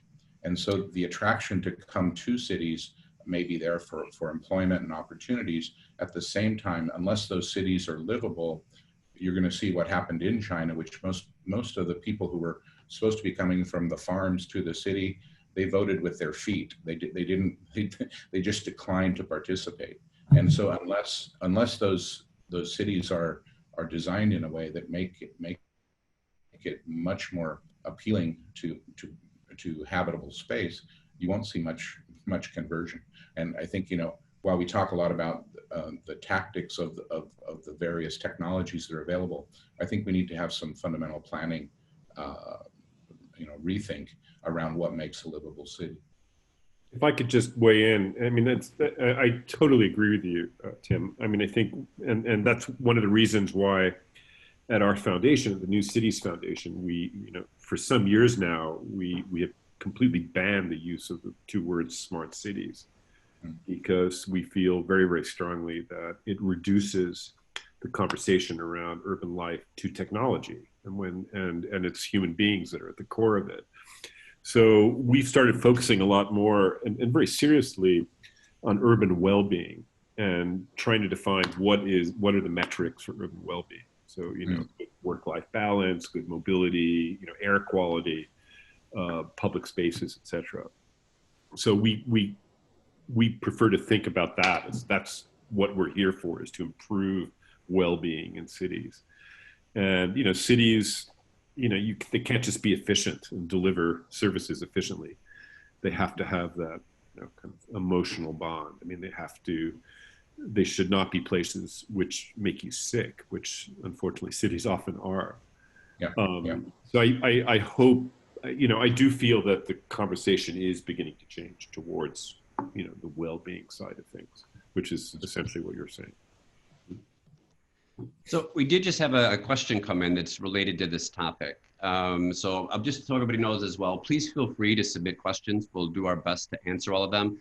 But this question is, do we have any examples of cities taking advantage of the effects of the pandemic to redesign quickly parts of that place that may have been deserted up until now? So the one example I gave about in Europe, some people were putting in more bike lanes. Does anybody else have any examples where you've seen cities take advantage of this during the pandemic, or are they too busy just planning for the future? Well, I can speak from what City of Philadelphia is doing. A lot of them are temporary changes, but we're trying to improve the public space and make it as effective for our communities as possible. So I think a lot of cities are doing this, so we're not unique in it, but opening up our public right-of-way to become what we're calling streeteries, so that while we can't have indoor dining, we're providing more outdoor space for restaurants to have, customers, and it's safer for people to eat that way. And then we have a program that we launch every summer called Play Streets, where we shut down one-way streets. People apply for these and they become safe places for children to play in the street, and we provide things for them to climb on and all the fun equipment that comes along with it. So we've really ramped that up as well to make sure that we could deploy it in time so that we're providing safe spaces like that. Okay, anybody else have a comment on that one? Well, I think it's pretty generalized. New York, here in LA, you have restaurants. It's like Paris in the summer. You have them on this, you eat in the street, and I think that's wonderful. Reusing streets. I see also an uptick, something that Emily mentioned, again, in if it's not full pedestrianization of streets, it's sort of partial pedestrianization. So they really become what streets should be, and that is they're not a single use. A street is not only for cars. It can be for kids. It can be, you can have dinner in a street. You can play in a street. You can have a chat, etc. And these different kinds of forms change over the course of a day. So I think here in LA, for example, we're seeing this, what I never thought we'd see, but really community-led initiatives to limit traffic on streets, to allow people to use them better. And I don't think, even if a vaccine is developed tomorrow, then we no longer have to think about COVID. That will stay. I think there's been some sort of fundamental changes in the way people live in cities now. And, I think the idea of eating on a street, of, playing in a street, where you don't have to worry about your kid being hit by a car, God forbid. I think these are here to stay. We've had a taste of what life can be like in an altered city.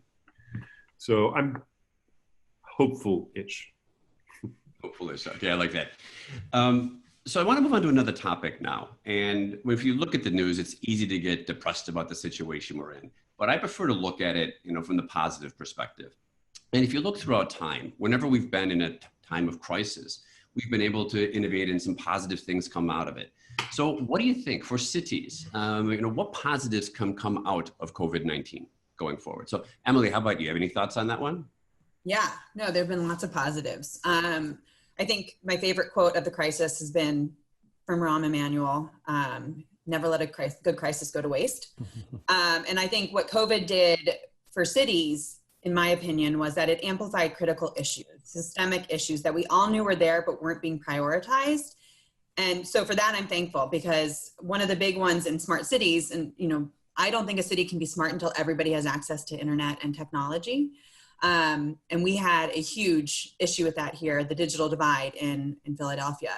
Coincidentally, 25% of our population doesn't have access to internet and or technology. And so it became a huge issue when schools shut down in March, and we found out that 50,000 of the students did not have access to technology. So we had to quickly procure. So it is possible to quickly procure in cities, but it has to take something like this to really do it. But we quickly procured 50,000 Chromebooks and deployed those. But then we realized that the students didn't have access to technology, or to internet rather. Some of them were in transient housing, so that was a problem. And then we were also finding out that parents were using their kids' Chromebook for meetings, because this pivot to work from home created a digital divide as well. And so it just kind of kept on snowballing in terms of really amplifying how impactful the digital divide was. If you think about it, it's not very easy to do telehealth appointment, right? And you have to have the proper technology and access to that. And it's really important right now to not go to the hospital if you don't need to have that telehealth. And so we really worked to develop a strong partnership with various organizations and universities in the city, but also a strategy for how to address what we saw as three critical areas, which was access. So do you have internet connectivity? And that's generally where a lot of people stop and say, okay, that solves the problem, right? But it's actually also devices. Do you have the appropriate device to do what you need? A cell phone is not something you can have to do Zoom calls all day for classes, as an example. And then the digital literacy. Once you get those things, you actually know how to use it. And that's something that I was really proud of. Our team pulled together a program called the Digital Navigators. We deployed it in something like 6 weeks. And it's people that are on hand through a grant to answer any kind of basic questions about how to get access to internet services, and then also some kind of basic computer questions. But I think what I'm very thankful for is that a lot of these issues around equity, access, and inclusion have really come to the surface and become critical pieces of every conversation that should have already been a part of conversations, but are now very much front and center in that. I like this because during these times of crisis, it can accelerate the pace of change. And like you said, if you can get through the procurement process that quickly within a city, it shows we can do it. So Brendan, what about you? Any thoughts on this one? Yeah, I think the biggest thing is, the 4-year model of higher education, or the 6+ year model for graduate education, is facing a reckoning. The economic model is hard to sustain.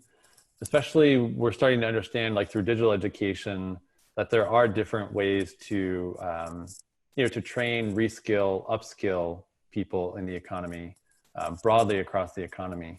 We're still in a situation where if we're trying to do this at a distance across countries, we're now realizing that even the model for taxation on, digital goods, having to pay VAT on top of tuition and things like that, we're going to have to cooperate globally on this problem. It's not just an individual university's, a single university's problem. And so what this is going to do, I think it is going to drive more economic opportunity for all socioeconomic levels, because we're starting to see the totality of the educational ecosystem, for instance, in the Valley. It's everything from junior colleges to smaller colleges to the Research One universities. And so I think that's a really positive thing. It could drive more innovation in smart cities and create more economic opportunity if there's more access to this kind of training. Very good. John, some thoughts on this? One of the things, I want to go back to something that actually Emily said right at the start of this fascinating discussion. And that was, the pitch and pilot program in your city.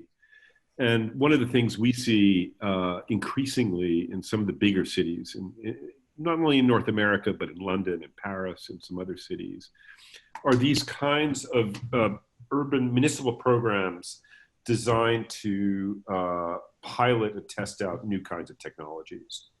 So one of the things here in LA, for example, a year ago, we helped put together the Urban Movement Labs, which is part of the mayor's office, with the idea that LA is a massive city geographically.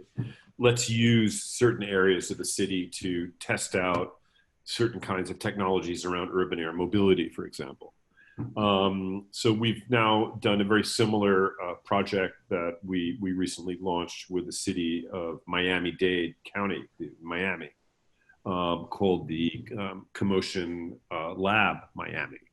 And the idea is to use the 5,500 miles of roads in Miami, the airspace and the maritime channels to test out new kinds of mobility solutions. And we see city after city. Chicago has a very advanced program like this to pilot new mobility technologies, also New York. So I think we see this happening more and more. I mean, cities are opening up to innovation like never before. And I think the fact that not only tier 1 cities in the world, but also tier 2 cities have their own Emily Yates, their smart cities people. Who understand technology and are every bit as literate in technology as, let's say, their private sector counterparts in, Google, Verizon, whoever. That's really important, because I think there had not been at all a equitable or level playing field between public and private sector. And we see that's evening out somewhat.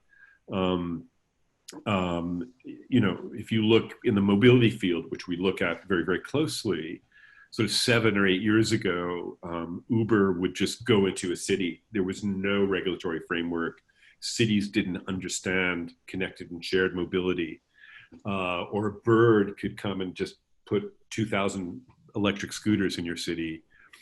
There was no regulatory framework around it. The city didn't know how to speak to an Uber or to a Bird or to other kinds of operators. Now they do increasingly know how to speak to these companies. And I think, so that also gives me hope, because I think indeed the future is about public-private partnerships. And it has to be, we're going to see completely new PPP models in the future that we probably haven't even dreamed of.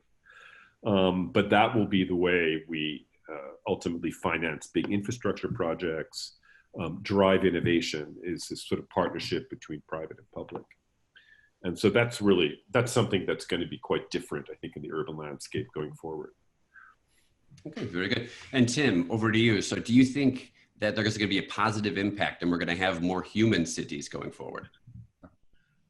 Well, I think one of the things I would certainly hope so. One of the things that I think is probably at least being indicated with COVID, is the clear interconnectivity of things. And what that means is, the best thing that could happen is that we get away from silo thinking.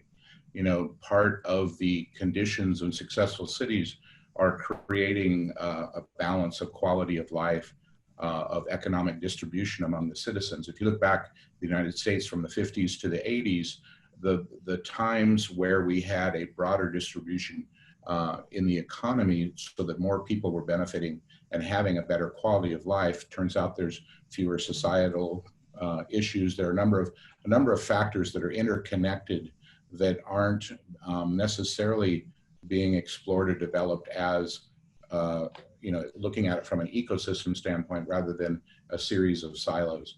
And I guess that maybe it means transforming both the physical and economic model for how cities work. We should be looking for more balanced, for happier and healthier cities. I think the idea of health and wellness is a huge thing. It's at the basis of the COVID crisis, but the majority of people who are dying have some secondary health condition that it makes them the most susceptible to the disease. So I think the virus is teaching us all that we need one another as well. That's the other value of a city, is the fact that we have human interaction. There are a number of things that are being brought to the surface that actually are interconnected. And I think the smartest learning that would come from this is the fact that we're starting to see what we used to think of as siloed elements as much more of an ecosystem. I'm glad you brought up that well-being comment, because you did mention earlier about how young Asia is. Most of the population is below 30, but we also have a severe elderly care crisis in Asia as well, because people are living longer. So we need to start incorporating these strategies in to make those later years in people's lives more manageable for them, so they don't have to go into facilities right away, do better home management, and just adapt to the way that society is changing. Because in Asia before, the parents and grandparents always came to live with the children and grandchildren. That model's changing, so it's important we incorporate these things as well.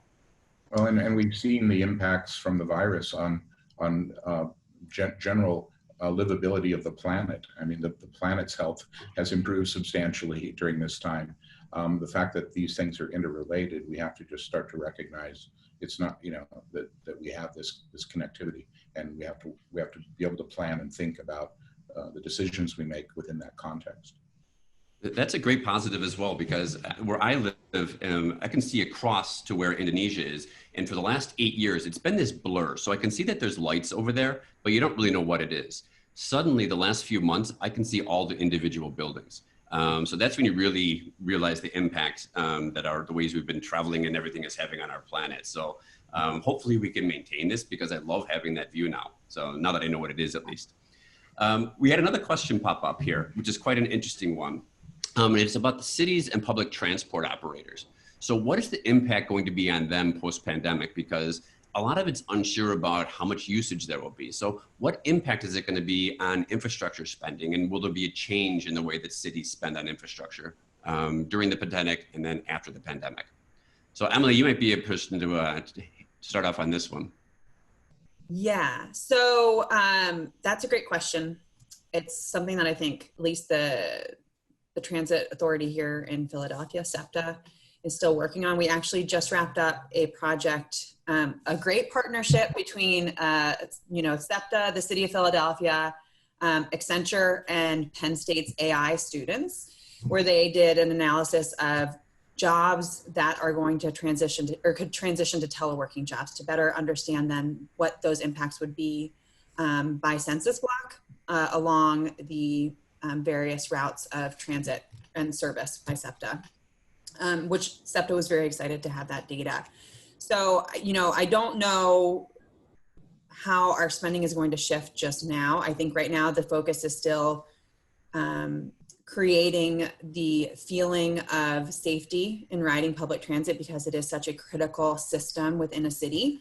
Again, getting to the equity component, not everyone can afford a car, and in order to get to your jobs or to your health visits or whatever, or even to quality public space, you need to be able to ride the light rail, the bus, the bikes that we have.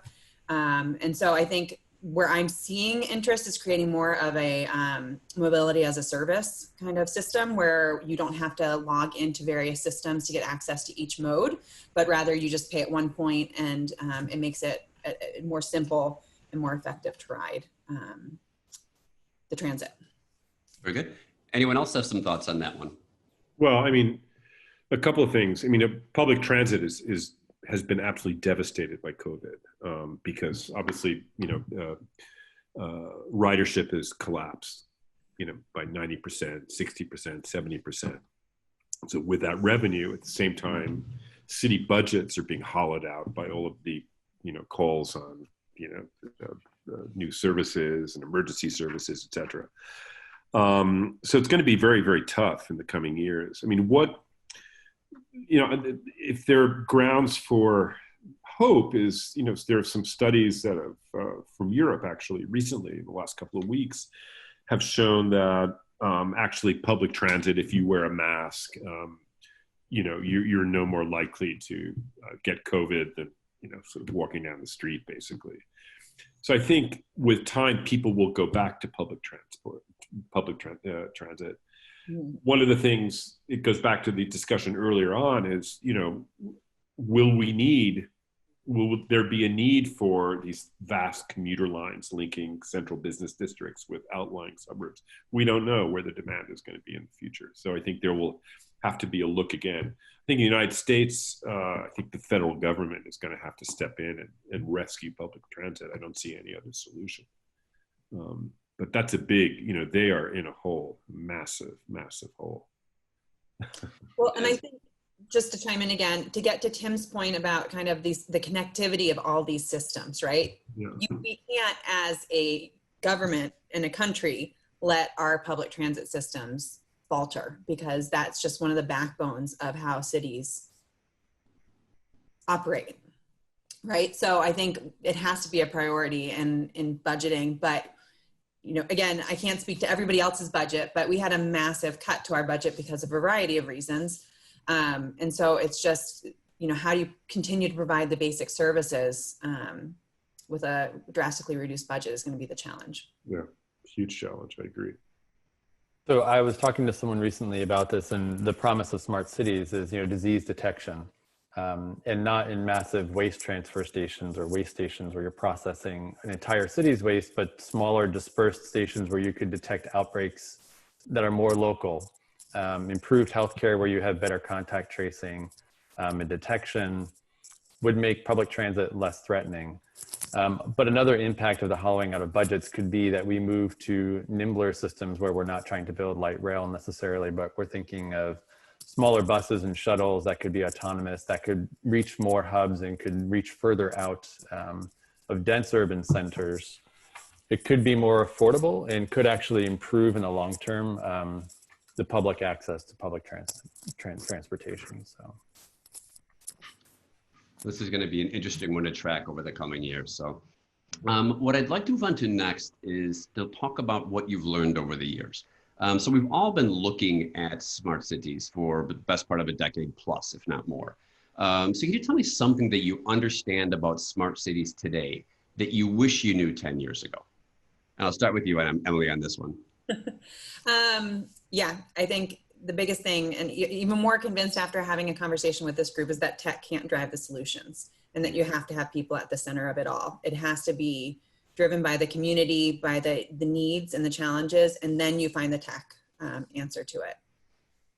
That's interesting. So I did a white paper last year on smart cities, and I interviewed 30 different players in the space around the world, and nobody talked about tech as an issue. We have the tech. It's more about the other challenges, within the cities, whether it's related to governance, driving collaboration, or accepting that you need to assume a bit of risk to try out new types of concepts. So Tim, what about you? Yeah, I guess what I wish I had known earlier was this kind of the convergence that's happening between the rate of change and the ability for us to have the rate of adoption. that, you know, Thomas Friedman talks about this in his book, his new book, but, you know, the idea that, you know, the rate of change has been increasing exponentially. So he talks about Moore's law, he talks about the planet, or the people, but at a certain point, the change is outstripping our ability to absorb it and adopt it before it changes again. Mm-hmm. And you know, this curve is really interesting because, you know, it's typically when there's massive shifts in fundamental systems as we reach vertical on the curve. And I think this idea that we're now at a point, you know, let's say we have COVID, we need to fix our infrastructure, but what infrastructure do we build? Because by the time we build that infrastructure, it's already obsolete. So, you know, I think that there's huge demands on our thinking, on our development that reflect this condition. And kind of, I wish I had seen it 10 years ago because then I could see it coming. But, you know, in understanding that condition, it's only going to get more accelerated. And, you know, as we get there, I think we have really fundamental shifts in the way we have to think about creating the solutions for the problems. This is the challenge. This is why I always get concerned when cities do extended proof of concept periods. So sometimes they can go on for 2 to 3 years because you start out with something that's innovative. By the time you finish the proof of concept, the world has already moved on. So it can be challenging just to keep up with the pace of change. That's why collaboration is so important with PPPs, but across ecosystem collaboration as well. So it's everything from the education side, technology vendors, citizens, incorporating all those ideas into one. So Brendan, how about you? I think when I started working on these like 10 years ago, I was very optimistic about people's their thoughts about change, but I'm still finding that the focus is on the built environment as an end in itself. And sometimes I get worried about that because we really need to think of our cities as, you know, evolving, almost organic environments. And I think if you look at a city like New York, you forget that it was a completely different city 150 years ago. And we look at what it is now and that we've built this and we've accomplished it. But it's still shocking to me in a way that we're so focused on the built environment and we're not thinking about flexible systems that are going to need to evolve and change pretty rapidly in the next 50 to 100 years. And I think Philadelphia was one of the best I was going to say Philadelphia has one of the best and earliest public water systems in the country. And it's still one of the best. So, you know, those are things we need to make durable investments, but that can be flexible and grow. Okay, very good. And John, over to you. Yeah, I think 10 years ago, I probably felt that technology was the solution and that, you know, that would be the big driver of change in cities. I obviously no longer think that. So I agree with what everyone's just said. I'd like to go back to something that you said, Tim, and that the idea that the pace of change is accelerating so much that it's important people understand, communities understand technology and understand smart cities. You know, I kind of sort of do, and I'm in the field, but it's important that cities listen to communities and listen to people and listen to citizens. That goes a little bit to the digital divide that Emily was talking about. So I think one of the important trends that's going on now is looking at, you know, how do you get community input when you're starting a new, very highly technological process in the city, a new kind of shared mobility system. You need to you don't want to impose these things continuously on people. You need to listen to them and adapt them. So I think that sort of feedback loop is going to be increasingly important. You know, I mean, you know, how we use data. I mean, we could spend hours talking about that. But, you know, the man and woman in the street don't understand that much about, you know, the importance of open systems versus closed systems, how big data is used, privacy concerns, stuff like that. So I think we need to have more of an attempt to, one, make the talking about technology accessible, but also listen to really what people want. And, you know, that's evolving. I mean, that's sort of government tech and, using actually, software and digital tools to better listen into, what people need and want and understand.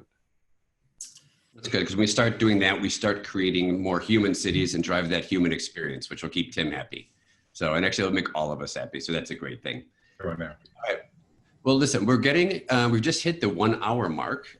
So what I wanted to do is say one final thank you to all the wonderful panelists today. This has been a really great discussion, really interesting topics to go through. I almost think we could do a webinar on each one of the topics we covered and breaking them down. And there's just so many interesting things that are going on right now. But anyway, I also want to thank Spark Labs for setting this one up. Remember, there's going to be another one on the future of mobility on August 19th. We'll also be putting this out on YouTube, so we'll be sharing the link out. Please let other people know about it. And once again, thank you to all the panelists, and I hope everybody has a great morning, afternoon, or evening, depending on where you are. Thanks. So take care, everyone. Thanks again. Thank you.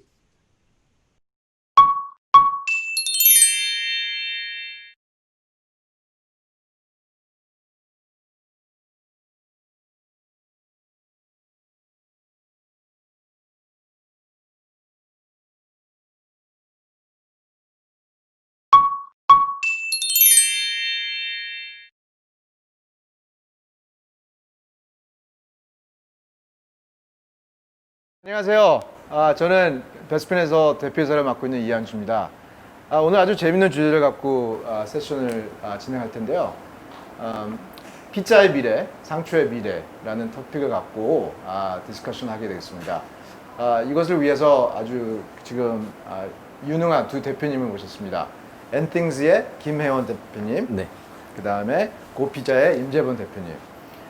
잠깐 자기소개 부탁드릴게요. 네. 회사 소개랑 같이. 네, 안녕하세요. 저는 엔싱의 대표인 김혜연입니다. 저희 회사는 IoT나 데이터 같은 어떤 IT 기술을 가지고 농업에서 식품이라는 밸류체인을 혁신을 하고 있습니다. 그래서 계절이나 지역에 따라서 사실 우리가 먹을 수 있는 거는 매우 제한적이었습니다. 그래서 저희는 농업이라는 산업이 아주 시간과 공간의 제약을 가장 많이 받는 산업이라고 생각을 했어요.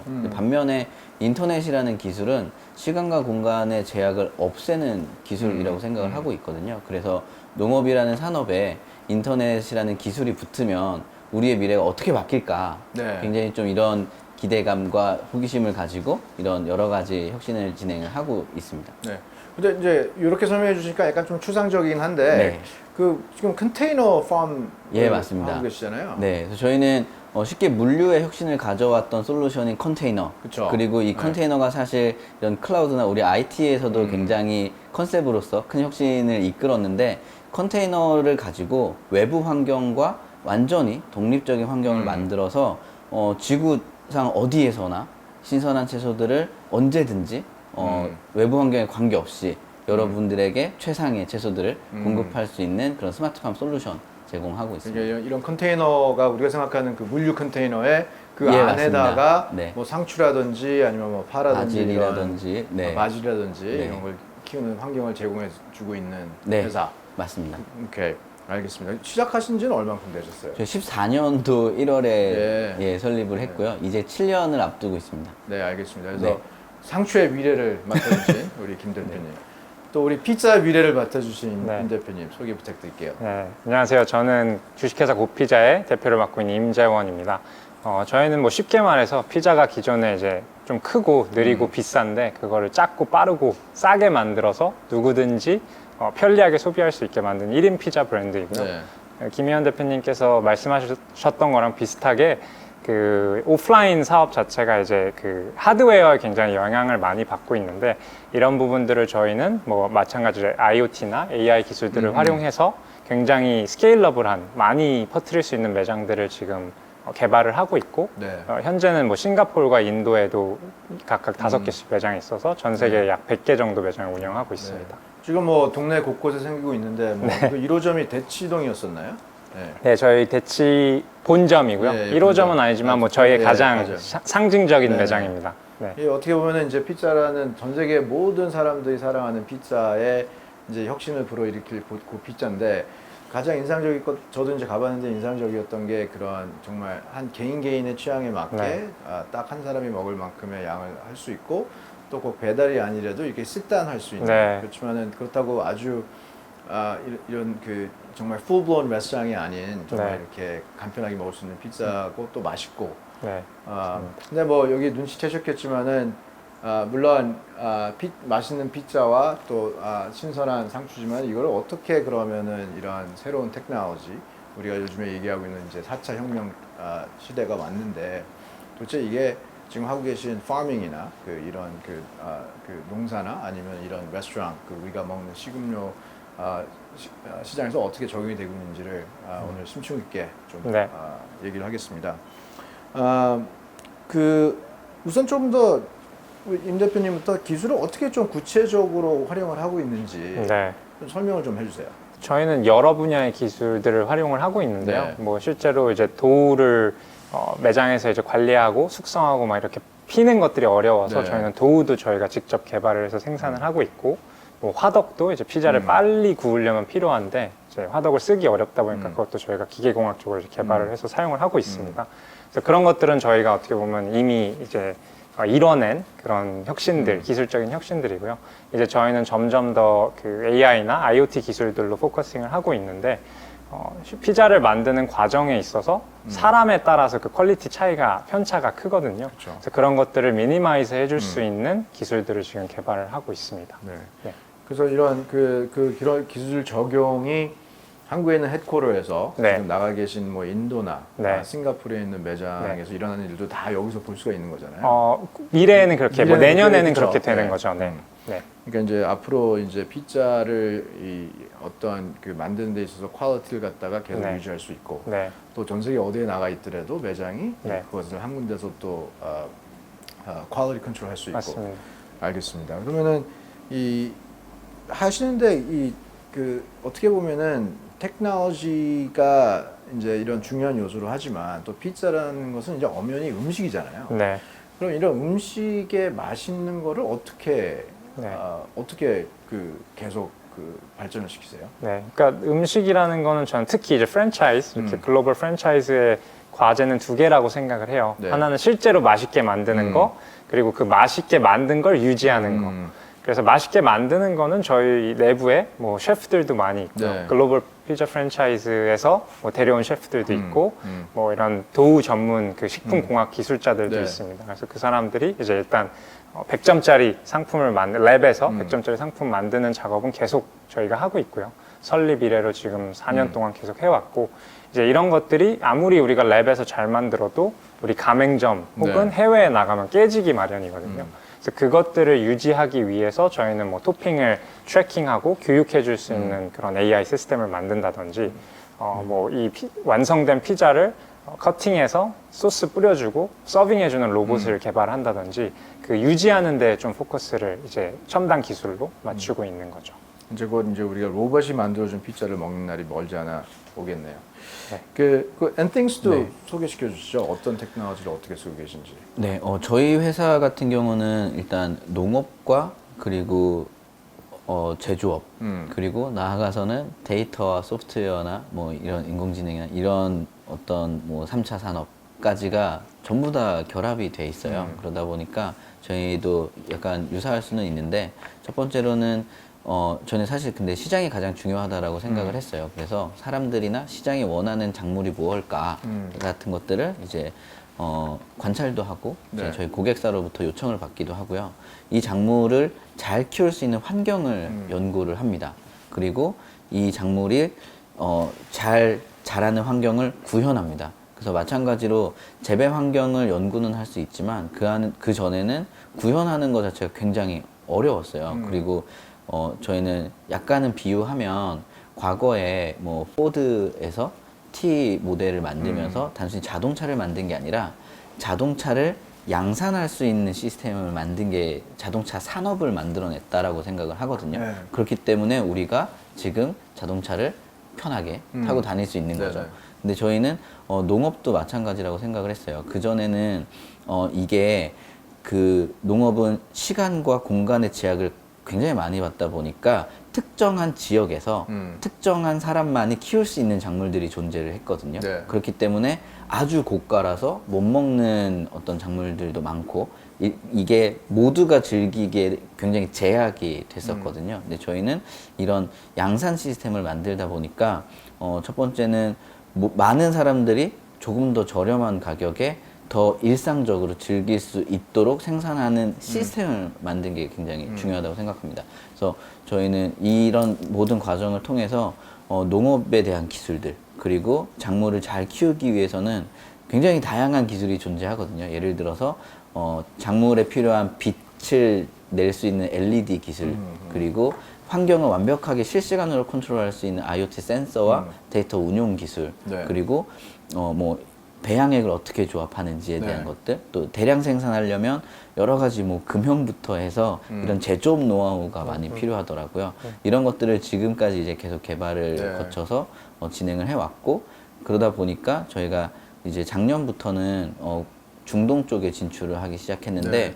마찬가지로 과거에는 아무리 좋은 어떤 온실, 비닐하우스를 설치를 해도 이걸 키우는 사람이 잘 못 키우면 네. 농사를 할 수가 없었거든요. 네. 근데 저희는 요번에 중동에서 성공을 한 게 대략 한 3, 4개월, 그러니까 한 두세 작기 정도가 걸렸지만 저희 농장을 처음 써보는 사람이 저희 농장의 그 하드웨어 솔루션과 이 운영 소프트웨어를 가지고 농장을 운영하는 데 성공을 했어요. 저희 팀이 전혀 관여하지 않고. 네. 그거 자체가 굉장히 큰 어떻게 보면 혁신이라고 생각을 하고 있거든요. 네. 그리고 나아가서는 이제 저희가 목표로 하는 건 이제 풀 오토메이션이어서 네. 정말 아무것도 몰라도 농사를 잘 지을 수 있게 누구나. 하는 네. 그런 솔루션까지 저희가 목표로 하고 있습니다. 그러니까 요즘에 우리가 이제 주위를 돌아보면은 뭐 스마트 시티, 예. 뭐 스마트 팩토리, 예. 뭐 스마트 팜, 이런 맞습니다. 스마트 리테일, 뭐 스마트 레스토랑, 네. 이제 뭐 스마트 피자, 스마트 네. 상추인데 이것을 이제 계속 추구하는 데 있어서 어려운 점도 있을 것 같아요. 예. 뭐 어떤 게 가장 어려우세요?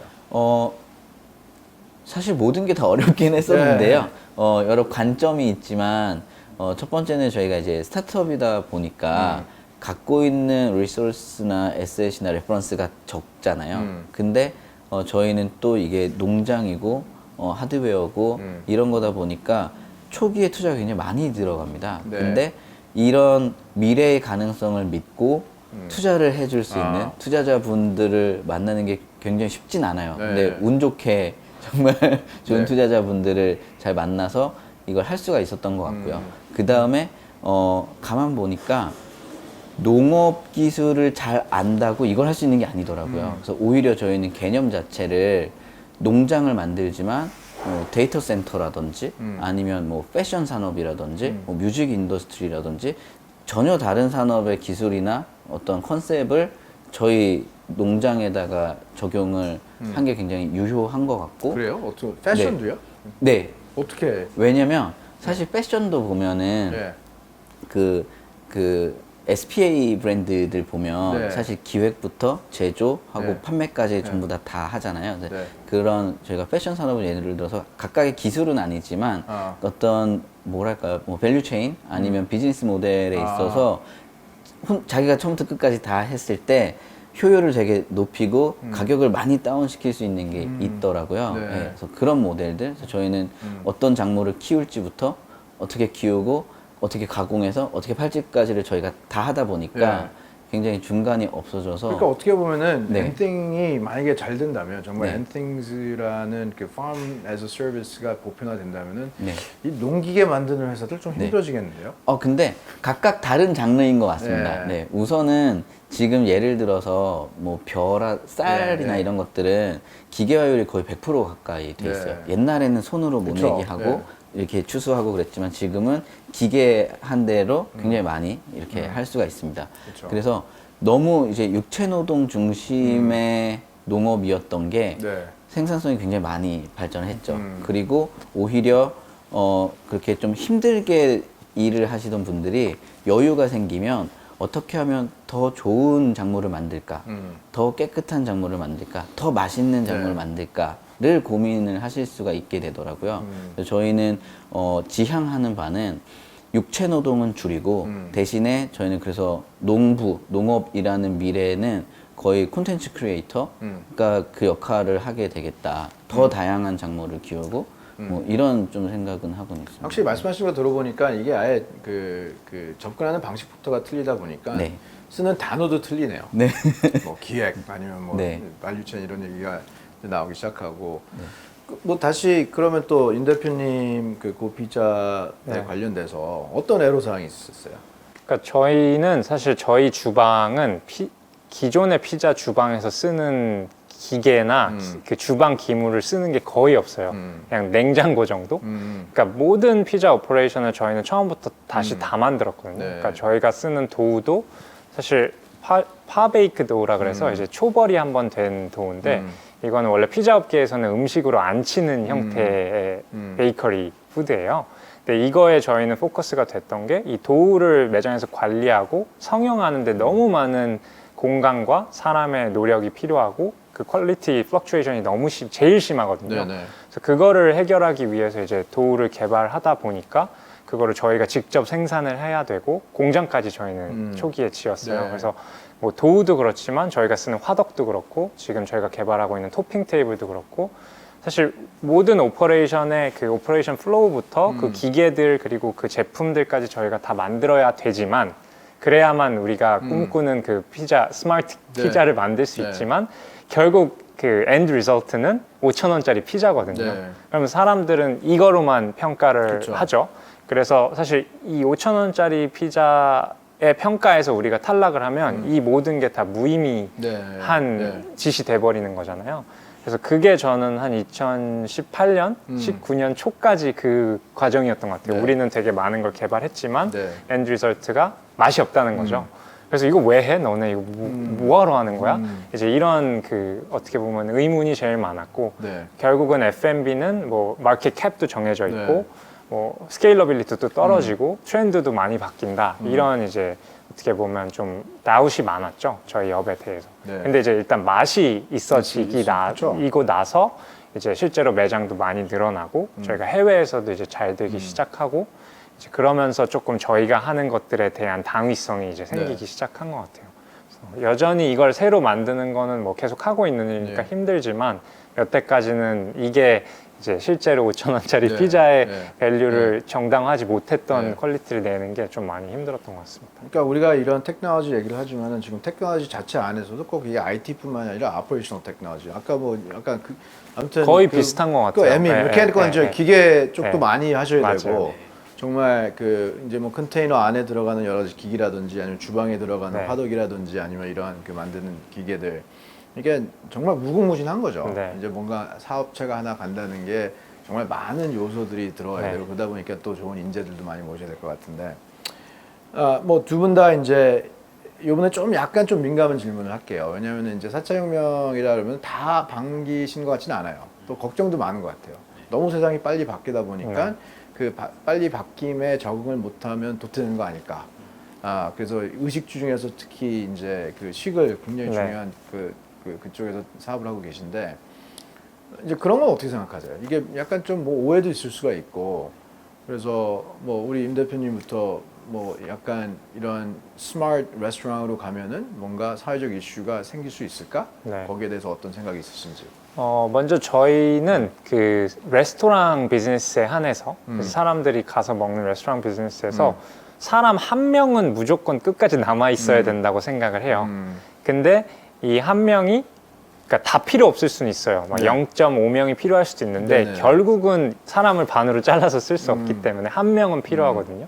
그래서 이 한 명이 누가 됐던지 간에 첫날부터 최대의 효율을 낼 수 있게 슈퍼 휴먼으로 만들어주는 거예요. 저는 이 사람을 여러 가지의 기술력을 통해서 그렇게 만들어주는 거기 때문에 오히려 저희는 저희 가맹점주들은 좋아할 일이라고 생각을 해요. 왜냐면 내가 직접 운영을 해도 손쉽게 충분한 효율을 낼 수 있고 내가 혹시나 아르바이트생을 고용을 해도 걱정 안 해도 되고 그래서 저희 가맹점주들은 오히려 저희 기술을 더 많이 기다리고 계시고요.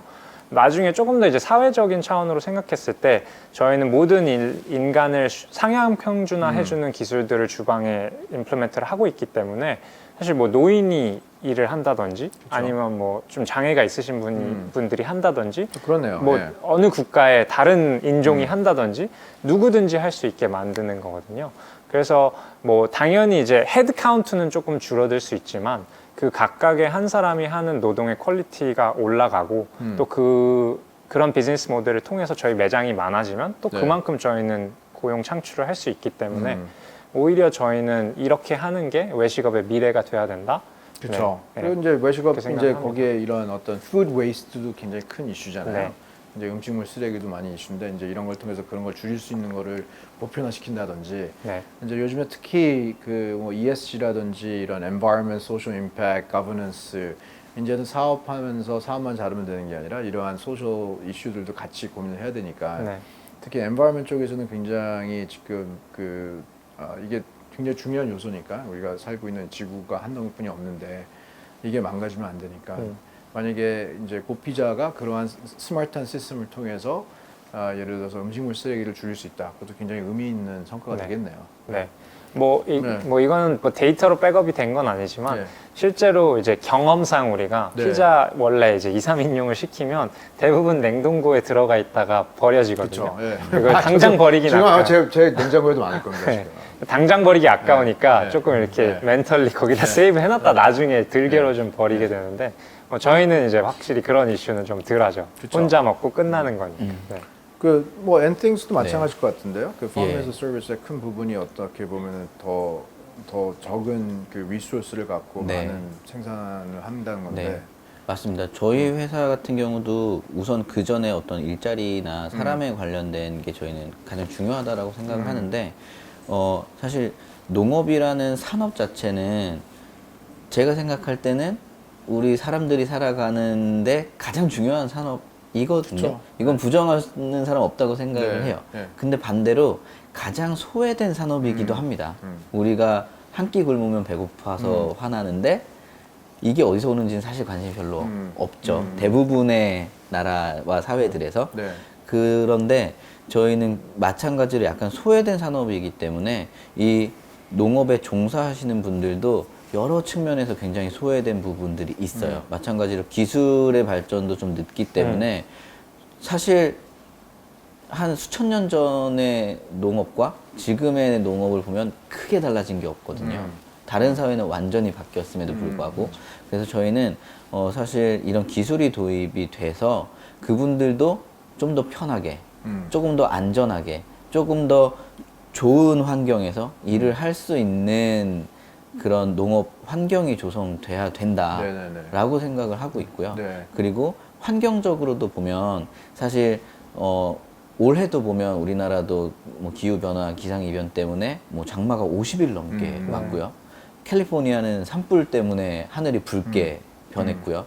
그리고 코로나 사태가 있으면서 무역이 중단돼서 사실상 전 세계적으로 질병에 감염돼서 죽는 것보다 이런 질병으로 인한 무역의 감소로 식량이 없어서 굶어 죽는 사람이 더 많다라고 이제 이야기를 할 정도로 정말 농업이나 식량은 중요한 산업이죠. 근데 외부 환경도 사실 이런 지구 환경에 리소스를 가장 많이 사용하는 게 또 농업이기도 해요. 그래서 우리가 들판에서 농사를 지으면 물도 많이 좀 오염이 되고 뭐 농약도 쳐야 되고 좀 하천도 오염되고 가스가 발생하니까 공기도 오염되고 여러 가지 이슈가 있는데 저희 같은 경우는 우선 저희가 뭐 에너지 소스 자체가 100% 전기를 사용하고 있고요.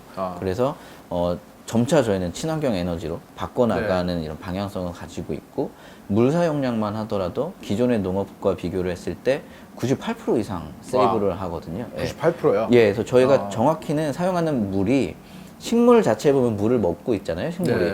그 물만 사용한다고 보시면 돼요. 나머지는 전부 다 재순환을 해서 공기 중에 나가는 것까지 포집해서 다시 사용하기 때문에 굉장히 적게 사용을 하고 그다음에 이제 물류 같은 경우도 사실 뭐 푸드 마일리지라고 해서 농수산물이 무역과 유통을 통해서 굉장히 먼 거리를 이동을 하는데 저희 같은 경우는 뭐 팜 투 테이블이라고 하는 게 뭐 짧게는 거의 1시간 단위로 줄여버릴 수 있기 때문에 굉장히 많은 어떤 환경에 대한 부담을 좀 줄이는 그런 방향성을 가지고 있습니다. 네. 아무튼 이렇게 그 우리가 이런 고민들이 꼭 필요하다고 봐요. 저도 이제 우리가 예전에 갖고 있던 어떤 그 비즈니스맨 창업가들의 그 모습, 막 어떤 목적을 정해놓고 물불 안 가리고 막 그 몰입하는 그런 게 예전에 우리가 갖고 있던 어떤 비즈니스 리더들의 모습이었다면은 요즘 시대가 요구하는 거는 이런 대표님들이 어떤 철학과 이러한 어떤 그 엠퍼시를 갖고 자기가 하는 사업이 어떻게 사회적인 임팩트를 갖고 가느냐 그런 걸 걱정하지 않으면 안 되는 세상이고 그게 더 옳다고 봐요. 저도 그래서 한번 그 질문을 해드렸고요. 근데 창업 얘기가 나왔으니까 제가 저도 이제 베스핀글로벌 대표도 맡고 있지만 또 하나 제 잡은 이제 스파크랩의 공동 대표로 있고 또 초기 그 스타트업에 투자도 하고 또 여기 두 분 회사에 우리 엔띵스는 이제 스파크랩에 투자했고 또 고피자는 또 우리 그 제가 또 투자를 한 회사인데 기억이 나요. 우선 우리 그 김 대표님 엔띵스 그 우리 스파크랩 데모데이 때 발표했을 때 처음에 들어왔을 때 이게 조그만 화분 갖고 오셨거든요. 맞습니다. 지금은 이제 막 그 좀 있어 보이죠. 컨테이너도 있고 막 그 되게 컴플렉스한 시스템인데 처음에 오실 때는 화분 갖고 오셨어요. 화분. 이런 플라스틱으로 만든 화분을 갖고 오셔서 거기에 물이 자동으로 나옵니다. 그래서 이게 왜 사업이지? 하는 질문도 있었는데 물론 이제 그게 시작이었죠. 네. 그래서 또 창업가로서의 또 창업한 계기도 좀 여쭤보려고요. 네. 우선은 저는 한 중고등학교 때부터도 계속 창업을 하고 싶기는 했었어요. 그리고 지금 이제 뭐랄까 이런 스마트팜과 관련된 사업을 하는 거는 여러 경험과 환경도 크게 작용을 한 것 같은데 우선 저는 고향이 경기도 이천이에요. 근데 이천이라는 도시의 특징이 뭐냐면 농촌과 도시가 공존해 있다는 게 특징이거든요. 그래서 한쪽에는 논밭이 쫙 있고요. 옆에는 반도체 공장이 있습니다. 그래서 이천의 특산물이 반도체 그렇죠. 맞습니다. 네. 그래서 쌀이 아니라 쌀도 그다음에 저희는 또 그 반도체로 채소를 키우죠. 네. 이런 이제 경험 그 어떤 환경도 있는 것 같고요. 그다음에 이제 중간에는 저희가 그 농업 회사에서 좀 일을 해보게 되면서 우즈베키스탄에 비닐하우스를 수출하고 처음 이제 농장을 만드는 그런 일을 해보게 됐었거든요. 그게 언제쯤이었어요? 그게 2010년입니다. 딱 10년 전 이야기인데 사실 우즈베키스탄 같은 경우는 농업 환경도 우리나라에 비해서 굉장히 낙후되어 있었어요. 수십 년 이상. 그래서 그냥 땅에서만 이렇게 작물을 키우는 환경이었고 거기에 한국형 온실을 수출하고 토마토를 키우는 일을 했었는데 처음에는 이제 한국형 온실을 저희가 우즈벡에 만들어 놓으니까 아주 잘 컸습니다. 근데 두 번째 작기에는 저희가 처음에 토마토를 키울 때 이게 잘 커야 되니까 한국에서 전문 재배사분을 모셔갔거든요. 그랬더니 토마토가 아주 잘 컸어요. 근데 두 번째 작기에 그분이 안 가신 거예요. 우즈벡은 사실 한국에 비해서 음식도 입에 안 맞고 김치도 없고 하니까 힘들어서 안 가신 거예요. 그러니까 토마토 농사가 망하더라고요. 그래서 제가 그때 깨달은 게 한 사람이 안 가서? 네.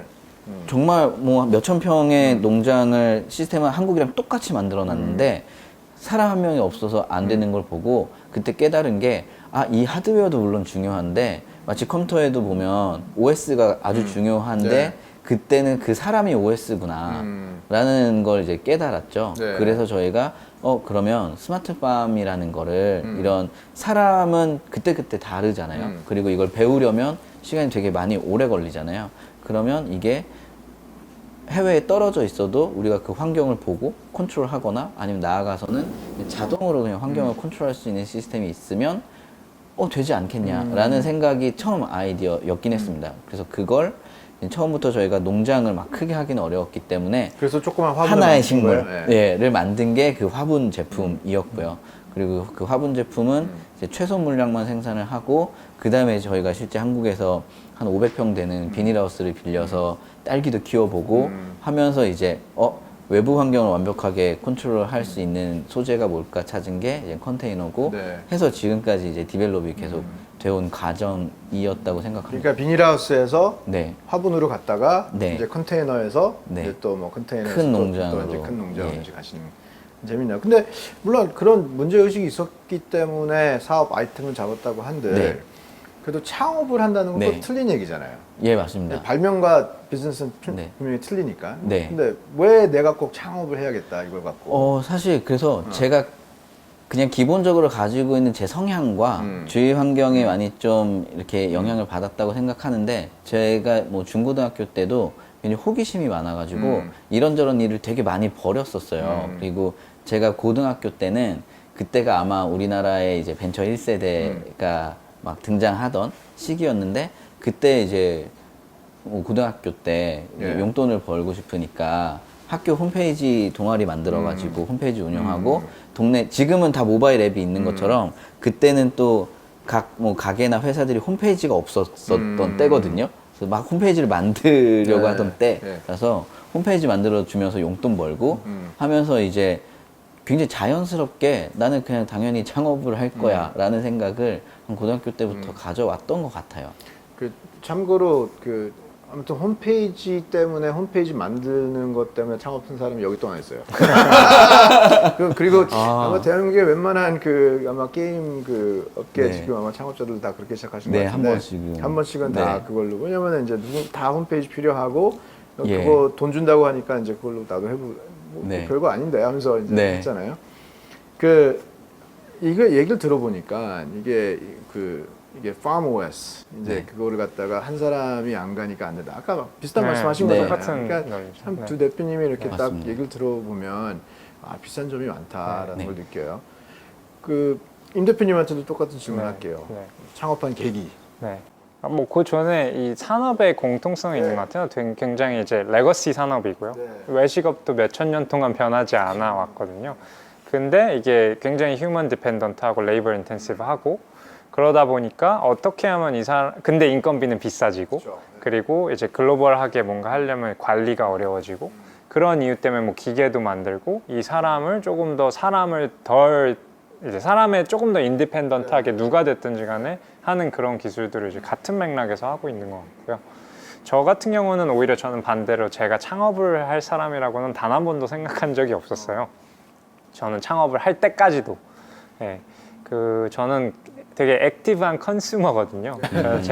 저는 뭐 나이키, 맥도날드, 뭐 애플 막 이런 브랜드들을 되게 좋아하고 저는 평생 뭐 마케팅을 계속 공부하고 광고회사 다녔던 그런 경력이 있어요. 그래서 그런 브랜드를 생각하면 뭔가 마음이 좀 뜨거워지는 그런 게 있거든요. 그래서 저는 항상 이렇게 뭔가 피지컬 프레젠스가 있는 그러니까 물리적으로 보고 만지고 느낄 수 있는 그런 제품들을 사랑하고 그런 것들을 좀 내가 만들면 좋겠다라는 이제 막연한 생각을 갖고 있었고요. 그래서 고피자를 창업한 것도 그러니까 맥도날드를 굉장히 좋아하는 사람으로서 맥도날드에서 피자 팔면 훨씬 더 우리가 자주 먹을 텐데 이제 그런 생각으로 이제 그냥 피자에 대해서 공부를 하게 된 거죠. 거기서 이제 그 문제의식을 갖고 파고들다 보니까 왜 맥도날드에서 피자 안 팔지? 그러니까 피자 만드는 게 어렵대. 왜 어렵지?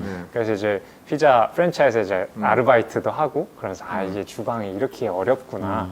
그래서 거기서 도우랑 이제 오븐이 되게 오래 걸리고 문제가 있구나. 그래서 이 두 개를 내가 만들자. 그래서 이제 그걸 직접 집에서 막 뚝딱뚝딱 이제 만들어 본 거고 화덕은 조그만 걸 찾아가지고 이제 그걸 가지고 푸드트럭으로 저는 창업을 시작한 거죠. 그래서 그게 2016년에 제가 처음에 푸드트럭으로 시작을 했고요. 저는 그게 창업이라고 생각 안 했어요. 저는 그냥 맥도날드 만들어야 되는데 이제 한 개 문제를 하나씩 찾아서 해결하다 보니까 어느새 이제 푸드트럭을 하고 있었고 푸드트럭이 대박이 났죠. 2016년에 이제 밤도깨비 야시장이라는 그 여의도에서 처음 시작한 거에 들어갔는데 첫날 이제 완전 소위 말해 세핑 트럭으로 이제 딱 들어갔어요. 그래서 옆에 있는 그 다른 푸드트럭 하시는 분, 푸드트럭은 굉장히 이제 약간 허슬링 비즈니스입니다. 길거리에서 많이 장사하시는 분들이 뭐 트럭 새 건데 막 이러면서 막 남의 트럭인데 막 들어와요. 그랬는데 그날 저희가 첫날인데 300만 원 팔았거든요. 근데 그게 저는 얼마나 큰 건지 몰랐어요. 저희 어머니가 한식당을 하시는데 인사동에서 한 5시간 만에 300만 원 팔고 왔다니까 믿질 않으시는 거예요. 그래서 이제 그 다음에 모셔왔는데 이제 저희가 한 1년 동안 매 주말마다 하루에 막 600만 원, 700만 원 이렇게 피자를 팔았어요. 그러면서 이게 좀 비즈니스가 될 수 있겠다. 그리고 나는 푸드트럭이 목표가 아니었고 맥도날드를 만드는 게 목표였으니까 이제 매장으로 사업을 한번 점프를 해보자. 그래서 푸드트럭이 잘 되지만 그만하고 이제 시드 투자를 받아서 매장을 내본 거죠. 그래서 그게 2017년에 이제 매장을 냈고요.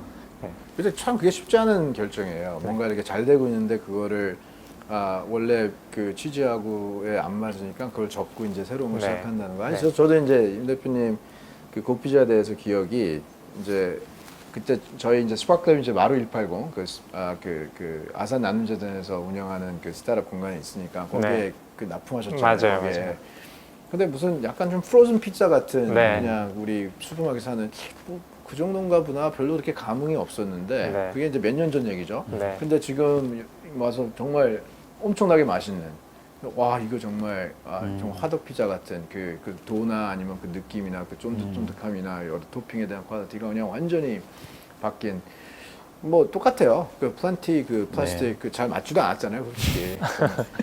저는 이것도 대단하다고 생각해요. 그런 걸 보고 투자하는 우리도 대단하다. 저 사람 말 믿고. 근데 그 참 그래서 창업이 재밌는 것 같아요. 이게 창업이라는 게 저도 이제 스타트업을 하든지 아니면 스타트업을 투자를 하지만 이 지금 만약에 보고 계신 분들 중에서 창업을 생각하고 계신다거나 하거나 그게 꼭 처음에 시작할 때는 항상 보잘것 없고 정말 작은데 그거를 확신을 가지고 이제 용기를 가지고 계속 끊임없이 간다는 것 자체가 가장 뭐 저는 그걸 가장 아름다운 그 하나의 그 인간이 할 수 있는 가장 아름다운 것 중에 하나지 않을까라는 생각을 해요.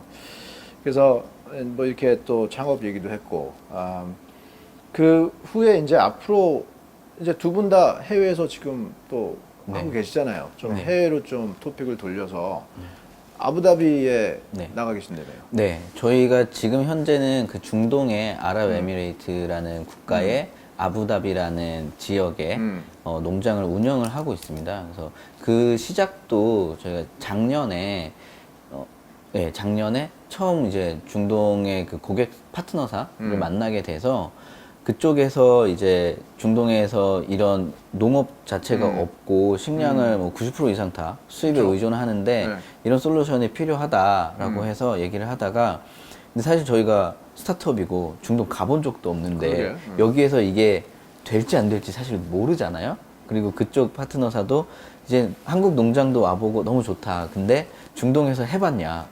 가본 적도 없다. 이렇게 이렇게 된 거죠. 근데 정말 그 파트너사도 대단한 게 이제 저희가 그러면 크게 처음에 말고 컨테이너 한 동만 보내서 한여름에 이제 7, 8월에는 거기가 뭐 엄청 덥거든요. 뭐 60도 이상 올라가는데 체감이 거기에다가 컨테이너를 저희가 해본 적 없지만 보내서 한번 해보자. 근데 7, 8월에 컨테이너 한 동을 보내서 되면 다 되는 거다라는 생각이 든 거죠. 그리고 한 동일 때 표면적이 가장 크기 때문에 그래서 보냈고 아주 성공적으로 재배가 잘 됐어요.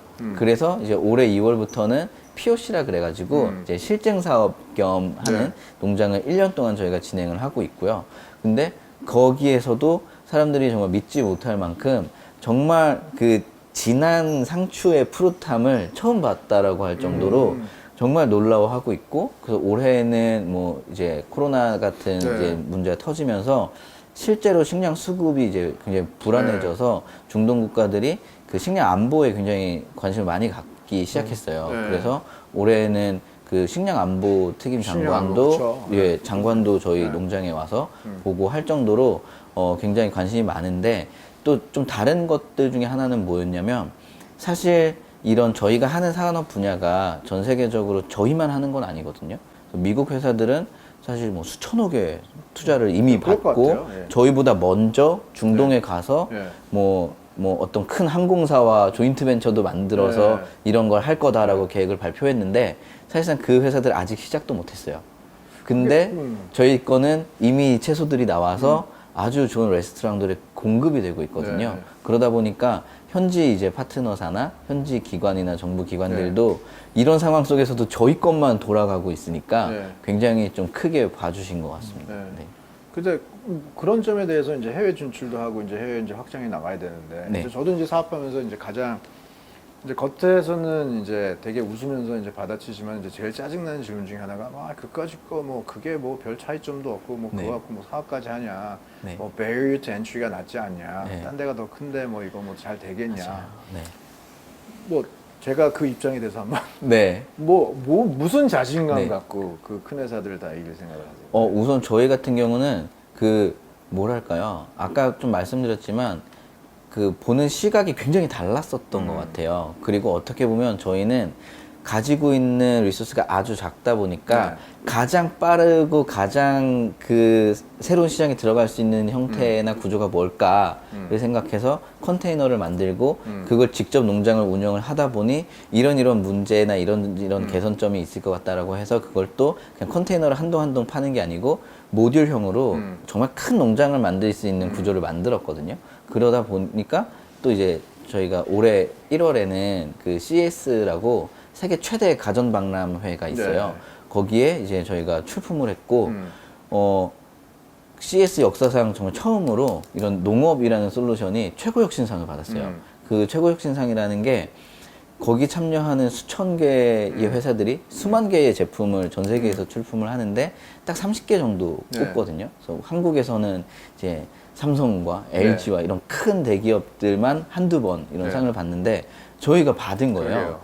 그러다 보니까 이제 그래서 이제 글로벌하게도 다르구나라는 걸 되게 인식을 많이 받게 된 것 같아요. 근데 그 형태 자체가 이런 컨테이너라는 걸 이용해서 저희가 팜에서 프로덕트이라고 저희가 맨 처음에 작은 화분을 만들었다 보니까 농장을 마치 뭐 자동차나 제품처럼 규격화해서 대량 생산할 수 있는 시스템을 만들었고 그 농장 안에서는 이 식물들이 완전히 규격화된 환경 안에서 대량 생산이 돼요.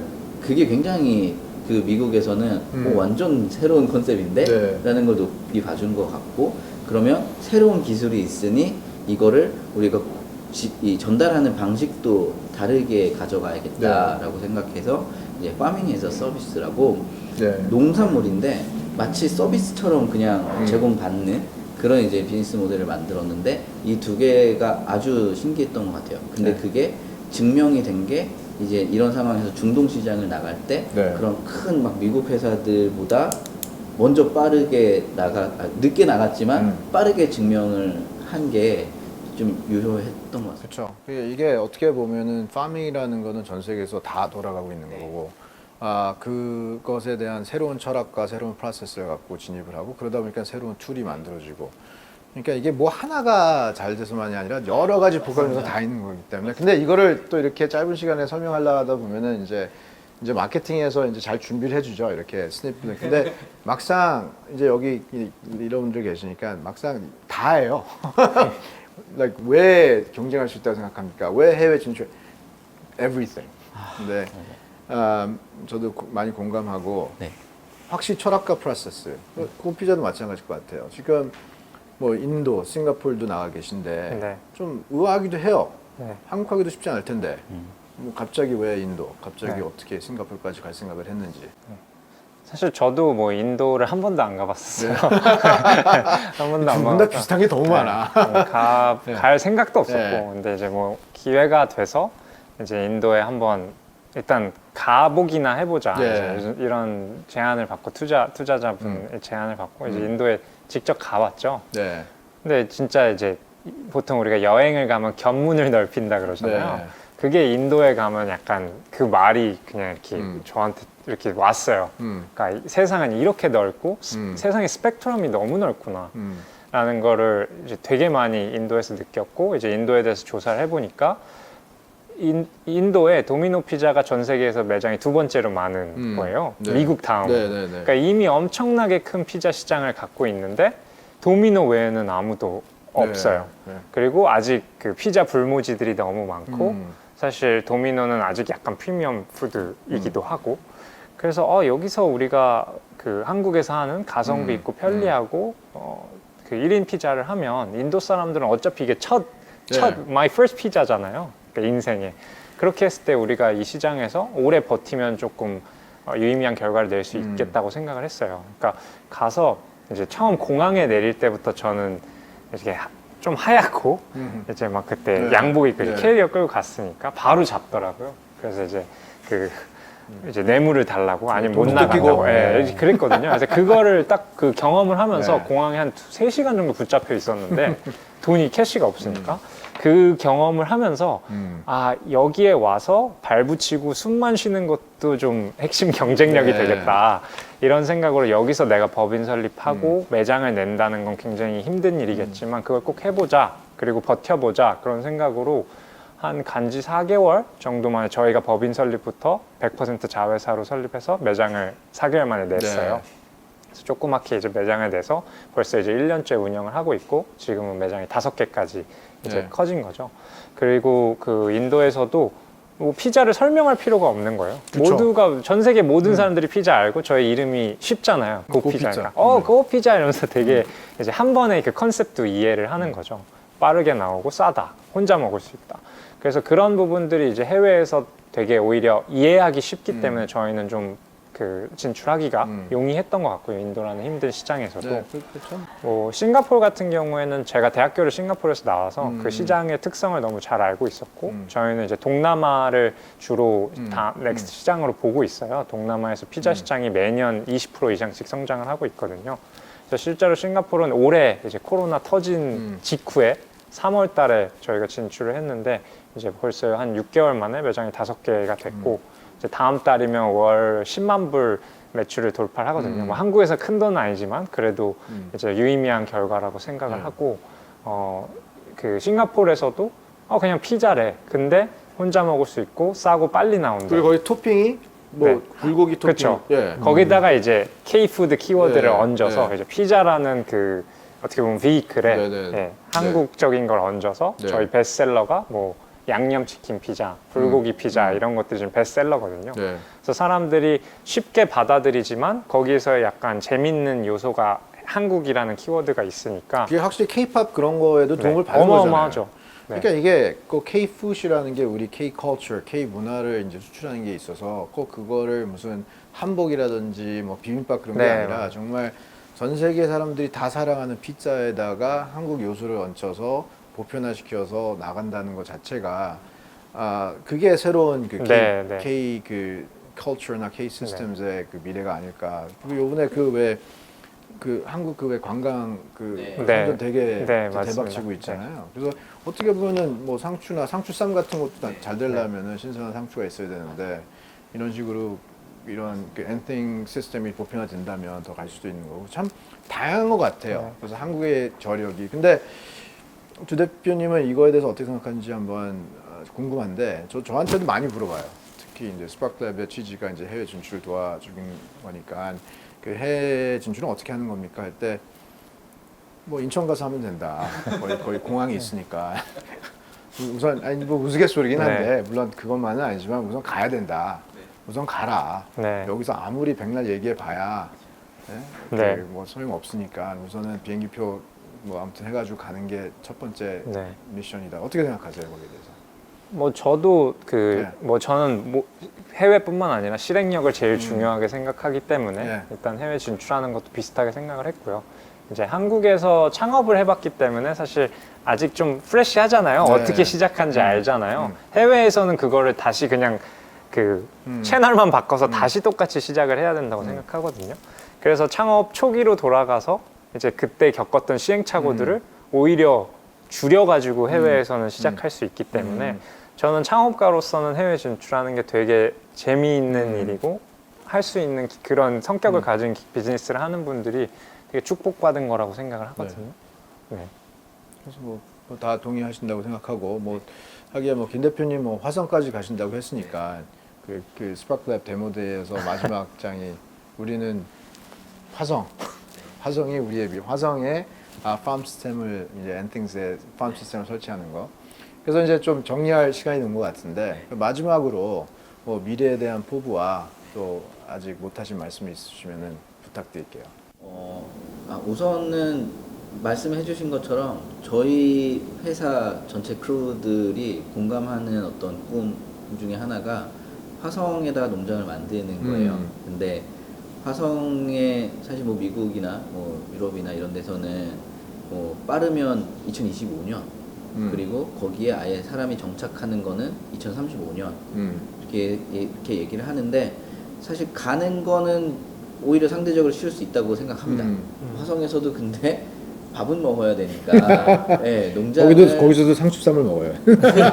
네, 샐러드 먹고 거기서 피자도 먹어야 되고. 네, 그래서 저희는 농장을 만드는 게 실질적으로 어떤 콜로나이즈드 할 때 농장을 만드는 게 실제 완성 그 성공과 실패 여부가 갈리는 건데 그런 꿈을 가지고 있고요. 근데 그 전에 저희가 그렇다고 뭐 화성만 생각하는 건 아니고요.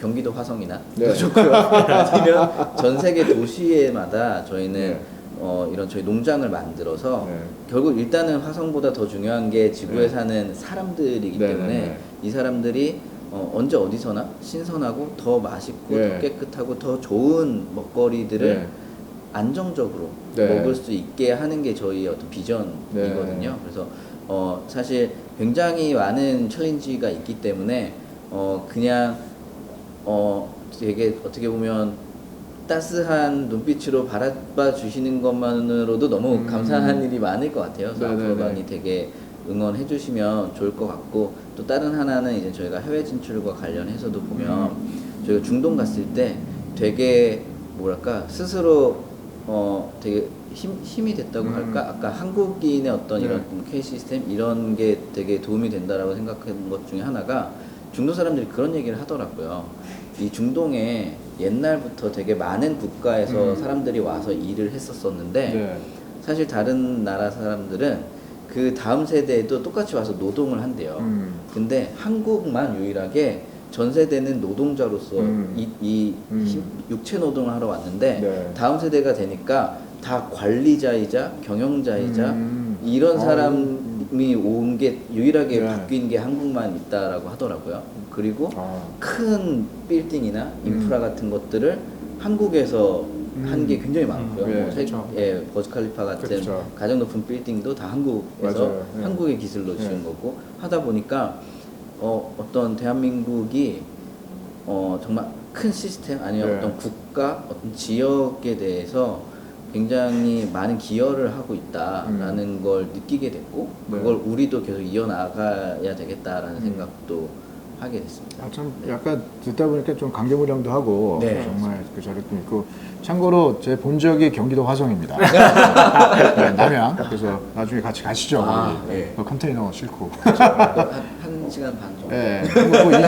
뭐 이천도 뭐 경기도니까.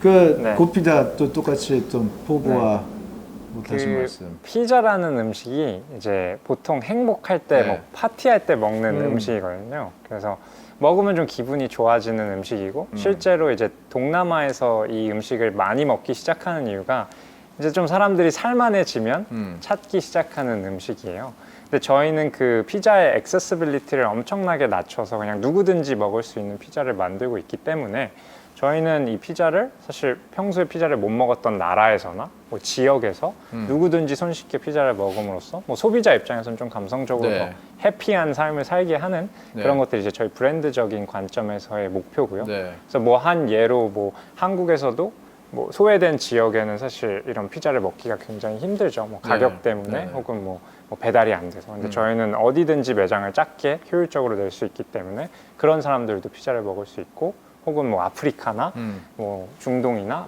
그런 동남아 지역에서도 그런 소외된 사람들이 피자를 먹으면서 삶의 질이 좀 개선되는 것과 그런 것들을 브랜드 차원에서는 생각을 하고 있고요.